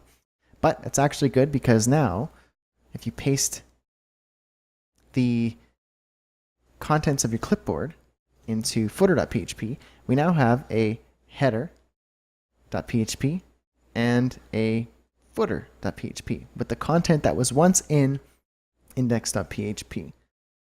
And we're actually going to utilize a little bit more includes here and templates within the header and footer while we are doing this lecture. So let's go back to header. Now remember when I said that the nav is static, but we're actually going to be using PHP to make it a little bit more dynamic. Well, why don't we just do that right now while we're in here in our header.php. Create a new file in includes, call it nav.php. Cut all of the list items out of here and replace inside the unordered list a PHP tag or script and say includes/nav.php. So we're going to be including nav.php. So basically this is just going to pull this template right here in our HTML. So in our header.php, we're going to grab what is in includes and nav.php. Currently nav.php doesn't have anything in it, but it will. Now just a quick note, you might be wondering, why am I saying look for the includes folder and then nav, rather than just saying nav.php, because header.php is in the includes folder. So shouldn't you just say include php include nav.php because it's literally in the same folder? Well, not necessarily, because what we're actually going to do in a little bit here is in the index file include the header.php template, and index is in the root of our final website folder, which means header will therefore be in the root. So that means this include script here, we need to dive into the includes folder because we are now going to be in the root of the folder. Hopefully that makes sense. So open up your nav.php file. It should be empty, but let's just paste our HTML for now. We actually won't be using this HTML at all, but I want to use it for reference so we don't have to go back and forth. Let's start by adding an unordered list, and that just reminds me that we actually need to remove the unordered list in our header.php and actually just have the PHP include script inside the nav div. Just that. Because we're going to use the UL in the include nav.php file. So let's go back. All right, and in our unordered list, let's just paste these bad boys, the list items, in our unordered list. So technically now, in our header.php file, we're pulling the nav.php list items right here in our nav tag, and it should have all of these list items that we just pasted in here. So why don't we see what everything looks like so far? But before we do, we need to go back to our index.php file because there's nothing in it. If we were to navigate to index.php right now, nothing would show up because there's nothing in the index folder. We've done a lot of work over here in the header, footer, and nav.php, but we're not calling it at all. We're not asking PHP to pull that info in. So let's do that. All you need to do is add a PHP script here in your index.php file and add an include to look for header.php. And then at the bottom, we're actually going to do the same thing. So I'm going to paste a separate instance of this PHP script because we're actually going to have some HTML in between the two right here. So let's replace this with footer.php. Now save this, open up your index file.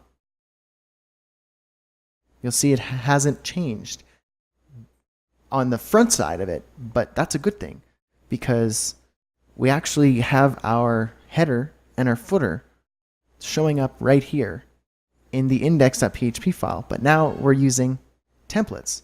If you were to look at the source code, it should basically look identical to the original index.php file because the browser doesn't interpret PHP as the PHP that you see in your code editor. It actually spits it out as HTML. So here's your index.php file, all in one nice formatted file. And that's how the browser sees it. That's why you see this. So let's take this a step further, and we're going to make our nav a little bit more dynamic using PHP to make it a little bit easier to maintain your site in the future. So we're actually going to add another file to our includes folder. And let's call it arrays.php. And in there is where we're going to add a bunch of PHP arrays throughout the development of our final site. So go ahead and open up your arrays.php file. Start it off with a PHP script. And let's start by adding some navigation menu items using an array. So nav menu items. Let's call this nav items. And array.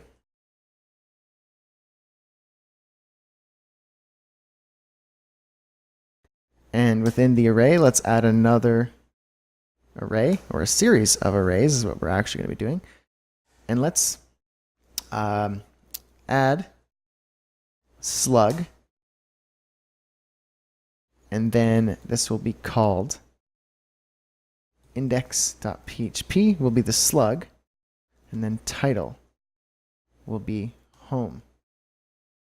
So the key and the value pair. And let's copy and paste this 3 more times. And just change the values. So this will be team.php. This will be team. And then menu.php, menu. And then contact.php. And the title will be contact. Save that in our arrays.php. Now in our nav.php file, we're just going to use a simple PHP for each loop. So PHP and for each nav items as item echo, and here we will add some HTML. And then ahref. We're going to need to use some backslashes here to escape these double quotes. If you remember in a previous lecture, item, slug is what we're looking for. So that will give us the slug, meaning the file name, so index.php, team.php, so on and so forth, and then item title. And that should give us, basically, it's going to loop through our nav items and give us the slug and the title of each of the elements in our nav items array. And that should spit out our list items. But we won't actually get to see our list items because we're not pulling in our arrays folder. There's no way that, the nav.php file can know what is in the arrays.php because there's no reference on our in our website yet. So here at the top of our header.php, this is a really great place to put some PHP you want to load first thing. So PHP script. Let's add an include folder or include function and say includes arrays.php, and that should be all you need to do. So why don't we check it out now in our browser. So there they are. The home team menu and contact looks like it did before, but now it's actually being pulled in via a PHP array. And now all you technically need to do in your arrays file is just add another array or another series of arrays with a slug and a title if you wanted to add more pages. Okay, so let's just make sure we have everything here. We have our dynamic header and our dynamic footer. And I believe that we should be good to go. So that is the header and the footer templates. We threw in some arrays.php and a nav.php, so we actually kind of jumped right in here and got our hands really dirty with some PHP templating. Hopefully that made sense. Feel free to rewind and start the whole lecture over again, or just go to the specific parts that you need to learn again. And I'll see you in the next lecture where we're going to be diving even deeper into this PHP awesomeness. See you there.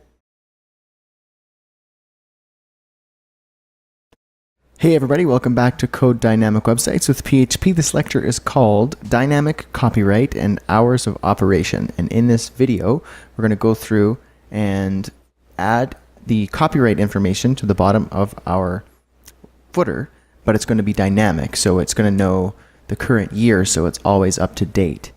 And the hours of operation, we're going to install a PHP plugin that will determine if our store is open or closed.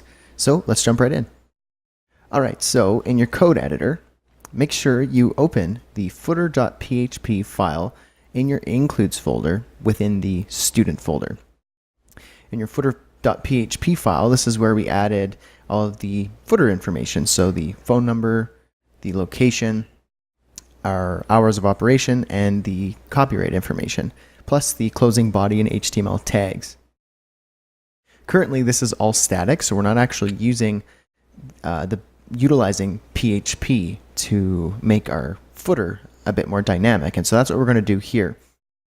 So let's start with the easiest part, which is making the date, copyright date, dynamic. So all you really need to do here, we've done this a whole bunch throughout the entire course, so you might already know how to do this, and you've already done it, but this is how you do it. So let's remove the 2014 and PHP echo date, the date function, and then as a parameter you put Y, and that's going capital Y. That's going to give you the full year, so 2014. Currently it's 2014. All right, and here what we're going to do is we're going to do something a little bit more fun. And we're going to PHP echo a variable called company name. Now, I don't believe we actually have this variable created yet. So let's go to our header.php file, and up here at the very top in our PHP script, right above the include, let's add the variable company name, and the value of the company name variable will be Franklin's Fine Dining, because that is what this fictional restaurant is called. Save that, and then go back to your footer.php. And now this company name variable should actually be valid, and your footer will have a dynamic year and a dynamic variable, which is the restaurant name. So let's check that out. All right, so copyright 2014, Franklin's Fine Dining. Perfect, so that's actually working. This is the current year. If you're from the future and you're looking at this and say 2015, then this will say 2015 if it's done correctly, and Franklin's Fine Dining is the variable. If you change the variable, obviously this will change. So let's move on and do something here with the hours of operation. So back in our code editor, what we're going to do is we're actually going to leave the hours here static because this is what it is. But the special part is we're going to install a PHP script or plugin that will determine if the store is open or closed based on the hours of operation that we set as parameters within the plugin. So the first thing you're going to need to do is go to a specific website URL. It's github.com/CoreyEtzkorn/PHP store hours. You'll see a page that looks like this. And all you need to do is click on download zip. And what that will do is download the zip file with all of these files in it. So the README, index, and store hours. So I will open that folder up in my Finder. And it is a zip file. I'm going to unzip it. And here's the folder. All I really need is the store hours.php file, because the index is just the example. The README is just if you want to go through it to see how you use it, which you totally can. And the store hours is the plugin itself. So take the store hours and drag it, if you're using a Mac, to your code editor and drop it in your includes folder. So store hours. I'll show you what it looks like. So here's the store hours plugin, and it has a bunch of PHP.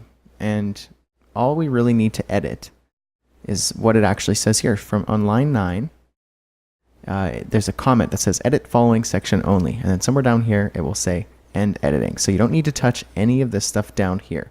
In fact, it's not recommended. Everything here is what you can play with. But before we get into that, we need to do something. You need to go back to your footer.php file.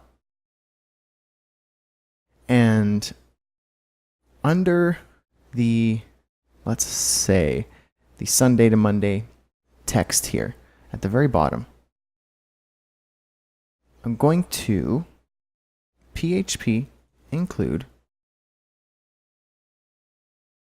the includes folder store-hours.php. So that's going to call, PHP is going to call or include that file within this section right here. So it's actually going to take the contents of that PHP script and insert it right here. Now, the contents of the script, go back to store hours. It looks like there's a lot here, but it's actually going to spit out something very simple. So there's a lot of work that went into this just to show you one simple HTML line. So when I include this in my footer.php, include store hours, it's going to include the line that the store hours script will echo. But in order for that to echo the right line, we need to go in and configure our store hours plugin. So go back to store hours and let's start editing. Okay, so the first things first is you need to set your default time zone. And you can go to this URL right here, php.net/manual/en for English/timezones.php, and it will give you a list of all of the predefined time zones. And then you can choose your time zone. So for me, the closest time zone, or the time zone that PHP will let me use, is America/Edmonton. Okay, so I've set that. Now define the daily open hours. It must be in 24-hour format separated by a dash. If you're closed for the day, set to all zeros in this syntax. If open multiple times in one day, enter the time ranges separated by comma. If open late, for example, 6 p.m. to 1 a.m., add hours after midnight to the next day. For example, like this. Now, we won't be using too much of this. Our hours of operation are actually quite simple. But let's go ahead and start changing our hours array to work for us. Okay, so we have right here Monday, Tuesday, Wednesday, Thursday, Friday, Saturday, Sunday. Let's start with Monday. Now, let's take a quick look at our hours. Okay, so it looks like Sunday and Monday were closed. So, like it's set up in the description right here, if we're closed, we need to set to all zeros. So 00, colon 00, dash 00, colon 00. So we're closed on Monday. And we're also closed on Sunday. So let's just copy that and paste it down here in the Sunday array. Okay, now Tuesday. We are open from, I believe it was 1 until 9 p.m. Am I right? Yes. So Tuesday to Thursday, that's the case. So 24-hour format, 1 o'clock is 1300, and 9 would be 2100. And we don't need to separate by comma because there's only one time frame in the day that will be needing to be open. So now let's copy that and actually paste it all the way to Thursday. Now we change here on Friday from 4 o'clock to 11 o'clock. Am I right? Yes. So 4 o'clock is 1600 and 11 o'clock is 2300. Saturday is the same time. We're open Friday, Saturday the same time. And paste that, and there we should be good to go. Now, if you go down, here's an optional section you can add here. So optional, add exceptions for holidays and things like that. Works best with the format day/month. Leave array empty if there are no exceptions. So this would be if your store is closed, say Christmas Day, Christmas Eve, New Year's Day. You know, if you have specific days that your company or your store, restaurant, whatever it is, takes off, this is where you would add that. And we'll actually say 12/25 because that is Christmas Day. And then New Year's Day, let's be closed as well. And it's already set to 1/1, January 1st. Perfect. So that should be it for that. Now let's go down. And the last section here, we have the HTML output. This is the line that will show in the browser. So you can read the rest of this here to see what kind of syntax and everything you can use for this output. But this is what it looks like. So open now, the variable open now, this is the text it will show. Closed now, this is the text. Closed all day and exception. So this will spit out all of the appropriate text based on the hours of the day and the times of the year that you are open and closed. Time format. You don't necessarily need to change this, but if you want to, you can go to the PHP date function page to see the options that you want to list the time, if you want it to be specific about how you want the time to display. Down here is the day short code, and it's used up here. You could see %day %. This is how the days are used. So it's an array, Monday all the way through Sunday, and you could type out in the value of the array how you want the specific days to be displayed. So I would like them to display as Mondays, Tuesdays, Wednesdays, Thursdays, Fridays, and Saturdays, because this is what's going to show up here in our HTML output. And so really that's it. That's basically how that plugin works. So if I save that, and now let's go back to our example, refresh it, and you'll see some text pop up here. So sorry, we're closed. Today's hours are 1 until 9. Obviously, this looks disgusting because something is happening. If the HTML that's being spit out doesn't have the correct style, so we can go back and fix that pretty easily. One thing I forgot was here in the HTML output, I don't actually want level 3 headings. I want them to be strong tags, and I added a class to the CSS for open and closed text. So when it's open, it will be green. When we're closed, it will be red. So change all of your H3s to strong. I'm just going to go through and do that right now.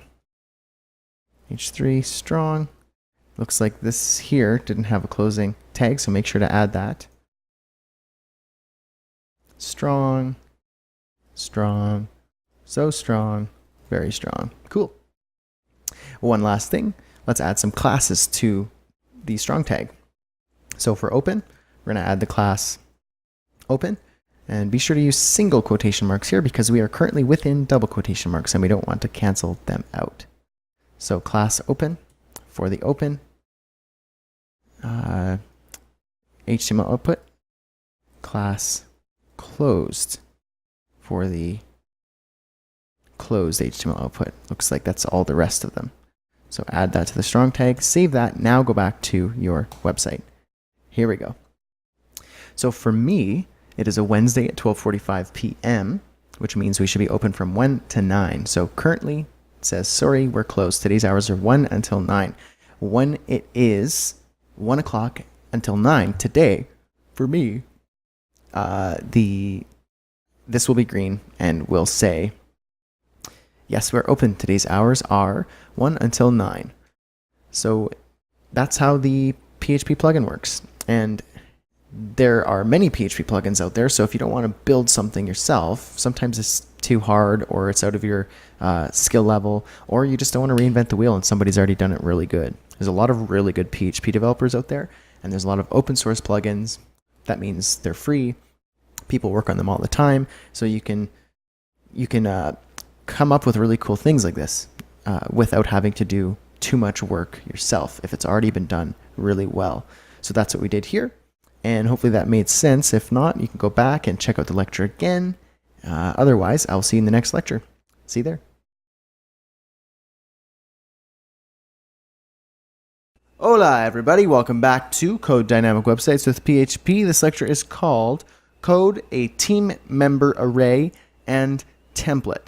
And basically what we're going to do in this video is create a PHP array with a few team members and their information within the array.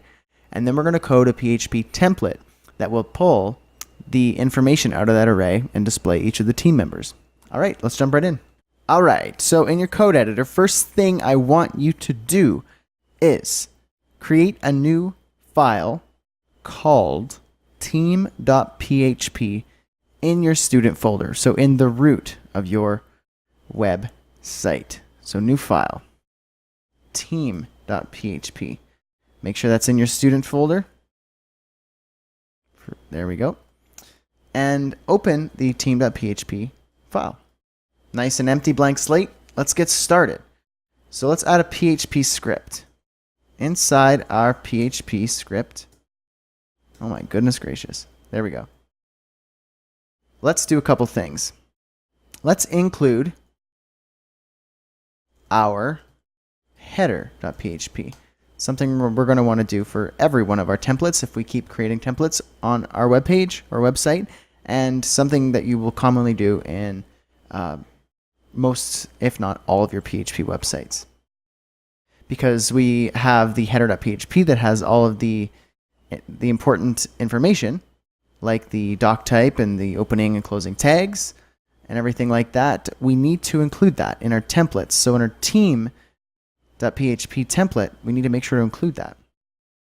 Something I want to also do that we haven't done yet is show you, consider this a little mini Bonus lecture! within this lecture. Basically, I want to have the title of the web page be dynamic based on the page that we're on. And what I mean is the title of the web page, literally. So up here, you could just see in our browser tab, all it says is localhost 8888 and then the rest of the directory. I don't actually want that. I want it to be the title of the web page. And you can do that in the header.php by just adding your text here in the title tag. But then it's just static. Every time we include the header within our templates, the title will always be whatever we put in the title tag. So if I go to team, menu, contact, if I have more pages, if it's hard-coded in the title, then I'm always going to have the same title in the browser tab. But with PHP, we can make it dynamic. So check this out. What we're going to do is in our team.php page, above the include the header, because we want this to happen before we include the PHP header. We're going to define a constant. Remember that? Let me show you a good use of how to to use a constant in real practice. So define title, and this page is going to be called Team, and then pipe Franklin's Fine Dining. So this is going to be the constant called title. Now, all we need to do is go to our header and do this one time. So in our title, PHP, echo, title. That's it.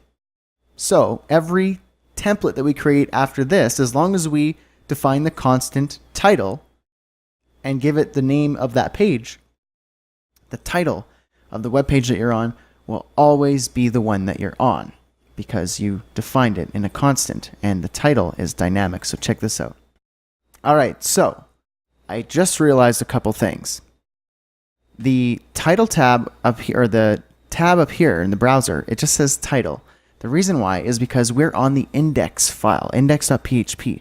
We didn't define a constant, so it's going to be empty and just echo literally the text title or give you an error. I also realized one other thing. The homepage doesn't have any content on it. Simple mistake on my part, but good thing you're still with me because we can do it right now before we do anything else. It will take probably about 30 seconds, probably less. Okay, go to your index.php file. And you can see here, we just have two PHP includes, the header and footer. We don't actually have content on our homepage. Simple enough. Let's just add a div. Give it the ID of philosophy. There we go. I'm going to end that here with a comment. In here, I'm going to put a horizontal rule and another one at the bottom. And then in between here, I'm going to put a level 1 heading and say, Franklin's Philosophy of Fine Dining. Under there, paragraph tag. And I have some text lined up here in my clipboard. You can feel free to copy what I'm pasting here. Literally, you can't copy and paste what I'm copying and pasting, but you could type it out or just use lorem ipsum. Here at Franklin's, we know that good food isn't just about how expensive the dish is. We're not pompous. We're proud. We're proud of our work, our quality, our environment, and our love for food and family.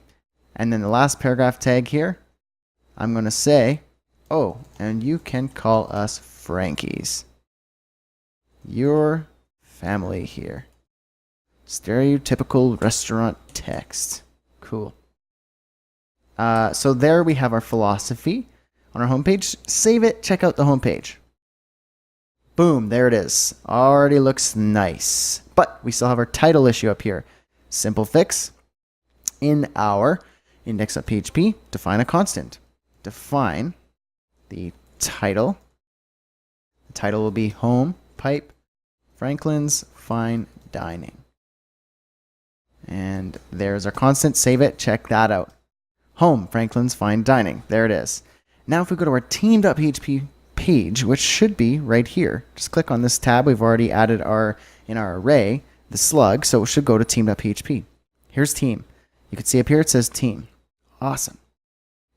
Let's go back to our team template and let's start coding some PHP. All right. Let's not forget to include our footer. There we go. And a little typo over here. Perfect. So in between these PHP tags, let's add a div. Give that div the ID of team-members and the class of CF, which stands for clearfix, because I have a CF class in my styles, which clears this div because we're going to have some floated elements within it. Not a big deal. If you care about what that is, then you can just go to the assets folder in the root of this Code Dynamic Websites course files folder and check out the styles. Otherwise, moving on. All right, here we have our team members div. It's level 1 heading. Our team at Franklin's. Cool. I have some text lined up here. Feel free to type it out or just use some lorem ipsum. We're small but mighty. Franklin's Fine Dining has been a family-owned run business since the dirty 30s, and we're proud of it. When you get these three together, you never know what can happen. But you can count on one thing. The best food you've ever had. Ever. A mighty bold claim. All right. And then a horizontal rule after that, because I used some CSS to make the horizontal rules look pretty. So let's save that, and let's see what we got so far. Our team at Franklin's, we got the text here, and then our sexy little horizontal rule. After that, we need to add the 3 headshots of the team members and their bios and all that sort of stuff. But the first thing we need to actually do is create the array for the team member, because this is going to be dynamic, remember? So go ahead, open your arrays.php file. Right now, you'll see that we have only the nav items. Well, we're going to add the team members in here. So go ahead and in under here, make some space for team members. Let's add our team members array. Array, here we go. Perfect. In here, let's do some magic. All right. We're going to need to add another array in here, because we're going to add some team members. All right, here is the skeleton for the array. We need to add a name, and that will be, the first guy will be Frankie the third. And then after that, we need to add a position, and that will be owner, separated by comma, another key value pair, bio. Frankie is the great-grandson of the original Franklin. He is the owner of Franklin's Fine Dining. He cooks a mean frittata. All right, there's Frankie's bio. And now image. We're going to reference what the file name is without the extension, because I've already lined up a bunch of images in your image folder. You can see Francis, Frankie, and Carlos are the 3 team members. And we're going to reference the name and not the extension, because the HTML template will do the rest. We'll get to that. So Frankie, whoops, in a string. Frankie, perfect. So there is our first team member. Copy that. We've already done all the work, and paste it again. Actually, one more time.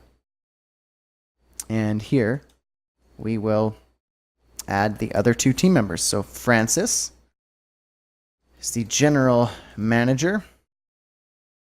And we have some text here for the bio for Francis.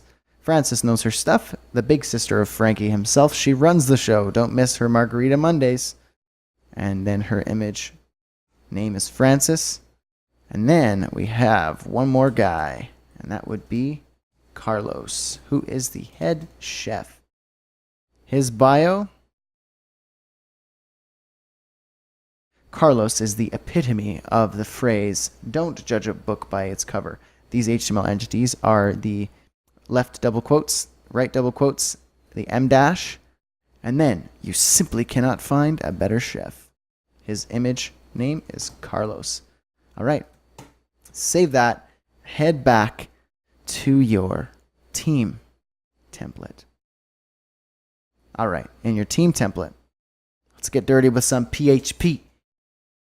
And let's do a for each loop. For each, we have team members. Remember the team members array we just created. And the reason why the team.php file can access the arrays.php file is because in our header.php, which is included right here, we include our arrays.php within our includes folder. So it's all interconnected like a big web. Team members as member. All right. And then we're actually going to close the PHP tag just like that, because we can now write some HTML right here, but we have to make sure to close this for each loop. So let's add another PHP tag or script, the closing curly bracket there. And now in here, we can actually write HTML. So we're no longer in the PHP tags, but PHP knows that there's an opening curly brace here. So anything after that is going to be because of what's in this for each loop. And then we close the for each loop down here. Okay. So div class member. Okay. So inside the member class div, we're going to add an image. And the source will be image slash. This is where we start accessing our for each loop again. So PHP echo member and then image. Remember the key in our arrays file is image, and that will give us the name of the image. So close this PHP script here, .png.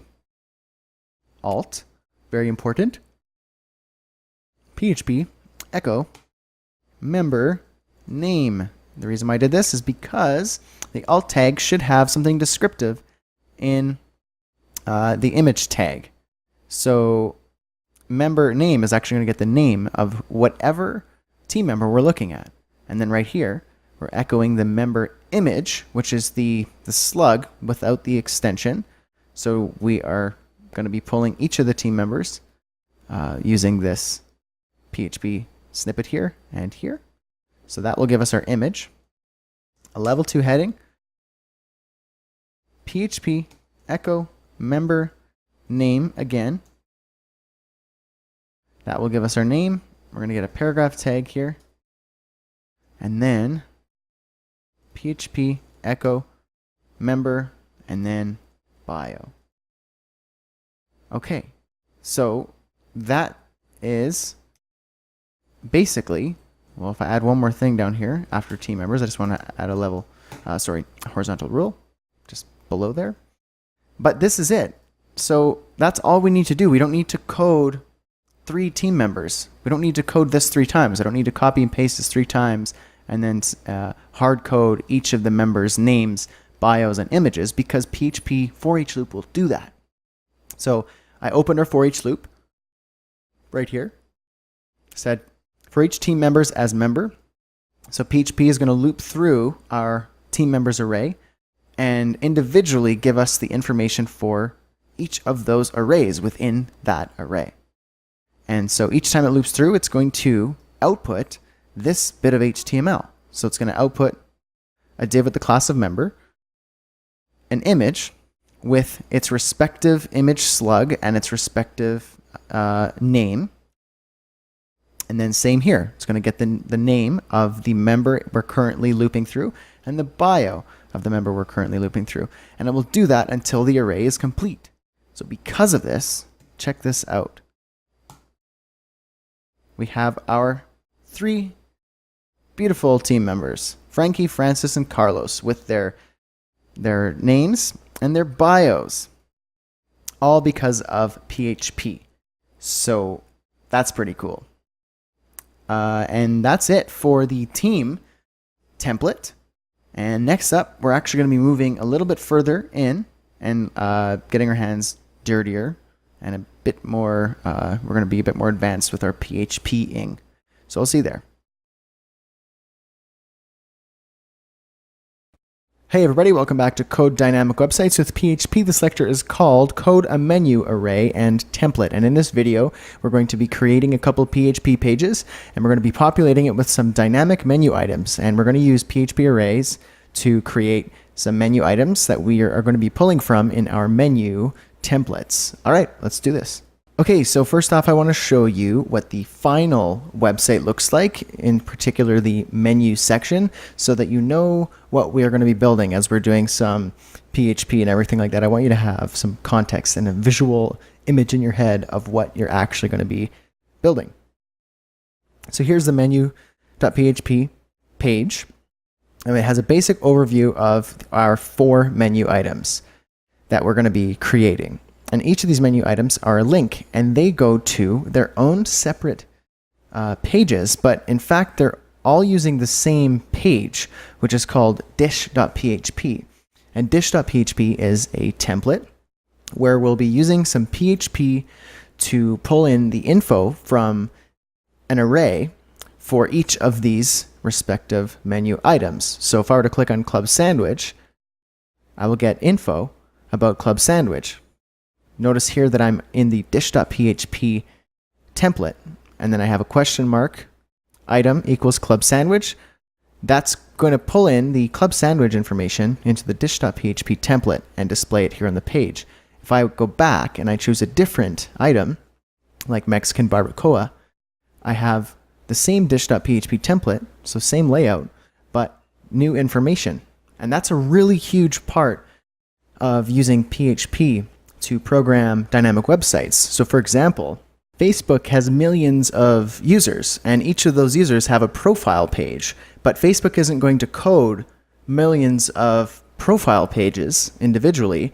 They'll just code a profile template and then pull in the information depending on who's logged in so they can see their profile.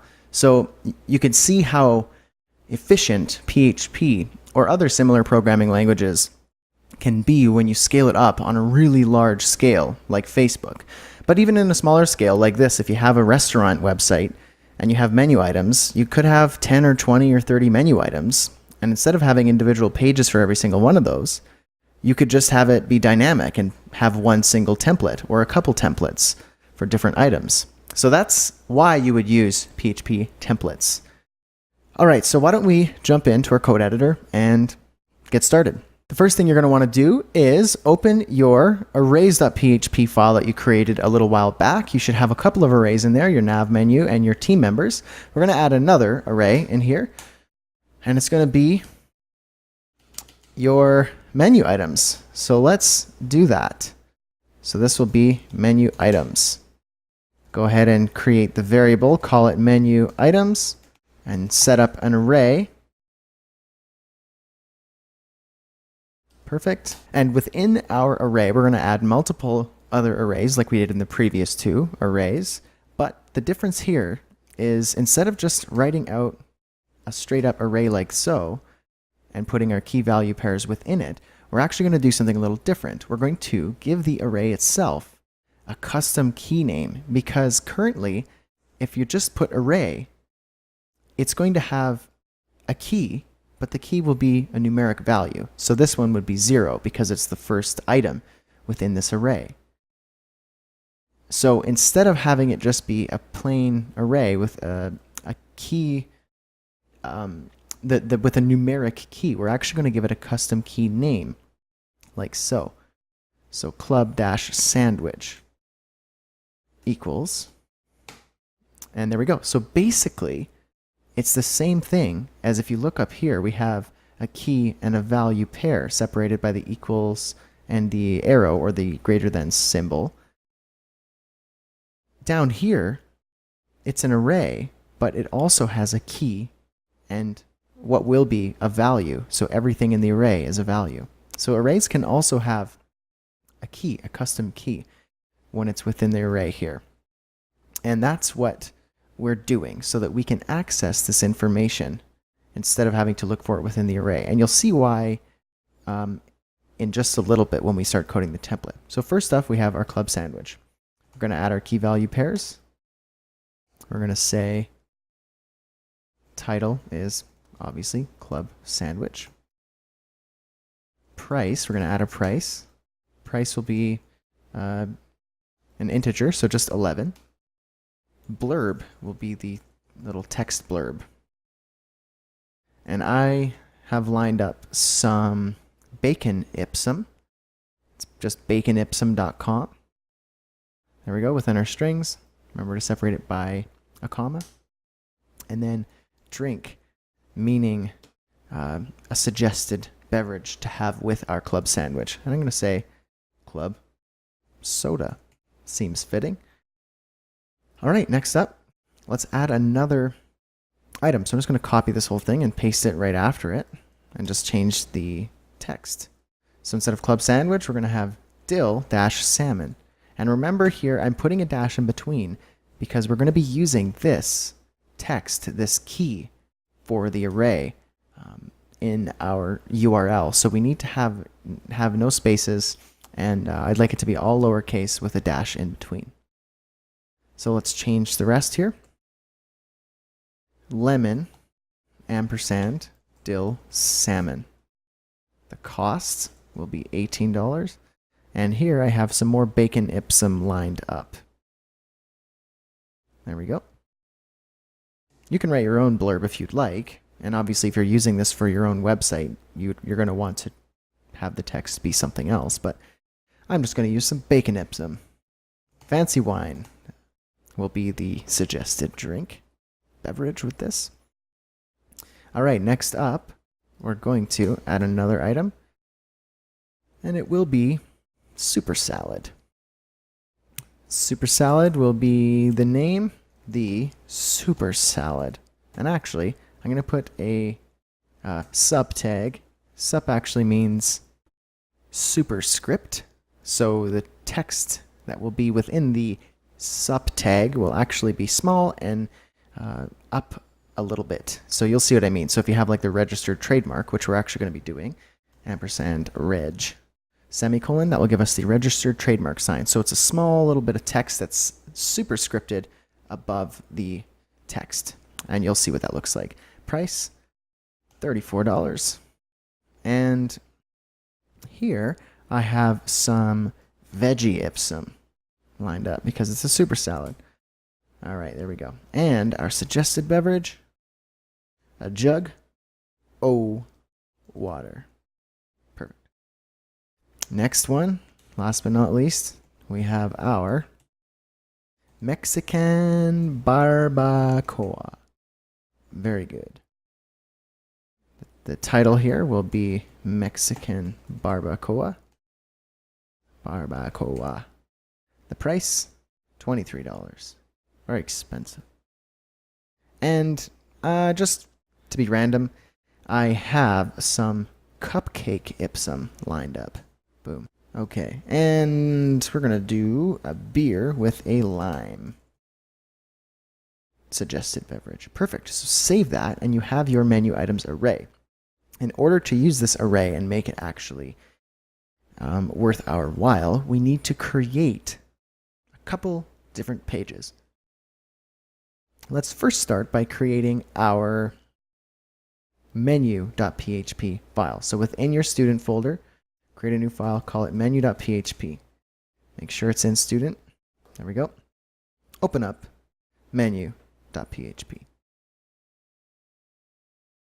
Within menu.php, it's going to be associated with this nav tab right here. So if I click that, I'll go to menu.php. Currently, it is fully empty. Let's change that. Start off by adding PHP script at the very top of your template. Let's define a constant. And the constant, oh my goodness, there we go, is the title. And we're going to call this page menu and then pipe Franklin's Fine Dining. So there's our title. Okay. Include the header. Includes header. That's where the header is located. And don't forget to include your footer. Now if I check this out, make sure I've got everything in there. There we go, there's our basic skeleton. Now we need to add some content. Let's start off here by adding a div with the ID of menu-items. Put a comment there so I know where it's ended. Within our menu items div tag, we're going to have a level 1 header, our delicious menu. Paragraph tag, put a little bit of text in here. Like our team, our menu is very small. Let's throw in an M dash, but dang, does it ever pack a punch. There you go. Creative copywriting right there, provided to you by Brad Hussey. Emphasis tag. Click any menu item to learn more about it. All right, there we go. So add that text. After that text, we're going to have a horizontal rule because it's that fancy squiggly graphic that I created. And then let's add an unordered list. And in here, we're going to use our for each loop to access the menu items and put them in an unordered list. Okay, PHP. I'm going to close that over here. For each menu items as, this is where we're going to do something different. Dish, and that is the key, and then the value will be item. And then we're going to open the curly brace. Okay, so what are we doing here? Well, let me show you. So here I want to show you at tuxradar.com, this guy has a really good explanation of the two ways of iterating through arrays. More specifically, I want to show you the for each loop. So the for each loop, there are a couple ways of accomplishing the same thing. So it has two different versions, and the easiest way looks a bit like this. And we've done this before, for each array as value, and then print the value. We've done that a couple times before, in fact, maybe a handful of times before in the past few lectures. But down here, we are going to be doing something different. So the second way to use for each does allow you to extract keys. And that's what we want to be able to do. We want to be able to extract the key. So and it looks like this. For each array as key value, print key value, whatever you want to put in here. So that's what we're doing here. So we need to be able to extract the key in our for each loop. So here we have for each menu items as dish item. So key value. If we go back to our arrays PHP file, you can see we did menu items, array, and then we have a key and a value pair here. So we want to be able to extract this little tidbit of information and then carry on and also access this info because this is going to be important. Let me show you why. Go back to your menu.php file. So for each menu items as dish item, we're going to call it dish and item. It could be literally called key and val, but I want it to be called dish item. Perfect. In here, I'm going to add a list item. In the list item, I'm going to have an A tag. Okay, so within our A tag, we are going to add the href attribute here, and it's going to be dish.php. We haven't created dish.php yet, but we will. And then, question mark. This is where we're going to be accessing a query string, which I will explain in the next lecture. So just follow along right now. Item equals. Now, this is where we would want to write something like dill-salmon, but we want it to be dynamic. We don't want to have to do something like this. We don't want to do that and change each of these values, and then it's just hard-coded. It's not dynamic, and it's not scalable. So this is what we're going to make dynamic using PHP echo dish. Boom. Semicolon. That's simple. So this is going to access the key within the menu items multi-dimensional array. So menu items as dish item. So we're grabbing dish. So this will spit out the key within our menu array. So dill salmon, Mexican barbacoa, super salad, so on and so forth. So that's that. And now we want to echo the title. So let's PHP echo item. Now we're accessing the item. So this is the value. And within there, we have key value pairs. So we're going to access the title key within there. There you go. So there's a title. Now, within that line, we actually have some superscripted, where we have a price in there. But first, we have a superscripted $sign. Very simple and straightforward. And then we're going to PHP echo the item again, but this time we're going to grab the price. Close that PHP tag, and then make sure you close this first PHP tag, PHP script. You opened it up here, closed up the PHP script, and you had an opening curly brace. So that's still left open in our PHP world. We want to close that down here. We did that so that we can put some HTML within our PHP scripts. That allows you to do that. Save that. Now, go to your menu.php file. Check it out. So we have the text that we added, static text. We have our fancy little horizontal rule. Here we have our menu items and their links. And take note of the URL that it is trying to access down in the corner here. You can see dish.php query string item equals club sandwich, dill salmon, super salad, Mexican barbacoa. Now that allows us to create a dish.php template and pull in the info that we need. But first, I noticed one little housekeeping thing I don't really like. I have the price here included in the link. I don't like how it looks. I don't want it to be part of the link. So just move the A tag to the end of the title here. Close it before the sup tag, save that, and you should be good to go. There we go. So now that isn't a link, it's just the price.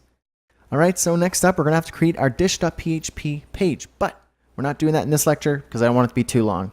So let's do that in the next lecture. See you there. Hey everybody, welcome back to Code Dynamic Websites with PHP. This lecture is called Understanding Get. And in this lecture, we're going to be briefly covering what Get is and how we will be using it to enhance our PHP greatness. So here we go. When the URL the browser requests includes a query string, which looks like this, the Get collection is created auto-magically. The string on the left side of an equal sign becomes a variable name, and the thing on the right side of the equal sign becomes that variable's value. So for example, in our previous lecture, we have a link on our menu.php page that navigates to dish.php item equals Mexican barbacoa. So the question mark item and then equal sign, that is the query string. And then Mexican barbacoa is the value of the variable item. So that URL will navigate to dish.php, which we haven't created yet, and the get collection will create a variable called item with the value of Mexican barbacoa. We can then use that value to do something specific on our dish.php template. It could be as simple as echo Mexican barbacoa, or something a little bit more useful like display specific information in an array that has the key of Mexican barbacoa.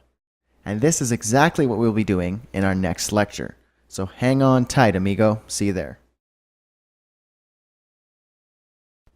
Hey everybody, welcome back to Code Dynamic Websites with PHP. This lecture is called Code a Menu Item Dynamic Template. And in this video, we're going to create a PHP template where we're going to be utilizing the get collection and our query string that we're going to send to the URL in order to display specific information about a menu item. So for example, if you clicked on Mexican barbacoa, the menu item template will pull up the Mexican barbacoa info, and so on and so forth. So let's jump right in. All right, so firstly, I want to show you what we're going to be building so that you have some idea of what this is going to look like and how it's going to work. Okay, so here we are on the instructor menu.php page, and if we click on one of these items, let's click on Mexican barbacoa. It opens up a dish.php page, but you can see here we have a query string that says item equals Mexican barbacoa, and that tells the dish.php template what information to pull out of the array that we created. And so here it displays the Mexican barbacoa information. And so that's what we're going to do. So let's head back to our code editor and go ahead and create a new file called dish.php. Make sure that is under your student folder, so it's in the right directory, and open that up. So first thing you're going to want to do is add a PHP script at the very top, because we're going to be kind of heavy lifting with some PHP in here. Let's start out by defining a constant, which will be our title. And let's call it Menu Franklin's Fine Dining, just a generic title up here. Could even just say menu item. Okay, and now we're going to need to include our header, as we have done in the past few lectures. There we go. It's important. Now, here is where we ask PHP to check the get collection. So, if statement. If is set. So this means if a variable is set, and so we're going to check the get collection. So if is set, get, and then the variable is item that will be passed in the URL. So if the item variable is set and passed through the get collection, then we're going to create a variable called menu item, and we'll say it is the get item. So this is the variable. And then dish is another variable, not fish, dish. And we'll say menu items, menu item. And this is what this is. Let me just explain this just for a sec. Menu items, if you remember, that is in our arrays.php file. We have the menu items array. And so we're checking for the menu items array. And we're looking specifically for an array within this array. So head back to your dish.php template and we'll look here. So dish is the variable that we're setting. And the content of that variable, or the value, will be the menu items array. And in here, instead of specifically writing a specific array within that array, like Mexican-barbacoa, it's going to be dynamic. And so we're going to be looking for the menu item variable. So whatever the value is. And so the value that gets passed in this get collection item will be something like Mexican-barbacoa, which will correspond with the menu items arrays.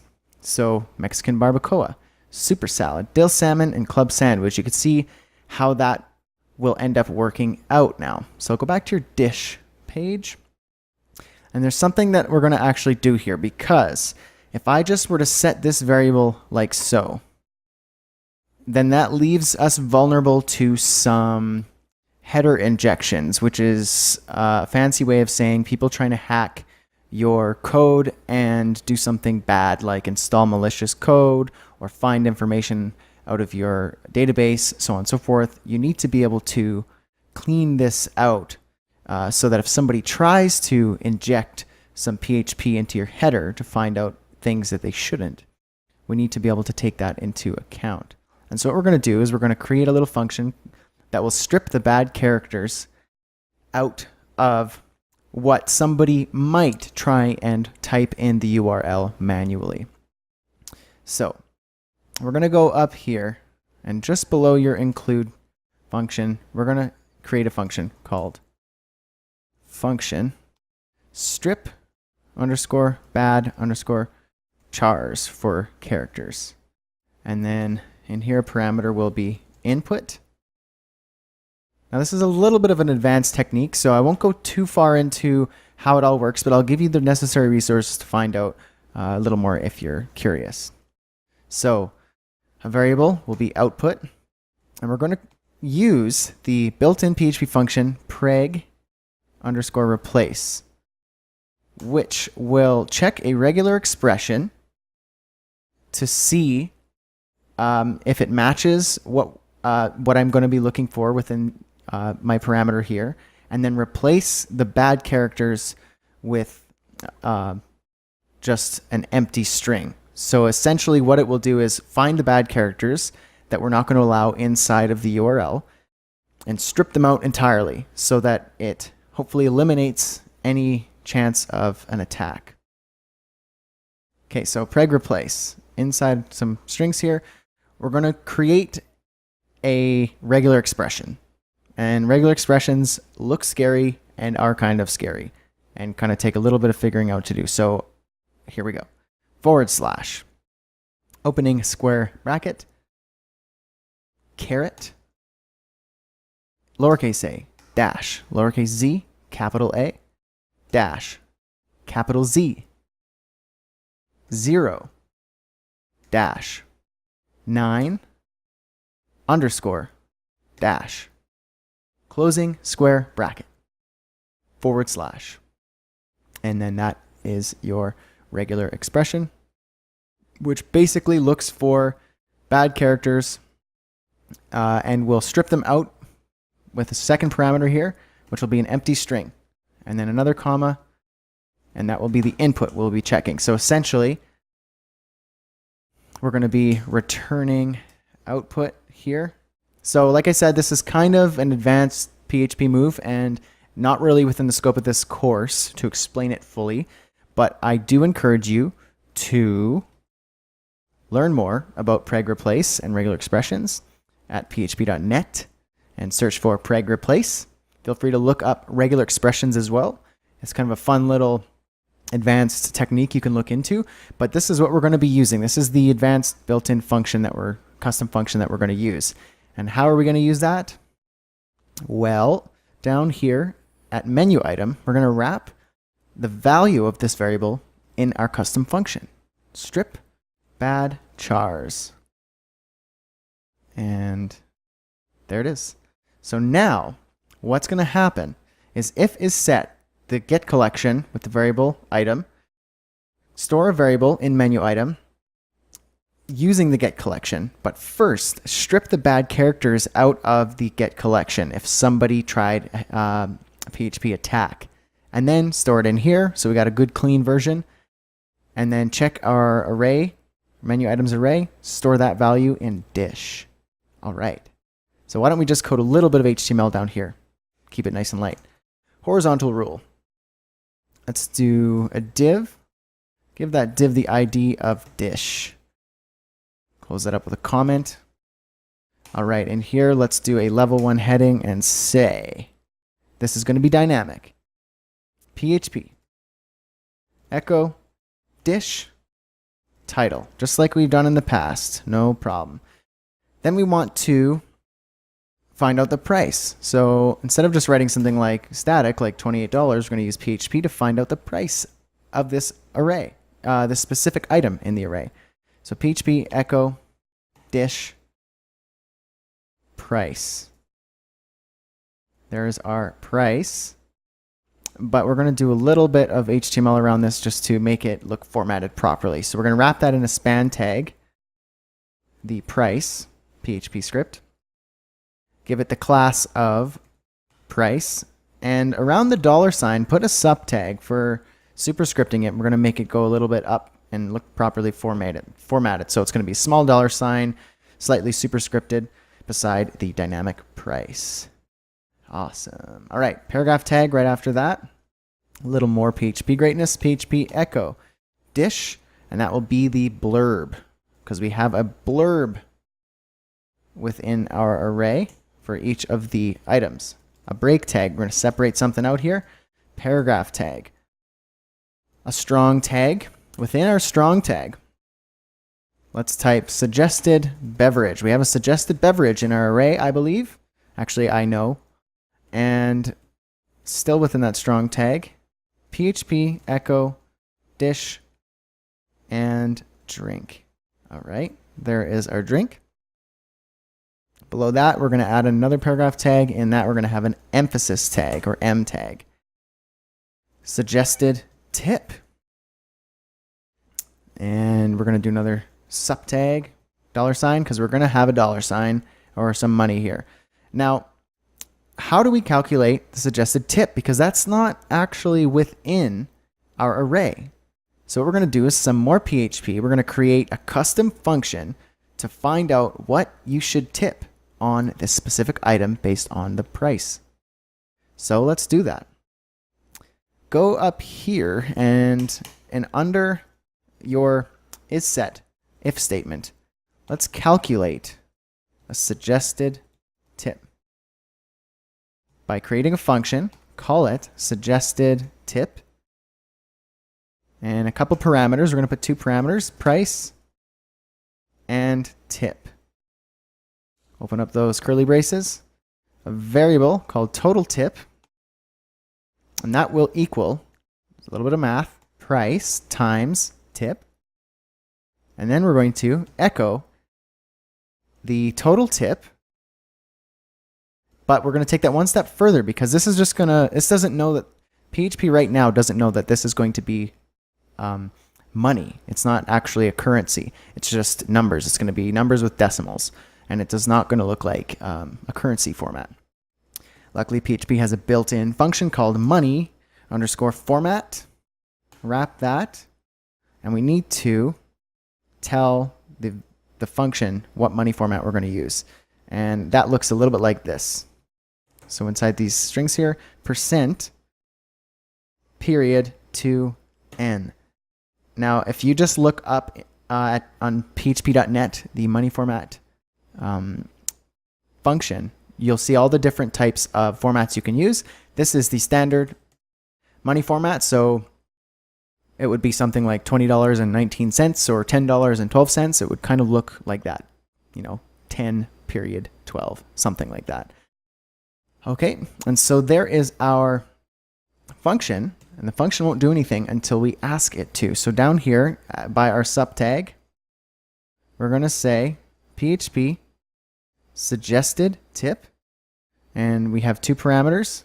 So the price we need to start with, which will be dish price. We're going to send the price of the dish inside of our function. Now tip will just be 0.20 or whatever suggested tip you want to put. So this is 20%. Close out that PHP script. Now after this dish tag, put a horizontal rule, and let's put an ahref. We're going to head back to menu.php, give it the class of button and previous, and let's do an LA quo HTML entity, which is kind of a left arrow quotation. Back to menu, close up that A tag. Now don't forget to include your PHP footer. That's very important. Save that. Now check it out. How do we check it out? Go to your menu page and click on any item and check it out. I'm going to click on Club Sandwich. So dish.php. Item equals Club Sandwich. What do we have here? Club Sandwich. Why don't we go back and try my favorite, Mexican barbacoa. There it is. It's got the title, it's got the blurb, it's got the price with the superscript $, our bolded suggested beverage, and our dynamically generated suggested tip based on our custom PHP function, and our sexy little back to menu button with the LA quo. Wow. Well, that looks good. And hopefully yours looks just as good. If not, feel free to go back and hash it out. Hopefully that helped you out. And up next, we're going to be jumping into coding a PHP contact form. All right, see you there.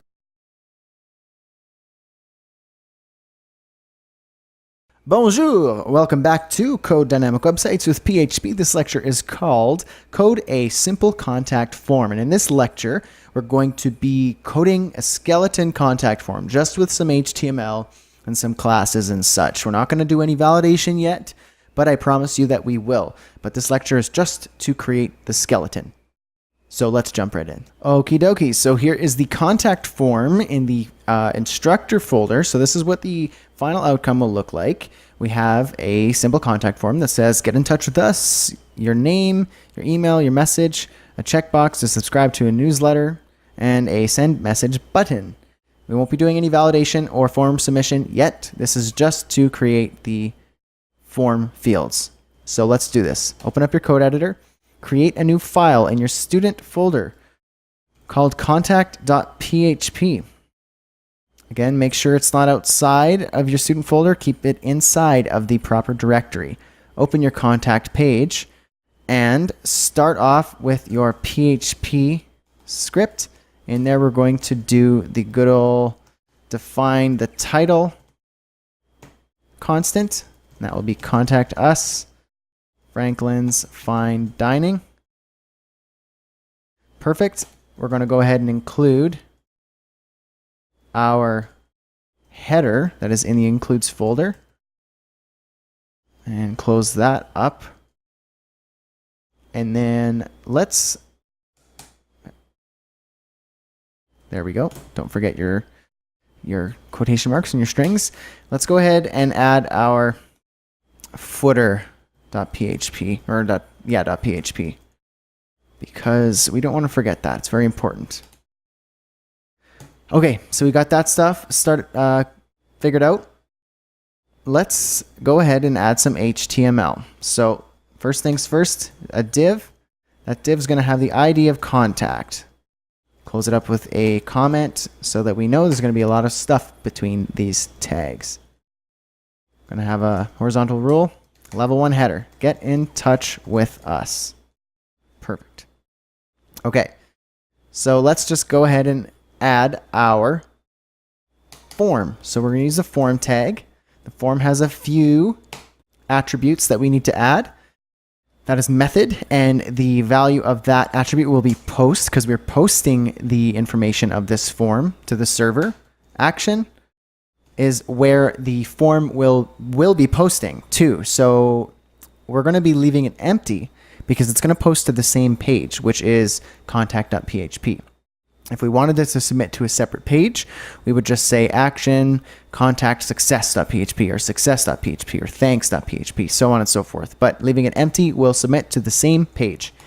We need an ID. It's going to be contact-form. All right, within these form tags, let's go ahead and add a HTML label tag and an input tag.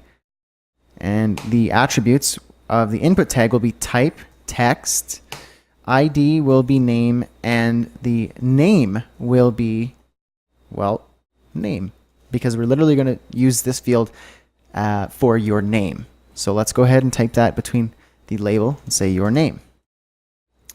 There is an attribute that you need to add to the label for accessibility purposes. It's for, and then the ID of the input that you want that label to be associated with, which is name in this case, needs to be the same as the for attribute. So the reason why I do that is because in the contact page, this is the instructor version, if you click on the label, you see how it focuses the text cursor within that text field, that input. Because some people like clicking on the label, and also it's a bigger target area. So if I can click in the text fields, but I can also click on the label to get me in the text field. Same with the checkbox. This is a small target area to click, but this is a much larger target area. So it's accessibility purposes, and that's how for works with the label. You associate it with the ID of the input you're using. Go ahead and copy that combination, paste it out. Change the information. This will be email. Your email. The input type. You can put email for that. The ID of this one will be email, and the name will be email. Name. The attribute name is what the server will be looking for when you post the form's information, and that's how you access the information from this input. More on that later. Post that one more time here. We're going to change this from input to text area. Text area has an opening and closing tag, but also has attributes. ID, message, name will be message. Leave that empty in here. We're going to change the for to message, and this will say, and your message. Okay, let's put another combination here. But first, we're actually going to switch it around here. So take the input, cut it out, and put it before the label. This type will be a checkbox. The name will be subscribe. The ID will be subscribe, and the name will also be subscribe. Get rid of this one. The value will be subscribe. There's another attribute there for the input, for the checkbox input, so you can decide a value of what will be sent to the form's post method when you submit the form. So the value, if this is checked, will be subscribe. It's the same thing as if I typed something in my input, my email input. If I typed in my email, the value will be that email. But here, we need to determine what the value is if it's checked. The label will be afterwards, and that will say subscribe to newsletter. And let's change the for attribute to subscribe. This will allow us to check the label as well, to check the checkbox. And we're going to have one more input. And that input type will be a submit button. We're going to add a few more attributes here. So class, button, and next. I already have some predefined styles set up. The name of this input will be contact_submit. And the value will be send message. The value is what it displays within the button. So if I didn't put anything, it would just say submit, which is the default HTML text. But we don't want it to say that because that's boring and doesn't convert very well if people want to click on a form submit button. So send message should suffice. Okay, and that should be it. Let's check out what you have coded. Here's your contact.php page. If it looks like this and you have your 3 fields, your name, email, and your message, and the subscribe to newsletter checkbox, and your send message button, you should be good. Again, this doesn't do anything if I click it because we don't have any PHP set up, which is what we're going to do in the upcoming lectures. See you there.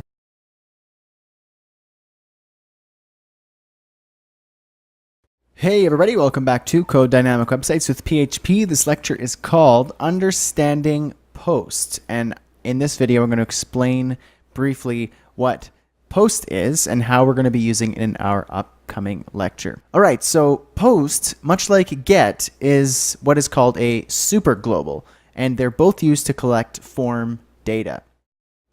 In post, when a user submits a form by clicking a submit button, form data is sent to be processed, whether it's to another PHP page or the current PHP page, and the form data is sent using the post method.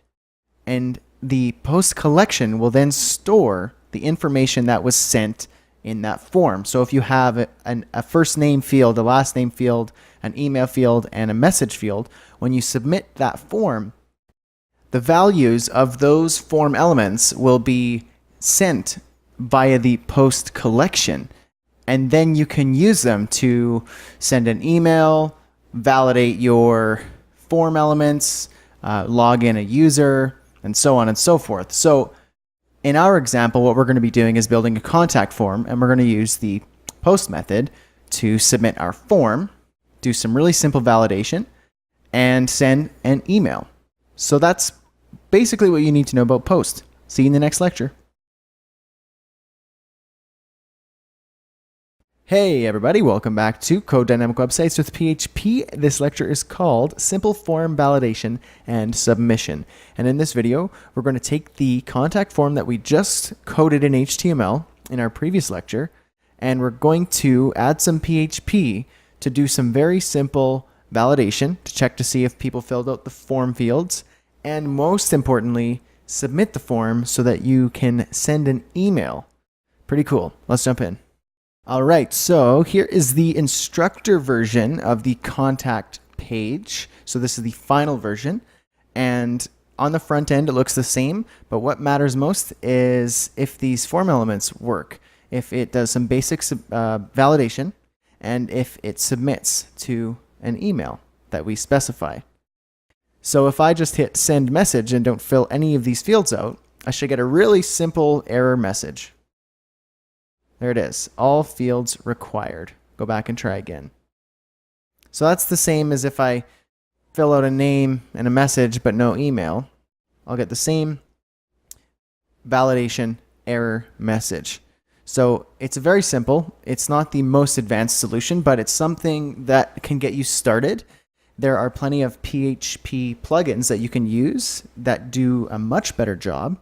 And you can also double up and use some JavaScript or jQuery plugins that you can use on top of your PHP, so you can make it ultra secure. But in this tutorial, we're just going to do a very simple, bare bones validation method. So let's jump into our code editor. Make sure you have the contact.php file open within your student folder. First thing I'm going to do is just paste a really big comment here in the PHP script, just so you can see what we're going to be using here. I'll explain in a moment. So in the form in contact.php, so the form that you just built in the last lecture, the name text field has the name attribute of name. If the user submits the form, the post name variable will be automatically created. Remember in our last lecture, we briefly learned about the post collection. And that post name variable will contain the text that they typed into the name field. The post email variable will contain whatever they typed in the email field. So as a brief little overview of the PHP that we'll be using in this script that we're about to build, we're using pragmatch, which performs a regular expression match. You can learn more about it here. You can always open this up in the instructor folder. Look in the contact.php page. I reference all these. IsSet determines if a variable is set and not null, meaning empty or nothing is in it. Post is an associative array of variables passed to the current script via the HTTP post method. We just learned about the post collection in our last lecture. Trim strips white space or other characters from the beginning and end of a string. So if you typed in a text field, for example, and you wrote space, like you hit the space bar, wrote your name, so space Brad, and then space, the trim function will strip the white spaces from the beginning and the end, so you have a clean input. Exit outputs a message and terminates the current script. Die is the equivalent to exit, just looks more intense. Word wrap wraps a string to a given number of characters. So, for example, in your message field, if you write 140 characters, you can wrap the text to have a maximum line width or character width of a certain amount of characters. So if you said word wrap 50, then that 140 character message will have multiple lines of 50 character lines. So whatever that works out to. Mail sends mail. All right, so let's move down here to your contact div. And we're going to start out and we're going to get our hands really dirty. So hang on tight. All right, right under your level 1 heading. Let's do some stuff. Open up a PHP script. And first thing we're going to do is check to see if the contact submit button was pressed. You do that by using if is set, and then we're going to check the post collection to see if contact underscore submit was pressed. Opening and closing curly braces. So contact submit is this right here, our input button. The name of contact submit This checks to see if the post collection sent us a variable. Checks to see if the context submit button was pressed, more or less. All right, so if that is the case, then we can start grabbing the information from our form. So what we're going to do is create some variables. Let's say name. And name will equal post and then name, because that is the name attribute of the text field name, where you write your name right here. Copy that, paste it below, change some stuff around, email. And we're going to check the post collection for email and store that variable from the post collection in a cleaner looking variable. We're doing this just so that it can look a little cleaner. We can just leave this as is and utilize them a little further down in our script, but this just makes it a little bit easier to read. Less typing too. All right, and last one here, we'll say message, or MSG for message. Post message. Okay, so I can leave this as is, but as I mentioned before, we're going to be using the trim function. And I want to use the trim function just to clean our name and email variables up a little bit. So we just wrap the trim function around each of these. There we go. So trim around name and email. We don't need to trim message because, well, it's not as strict as your name or your email, specifically email, where it needs to match an exact email. And then the message, they can essentially type whatever they want. And that's not necessarily true, because they could try and use the message field as a way to attack your website and install malicious code. Some people are very good, but this doesn't really cover the scope of how to deal with that. It's a very easy Google search. So trim up the name and email.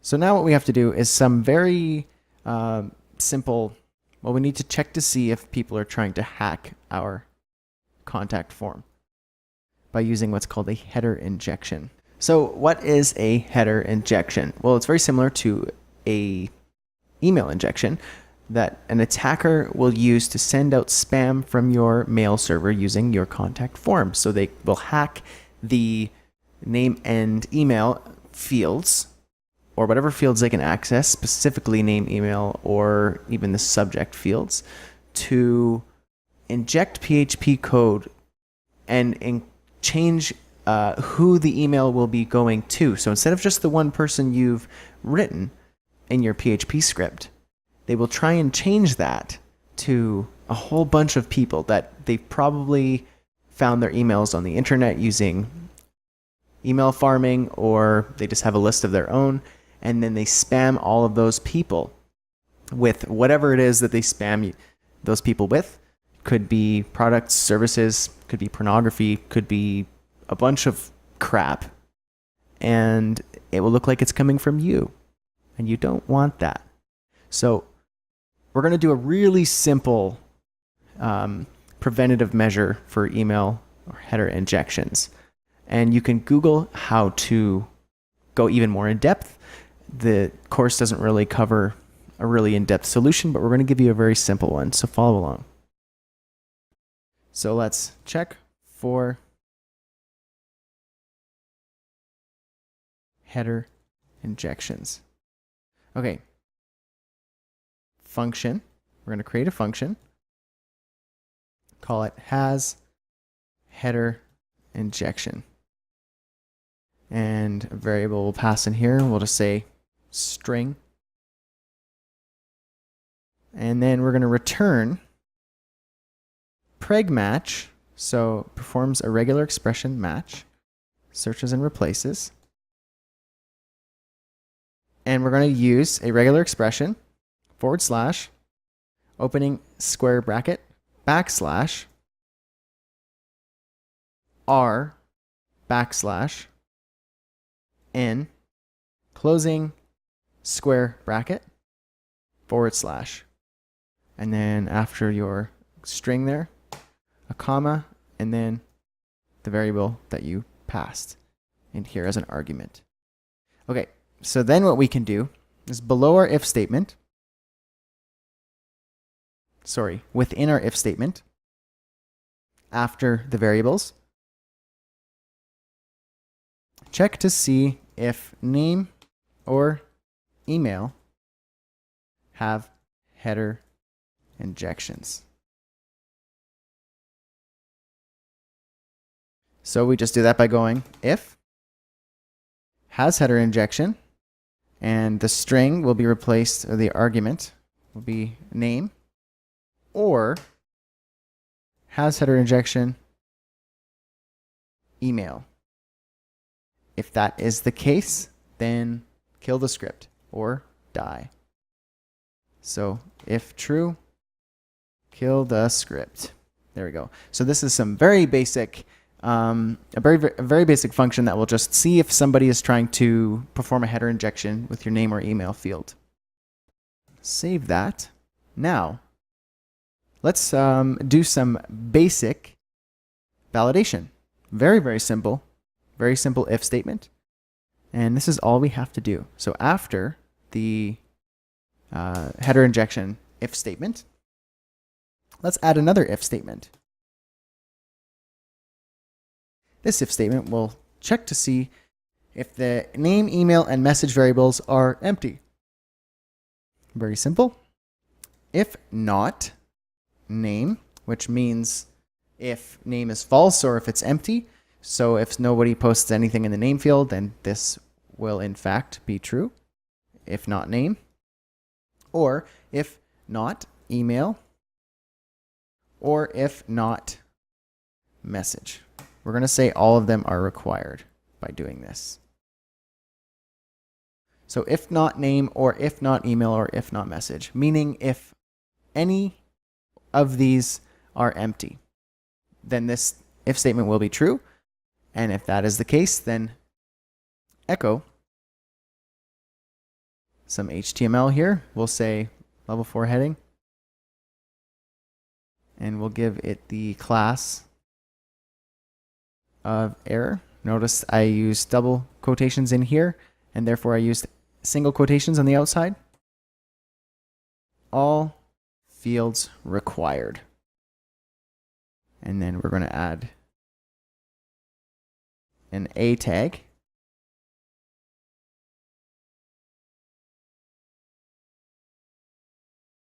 Okay. The href will be contact.php. The class will be button and block. And the text will be go back and try again. Then we're going to exit that script.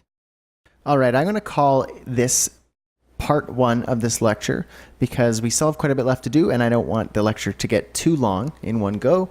So I'll see you in the next lecture where we will continue from this exact spot. See you there. Hey everybody, welcome back to Code Dynamic Websites with PHP. This lecture is called Simple Form Validation and Submission, Part 2. Let's jump right in. Okay. The next thing that we want to do is set up and build our email message. So essentially what we did here is we performed all the very basic actions we'll need to do when checking a PHP form. So we checked to see if there was a header injection, killed the script if there was. If not, then we continue on down. We checked to see if our contact submit button was pressed. And in there we stored some variables, did the header injection test, checked to see if the fields were empty. If we're all good, then we're going to keep going down the script. So what we need to do is construct this email message, add the recipient email to a variable. So who is going to receive the message from this form? Let's call this variable 2. Let's use your own email here. I'm just going to say you're@email.com. You could put your actual email, so you could test this a little later. Create a subject.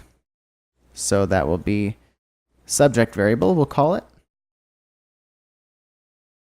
And we're going to construct a little message in here. Name, because we know the name variable, sent you a message via your contact form. That will be the subject. Next up, we will construct the actual message. And this is where we're going to create a message variable. And we'll say equals name. So this is what's going to show up in the actual body of the message. Name, and then we're going to say the name variable. And in an email, we need to break this onto a new line, and we can't post HTML in here in your email message in a simple contact form. So we need to do a line break, and to do a line break in an email, you just go /r \n. That is a line break. Down here, we're going to do the message variable again, but we're going to concatenate a value to that. And we'll say email /r \n. Message variable, concatenate another value onto the message variable. Message, so the message itself. We're going to break a line here, /r \n, and then the message variable, or the message variable. So the reason why I did this is because I want the message heading, I guess you could call it, on a different line than the message itself, because the message in the text area will probably be multiple lines, and I want it to look clean. Okay, so we've constructed the message, created the subject, added the recipient email. Now, let's check to see if the subscribe checkbox was checked. So if the subscribe checkbox was checked, so that's like this. If statement is set, check the post collection for the subscribe value here. So the name subscribe from that checkbox, that will be sent along in the post collection. It checks to see if it was actually checked. Okay. And post subscribe is equal to subscribe. Now, what does this mean? Wasn't this good enough? Post subscribe, if that was set? Technically, yes, but what we're wanting to do here is double check. So if post subscribe, it was sent along in the post collection, and the value of it is equal to subscribe, then let's carry on. Add a new line to the message variable. Message, concatenate a new value. Let's do a couple line breaks. /r, /n, /r, /n. Please, now you don't need to put a space here. You can just write it right afterwards. Add the email variable to the mailing list. Line break. /r, /n. Perfect. Okay. Outside of your if statement, since we've checked to see the checkbox was checked, let's make the message variable look a little bit more tidy. So message equals, this is where we use the word wrap function. Word wrap. So we need to pass it a variable, string, and a numeric value of how wide you want, how many characters you want each line to have. 72 is what I'm going to say.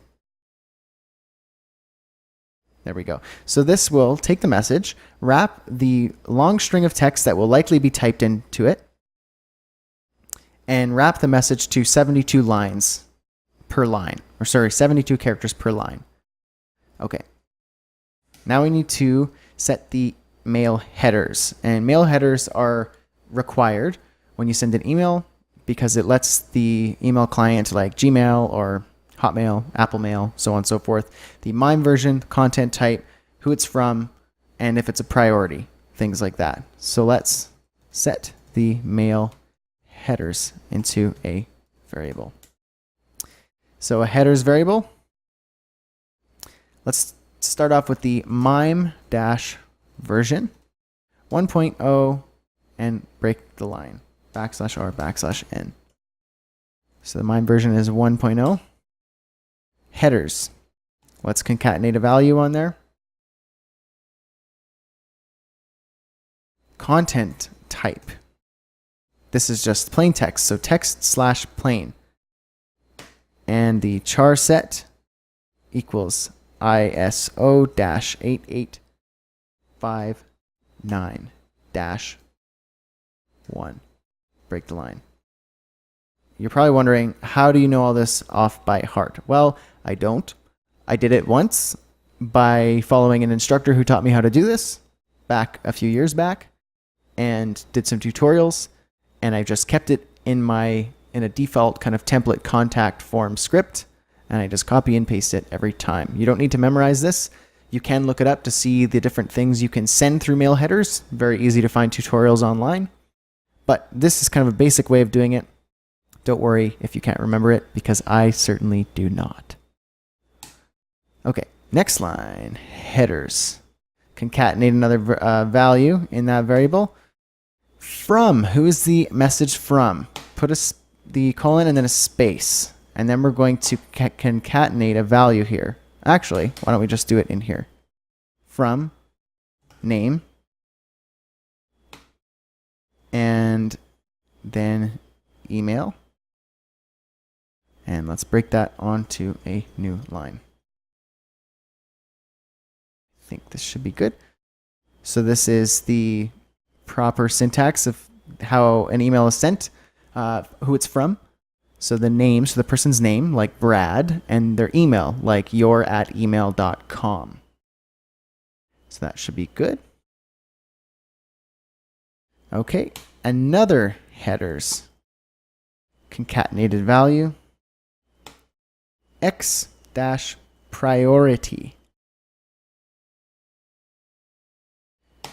1, and then break the line. Now, I believe 1 means high priority, whereas 0 means no priority. I'm pretty sure that's the case. This just does its best to make sure that the email is sent to your inbox and not flagged as spam. However, if somebody is sending you spam, if you have a smart inbox, then it will likely filter it anyway. So another one of these, we're going to say X-MS-mail-priority. And instead of 1, it will be high. And then 2 line breaks, RN. So these are just to set the priority of the mail, if it's high priority or not. Again, you don't have to memorize these. Just keep it in a script, copy and paste it for later use. Now, we get to do something cool. Send the email. We did all that work to just type this. Mail. Put some arguments in here. You have some parameters. To subject, message, headers. That is the syntax of the mail function. So you send the mail. First argument is to, then subject, then message, then the headers. Save that. Now we're not quite done. I'm going to remove this last curly brace from our PHP if statement way up here. If is set, post, contact, submit, because we don't want it to end there. We need to have some HTML show up after the email was sent. So before you forget, put a PHP else statement. And then remove the last closing curly brace. Close that PHP script. Because we're going to basically, in between the first PHP script and the else statement here, we're going to check to see if the post contact submit was clicked, do all this sort of stuff, and then show some HTML. And then else, we're going to show the contact form. So here we need to show success message after email has sent. Okay. Level 5 heading. Thanks for contacting Franklin's. Paragraph tag. Please allow 24 hours for a response. And then one more paragraph tag with an A tag in there. We'll go to /final class button and block. That will be the A tag, and we'll say LA quo for the HTML entity. It's like a left arrow. Go to home page. That will send them to the home page if they click that button link. Okay. So then we have to make sure to close this else statement after our form. Very simple. PHP. Boom. Done. And let's just toss an HR in here just for fun. Okay, so let me just show you really quick. Make sure you got everything. PHP script has a whole bunch of stuff in here. Checks for header injections, submits the form, checks the variables, sends the email. When you're done sending the email, show a success message on the page. Else, if the contact submit button was not pressed, that means nobody filled the form in yet. So just show the form and then close your PHP script right here with the closing curly brace of your if-else statement. Very big and juicy, but now we should have a working form.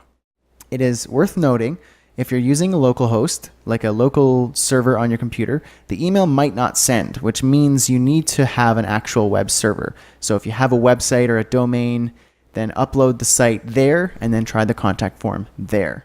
But we're actually going to try it here on localhost. Sometimes it works for me. Okay, here we are on the student contact form. I've changed the email, the email variable, who it goes to my actual email, not just your@email.com, to see if it actually works. So first hit send message without anything to see if you get the validation. Perfect. All fields required. Go back. So that should work. Go ahead and fill out the form.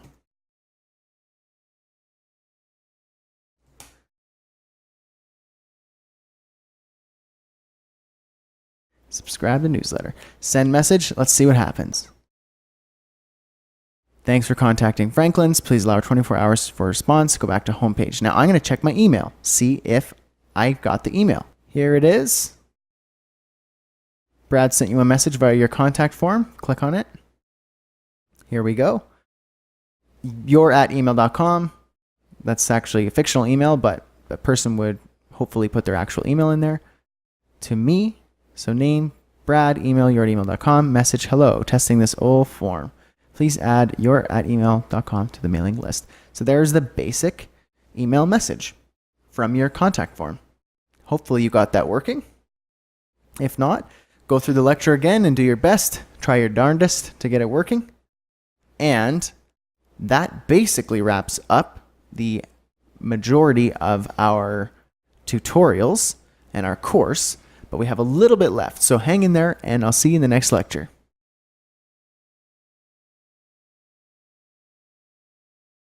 Hey everybody, welcome back to Code Dynamic Websites with PHP. This lecture is called Uploading Our Website Live on the Web. And in this video, I'm going to briefly show you how you can purchase some hosting and then upload your website, whether it's this site right here that you just coded, or a different website that you might want to code afterwards with the skills you've learned, live on the web so that you can view it on your own domain name. Let's do this. All right, so the first thing you're going to want to do is set up some hosting for your website if you don't have any already. My first recommendation is to go to bradhussey.ca/resources. That is my blog's resources section. I list out a bunch of useful resources, tools, applications, and websites to help make your life a little bit easier. They've certainly helped me out. And it's good to know that all these links, for the most part, are my affiliate links, and I will earn a small commission should you decide to make a purchase The best part is that it is at absolutely no cost to you. Think of it as like a free tip for helping you out. I provide you with a link to a resource. I help you out. You give me a free tip. No cost to you. It's pretty cool. If you don't want to use these links, totally fine. So the first one of my lucky 7 I like to call is JustHost. It is my preferred host I use for all my websites and courses and everything like that.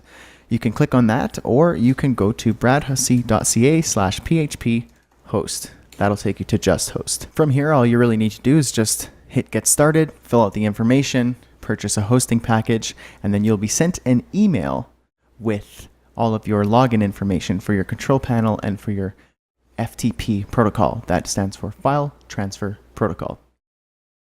I have a course and a few free tutorial videos out how to set up hosting really quickly. One of them is on YouTube, and it is called How to Start a Blog in 10 Minutes with JustHost. And I'll provide a link to that.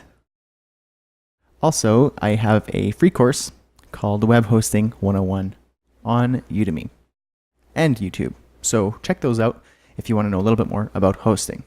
Once you're up and running, if you're using Coda, what's really great is that it has a built-in FTP. You can also download and purchase different file transfer protocol applications, but my favorite by far is Coda. I've already set up on my web server, bradhussey.ca, a folder called Code PHP. And all I need to do is drag the contents of my final website into the Code PHP directory. Wait a few seconds for that to upload. It's a very small website. It shouldn't take very long. And then navigate to bradhussey.ca/course/code PHP. And that should pull up the site. Here it is. I can go through, check out all the stuff. Everything should work.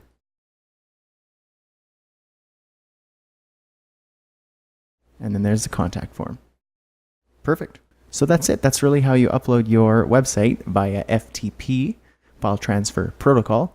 And it's good to note that when you buy a hosting package, you need to make sure that it supports PHP. There are a few hosts that don't, but JustHost and other hosts of a similar value and quality do support PHP. So it's good to know that if you want to build a WordPress site or a PHP site, things like that, it's good to know if they can support PHP. And the host that I recommended most certainly does.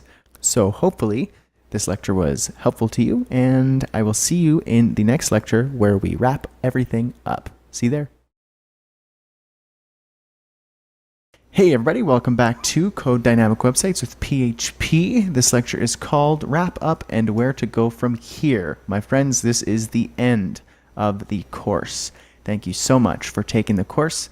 I encourage you to put what you've learned in this course into practice immediately. Start taking your static websites and convert them into dynamic websites. I'm sure there's a bunch of ideas running through your head after taking this course. Hand code every day, master what you know, and challenge yourself. You'll get super good that way. And if you found value in this course, please leave a rating and a review if you're on Udemy, or share it with your friends, your family, your colleagues. If you know somebody who wants to learn how to code or wants to get better at PHP, send them this course. If you want to learn more about HTML and CSS, then check out my course, Build a Website from Scratch with HTML and CSS. You can use the coupon code DynamicPHP to get 50% off. If you want to stay in the loop with me and about my new courses and updates, then subscribe to my blog at bradhussey.ca/subscribe. Follow me on Twitter at bradhussey, and I'm also on Facebook at facebook.com/bradhussey. Feel free to check out my resources page at bradhussey.ca/resources. Lots of cool stuff there that can help you out. And if you haven't already, check out my other courses at udemy.com/u/bradhussey. I really appreciate you taking the time and following along with this course. You're the best. Cheers and happy coding.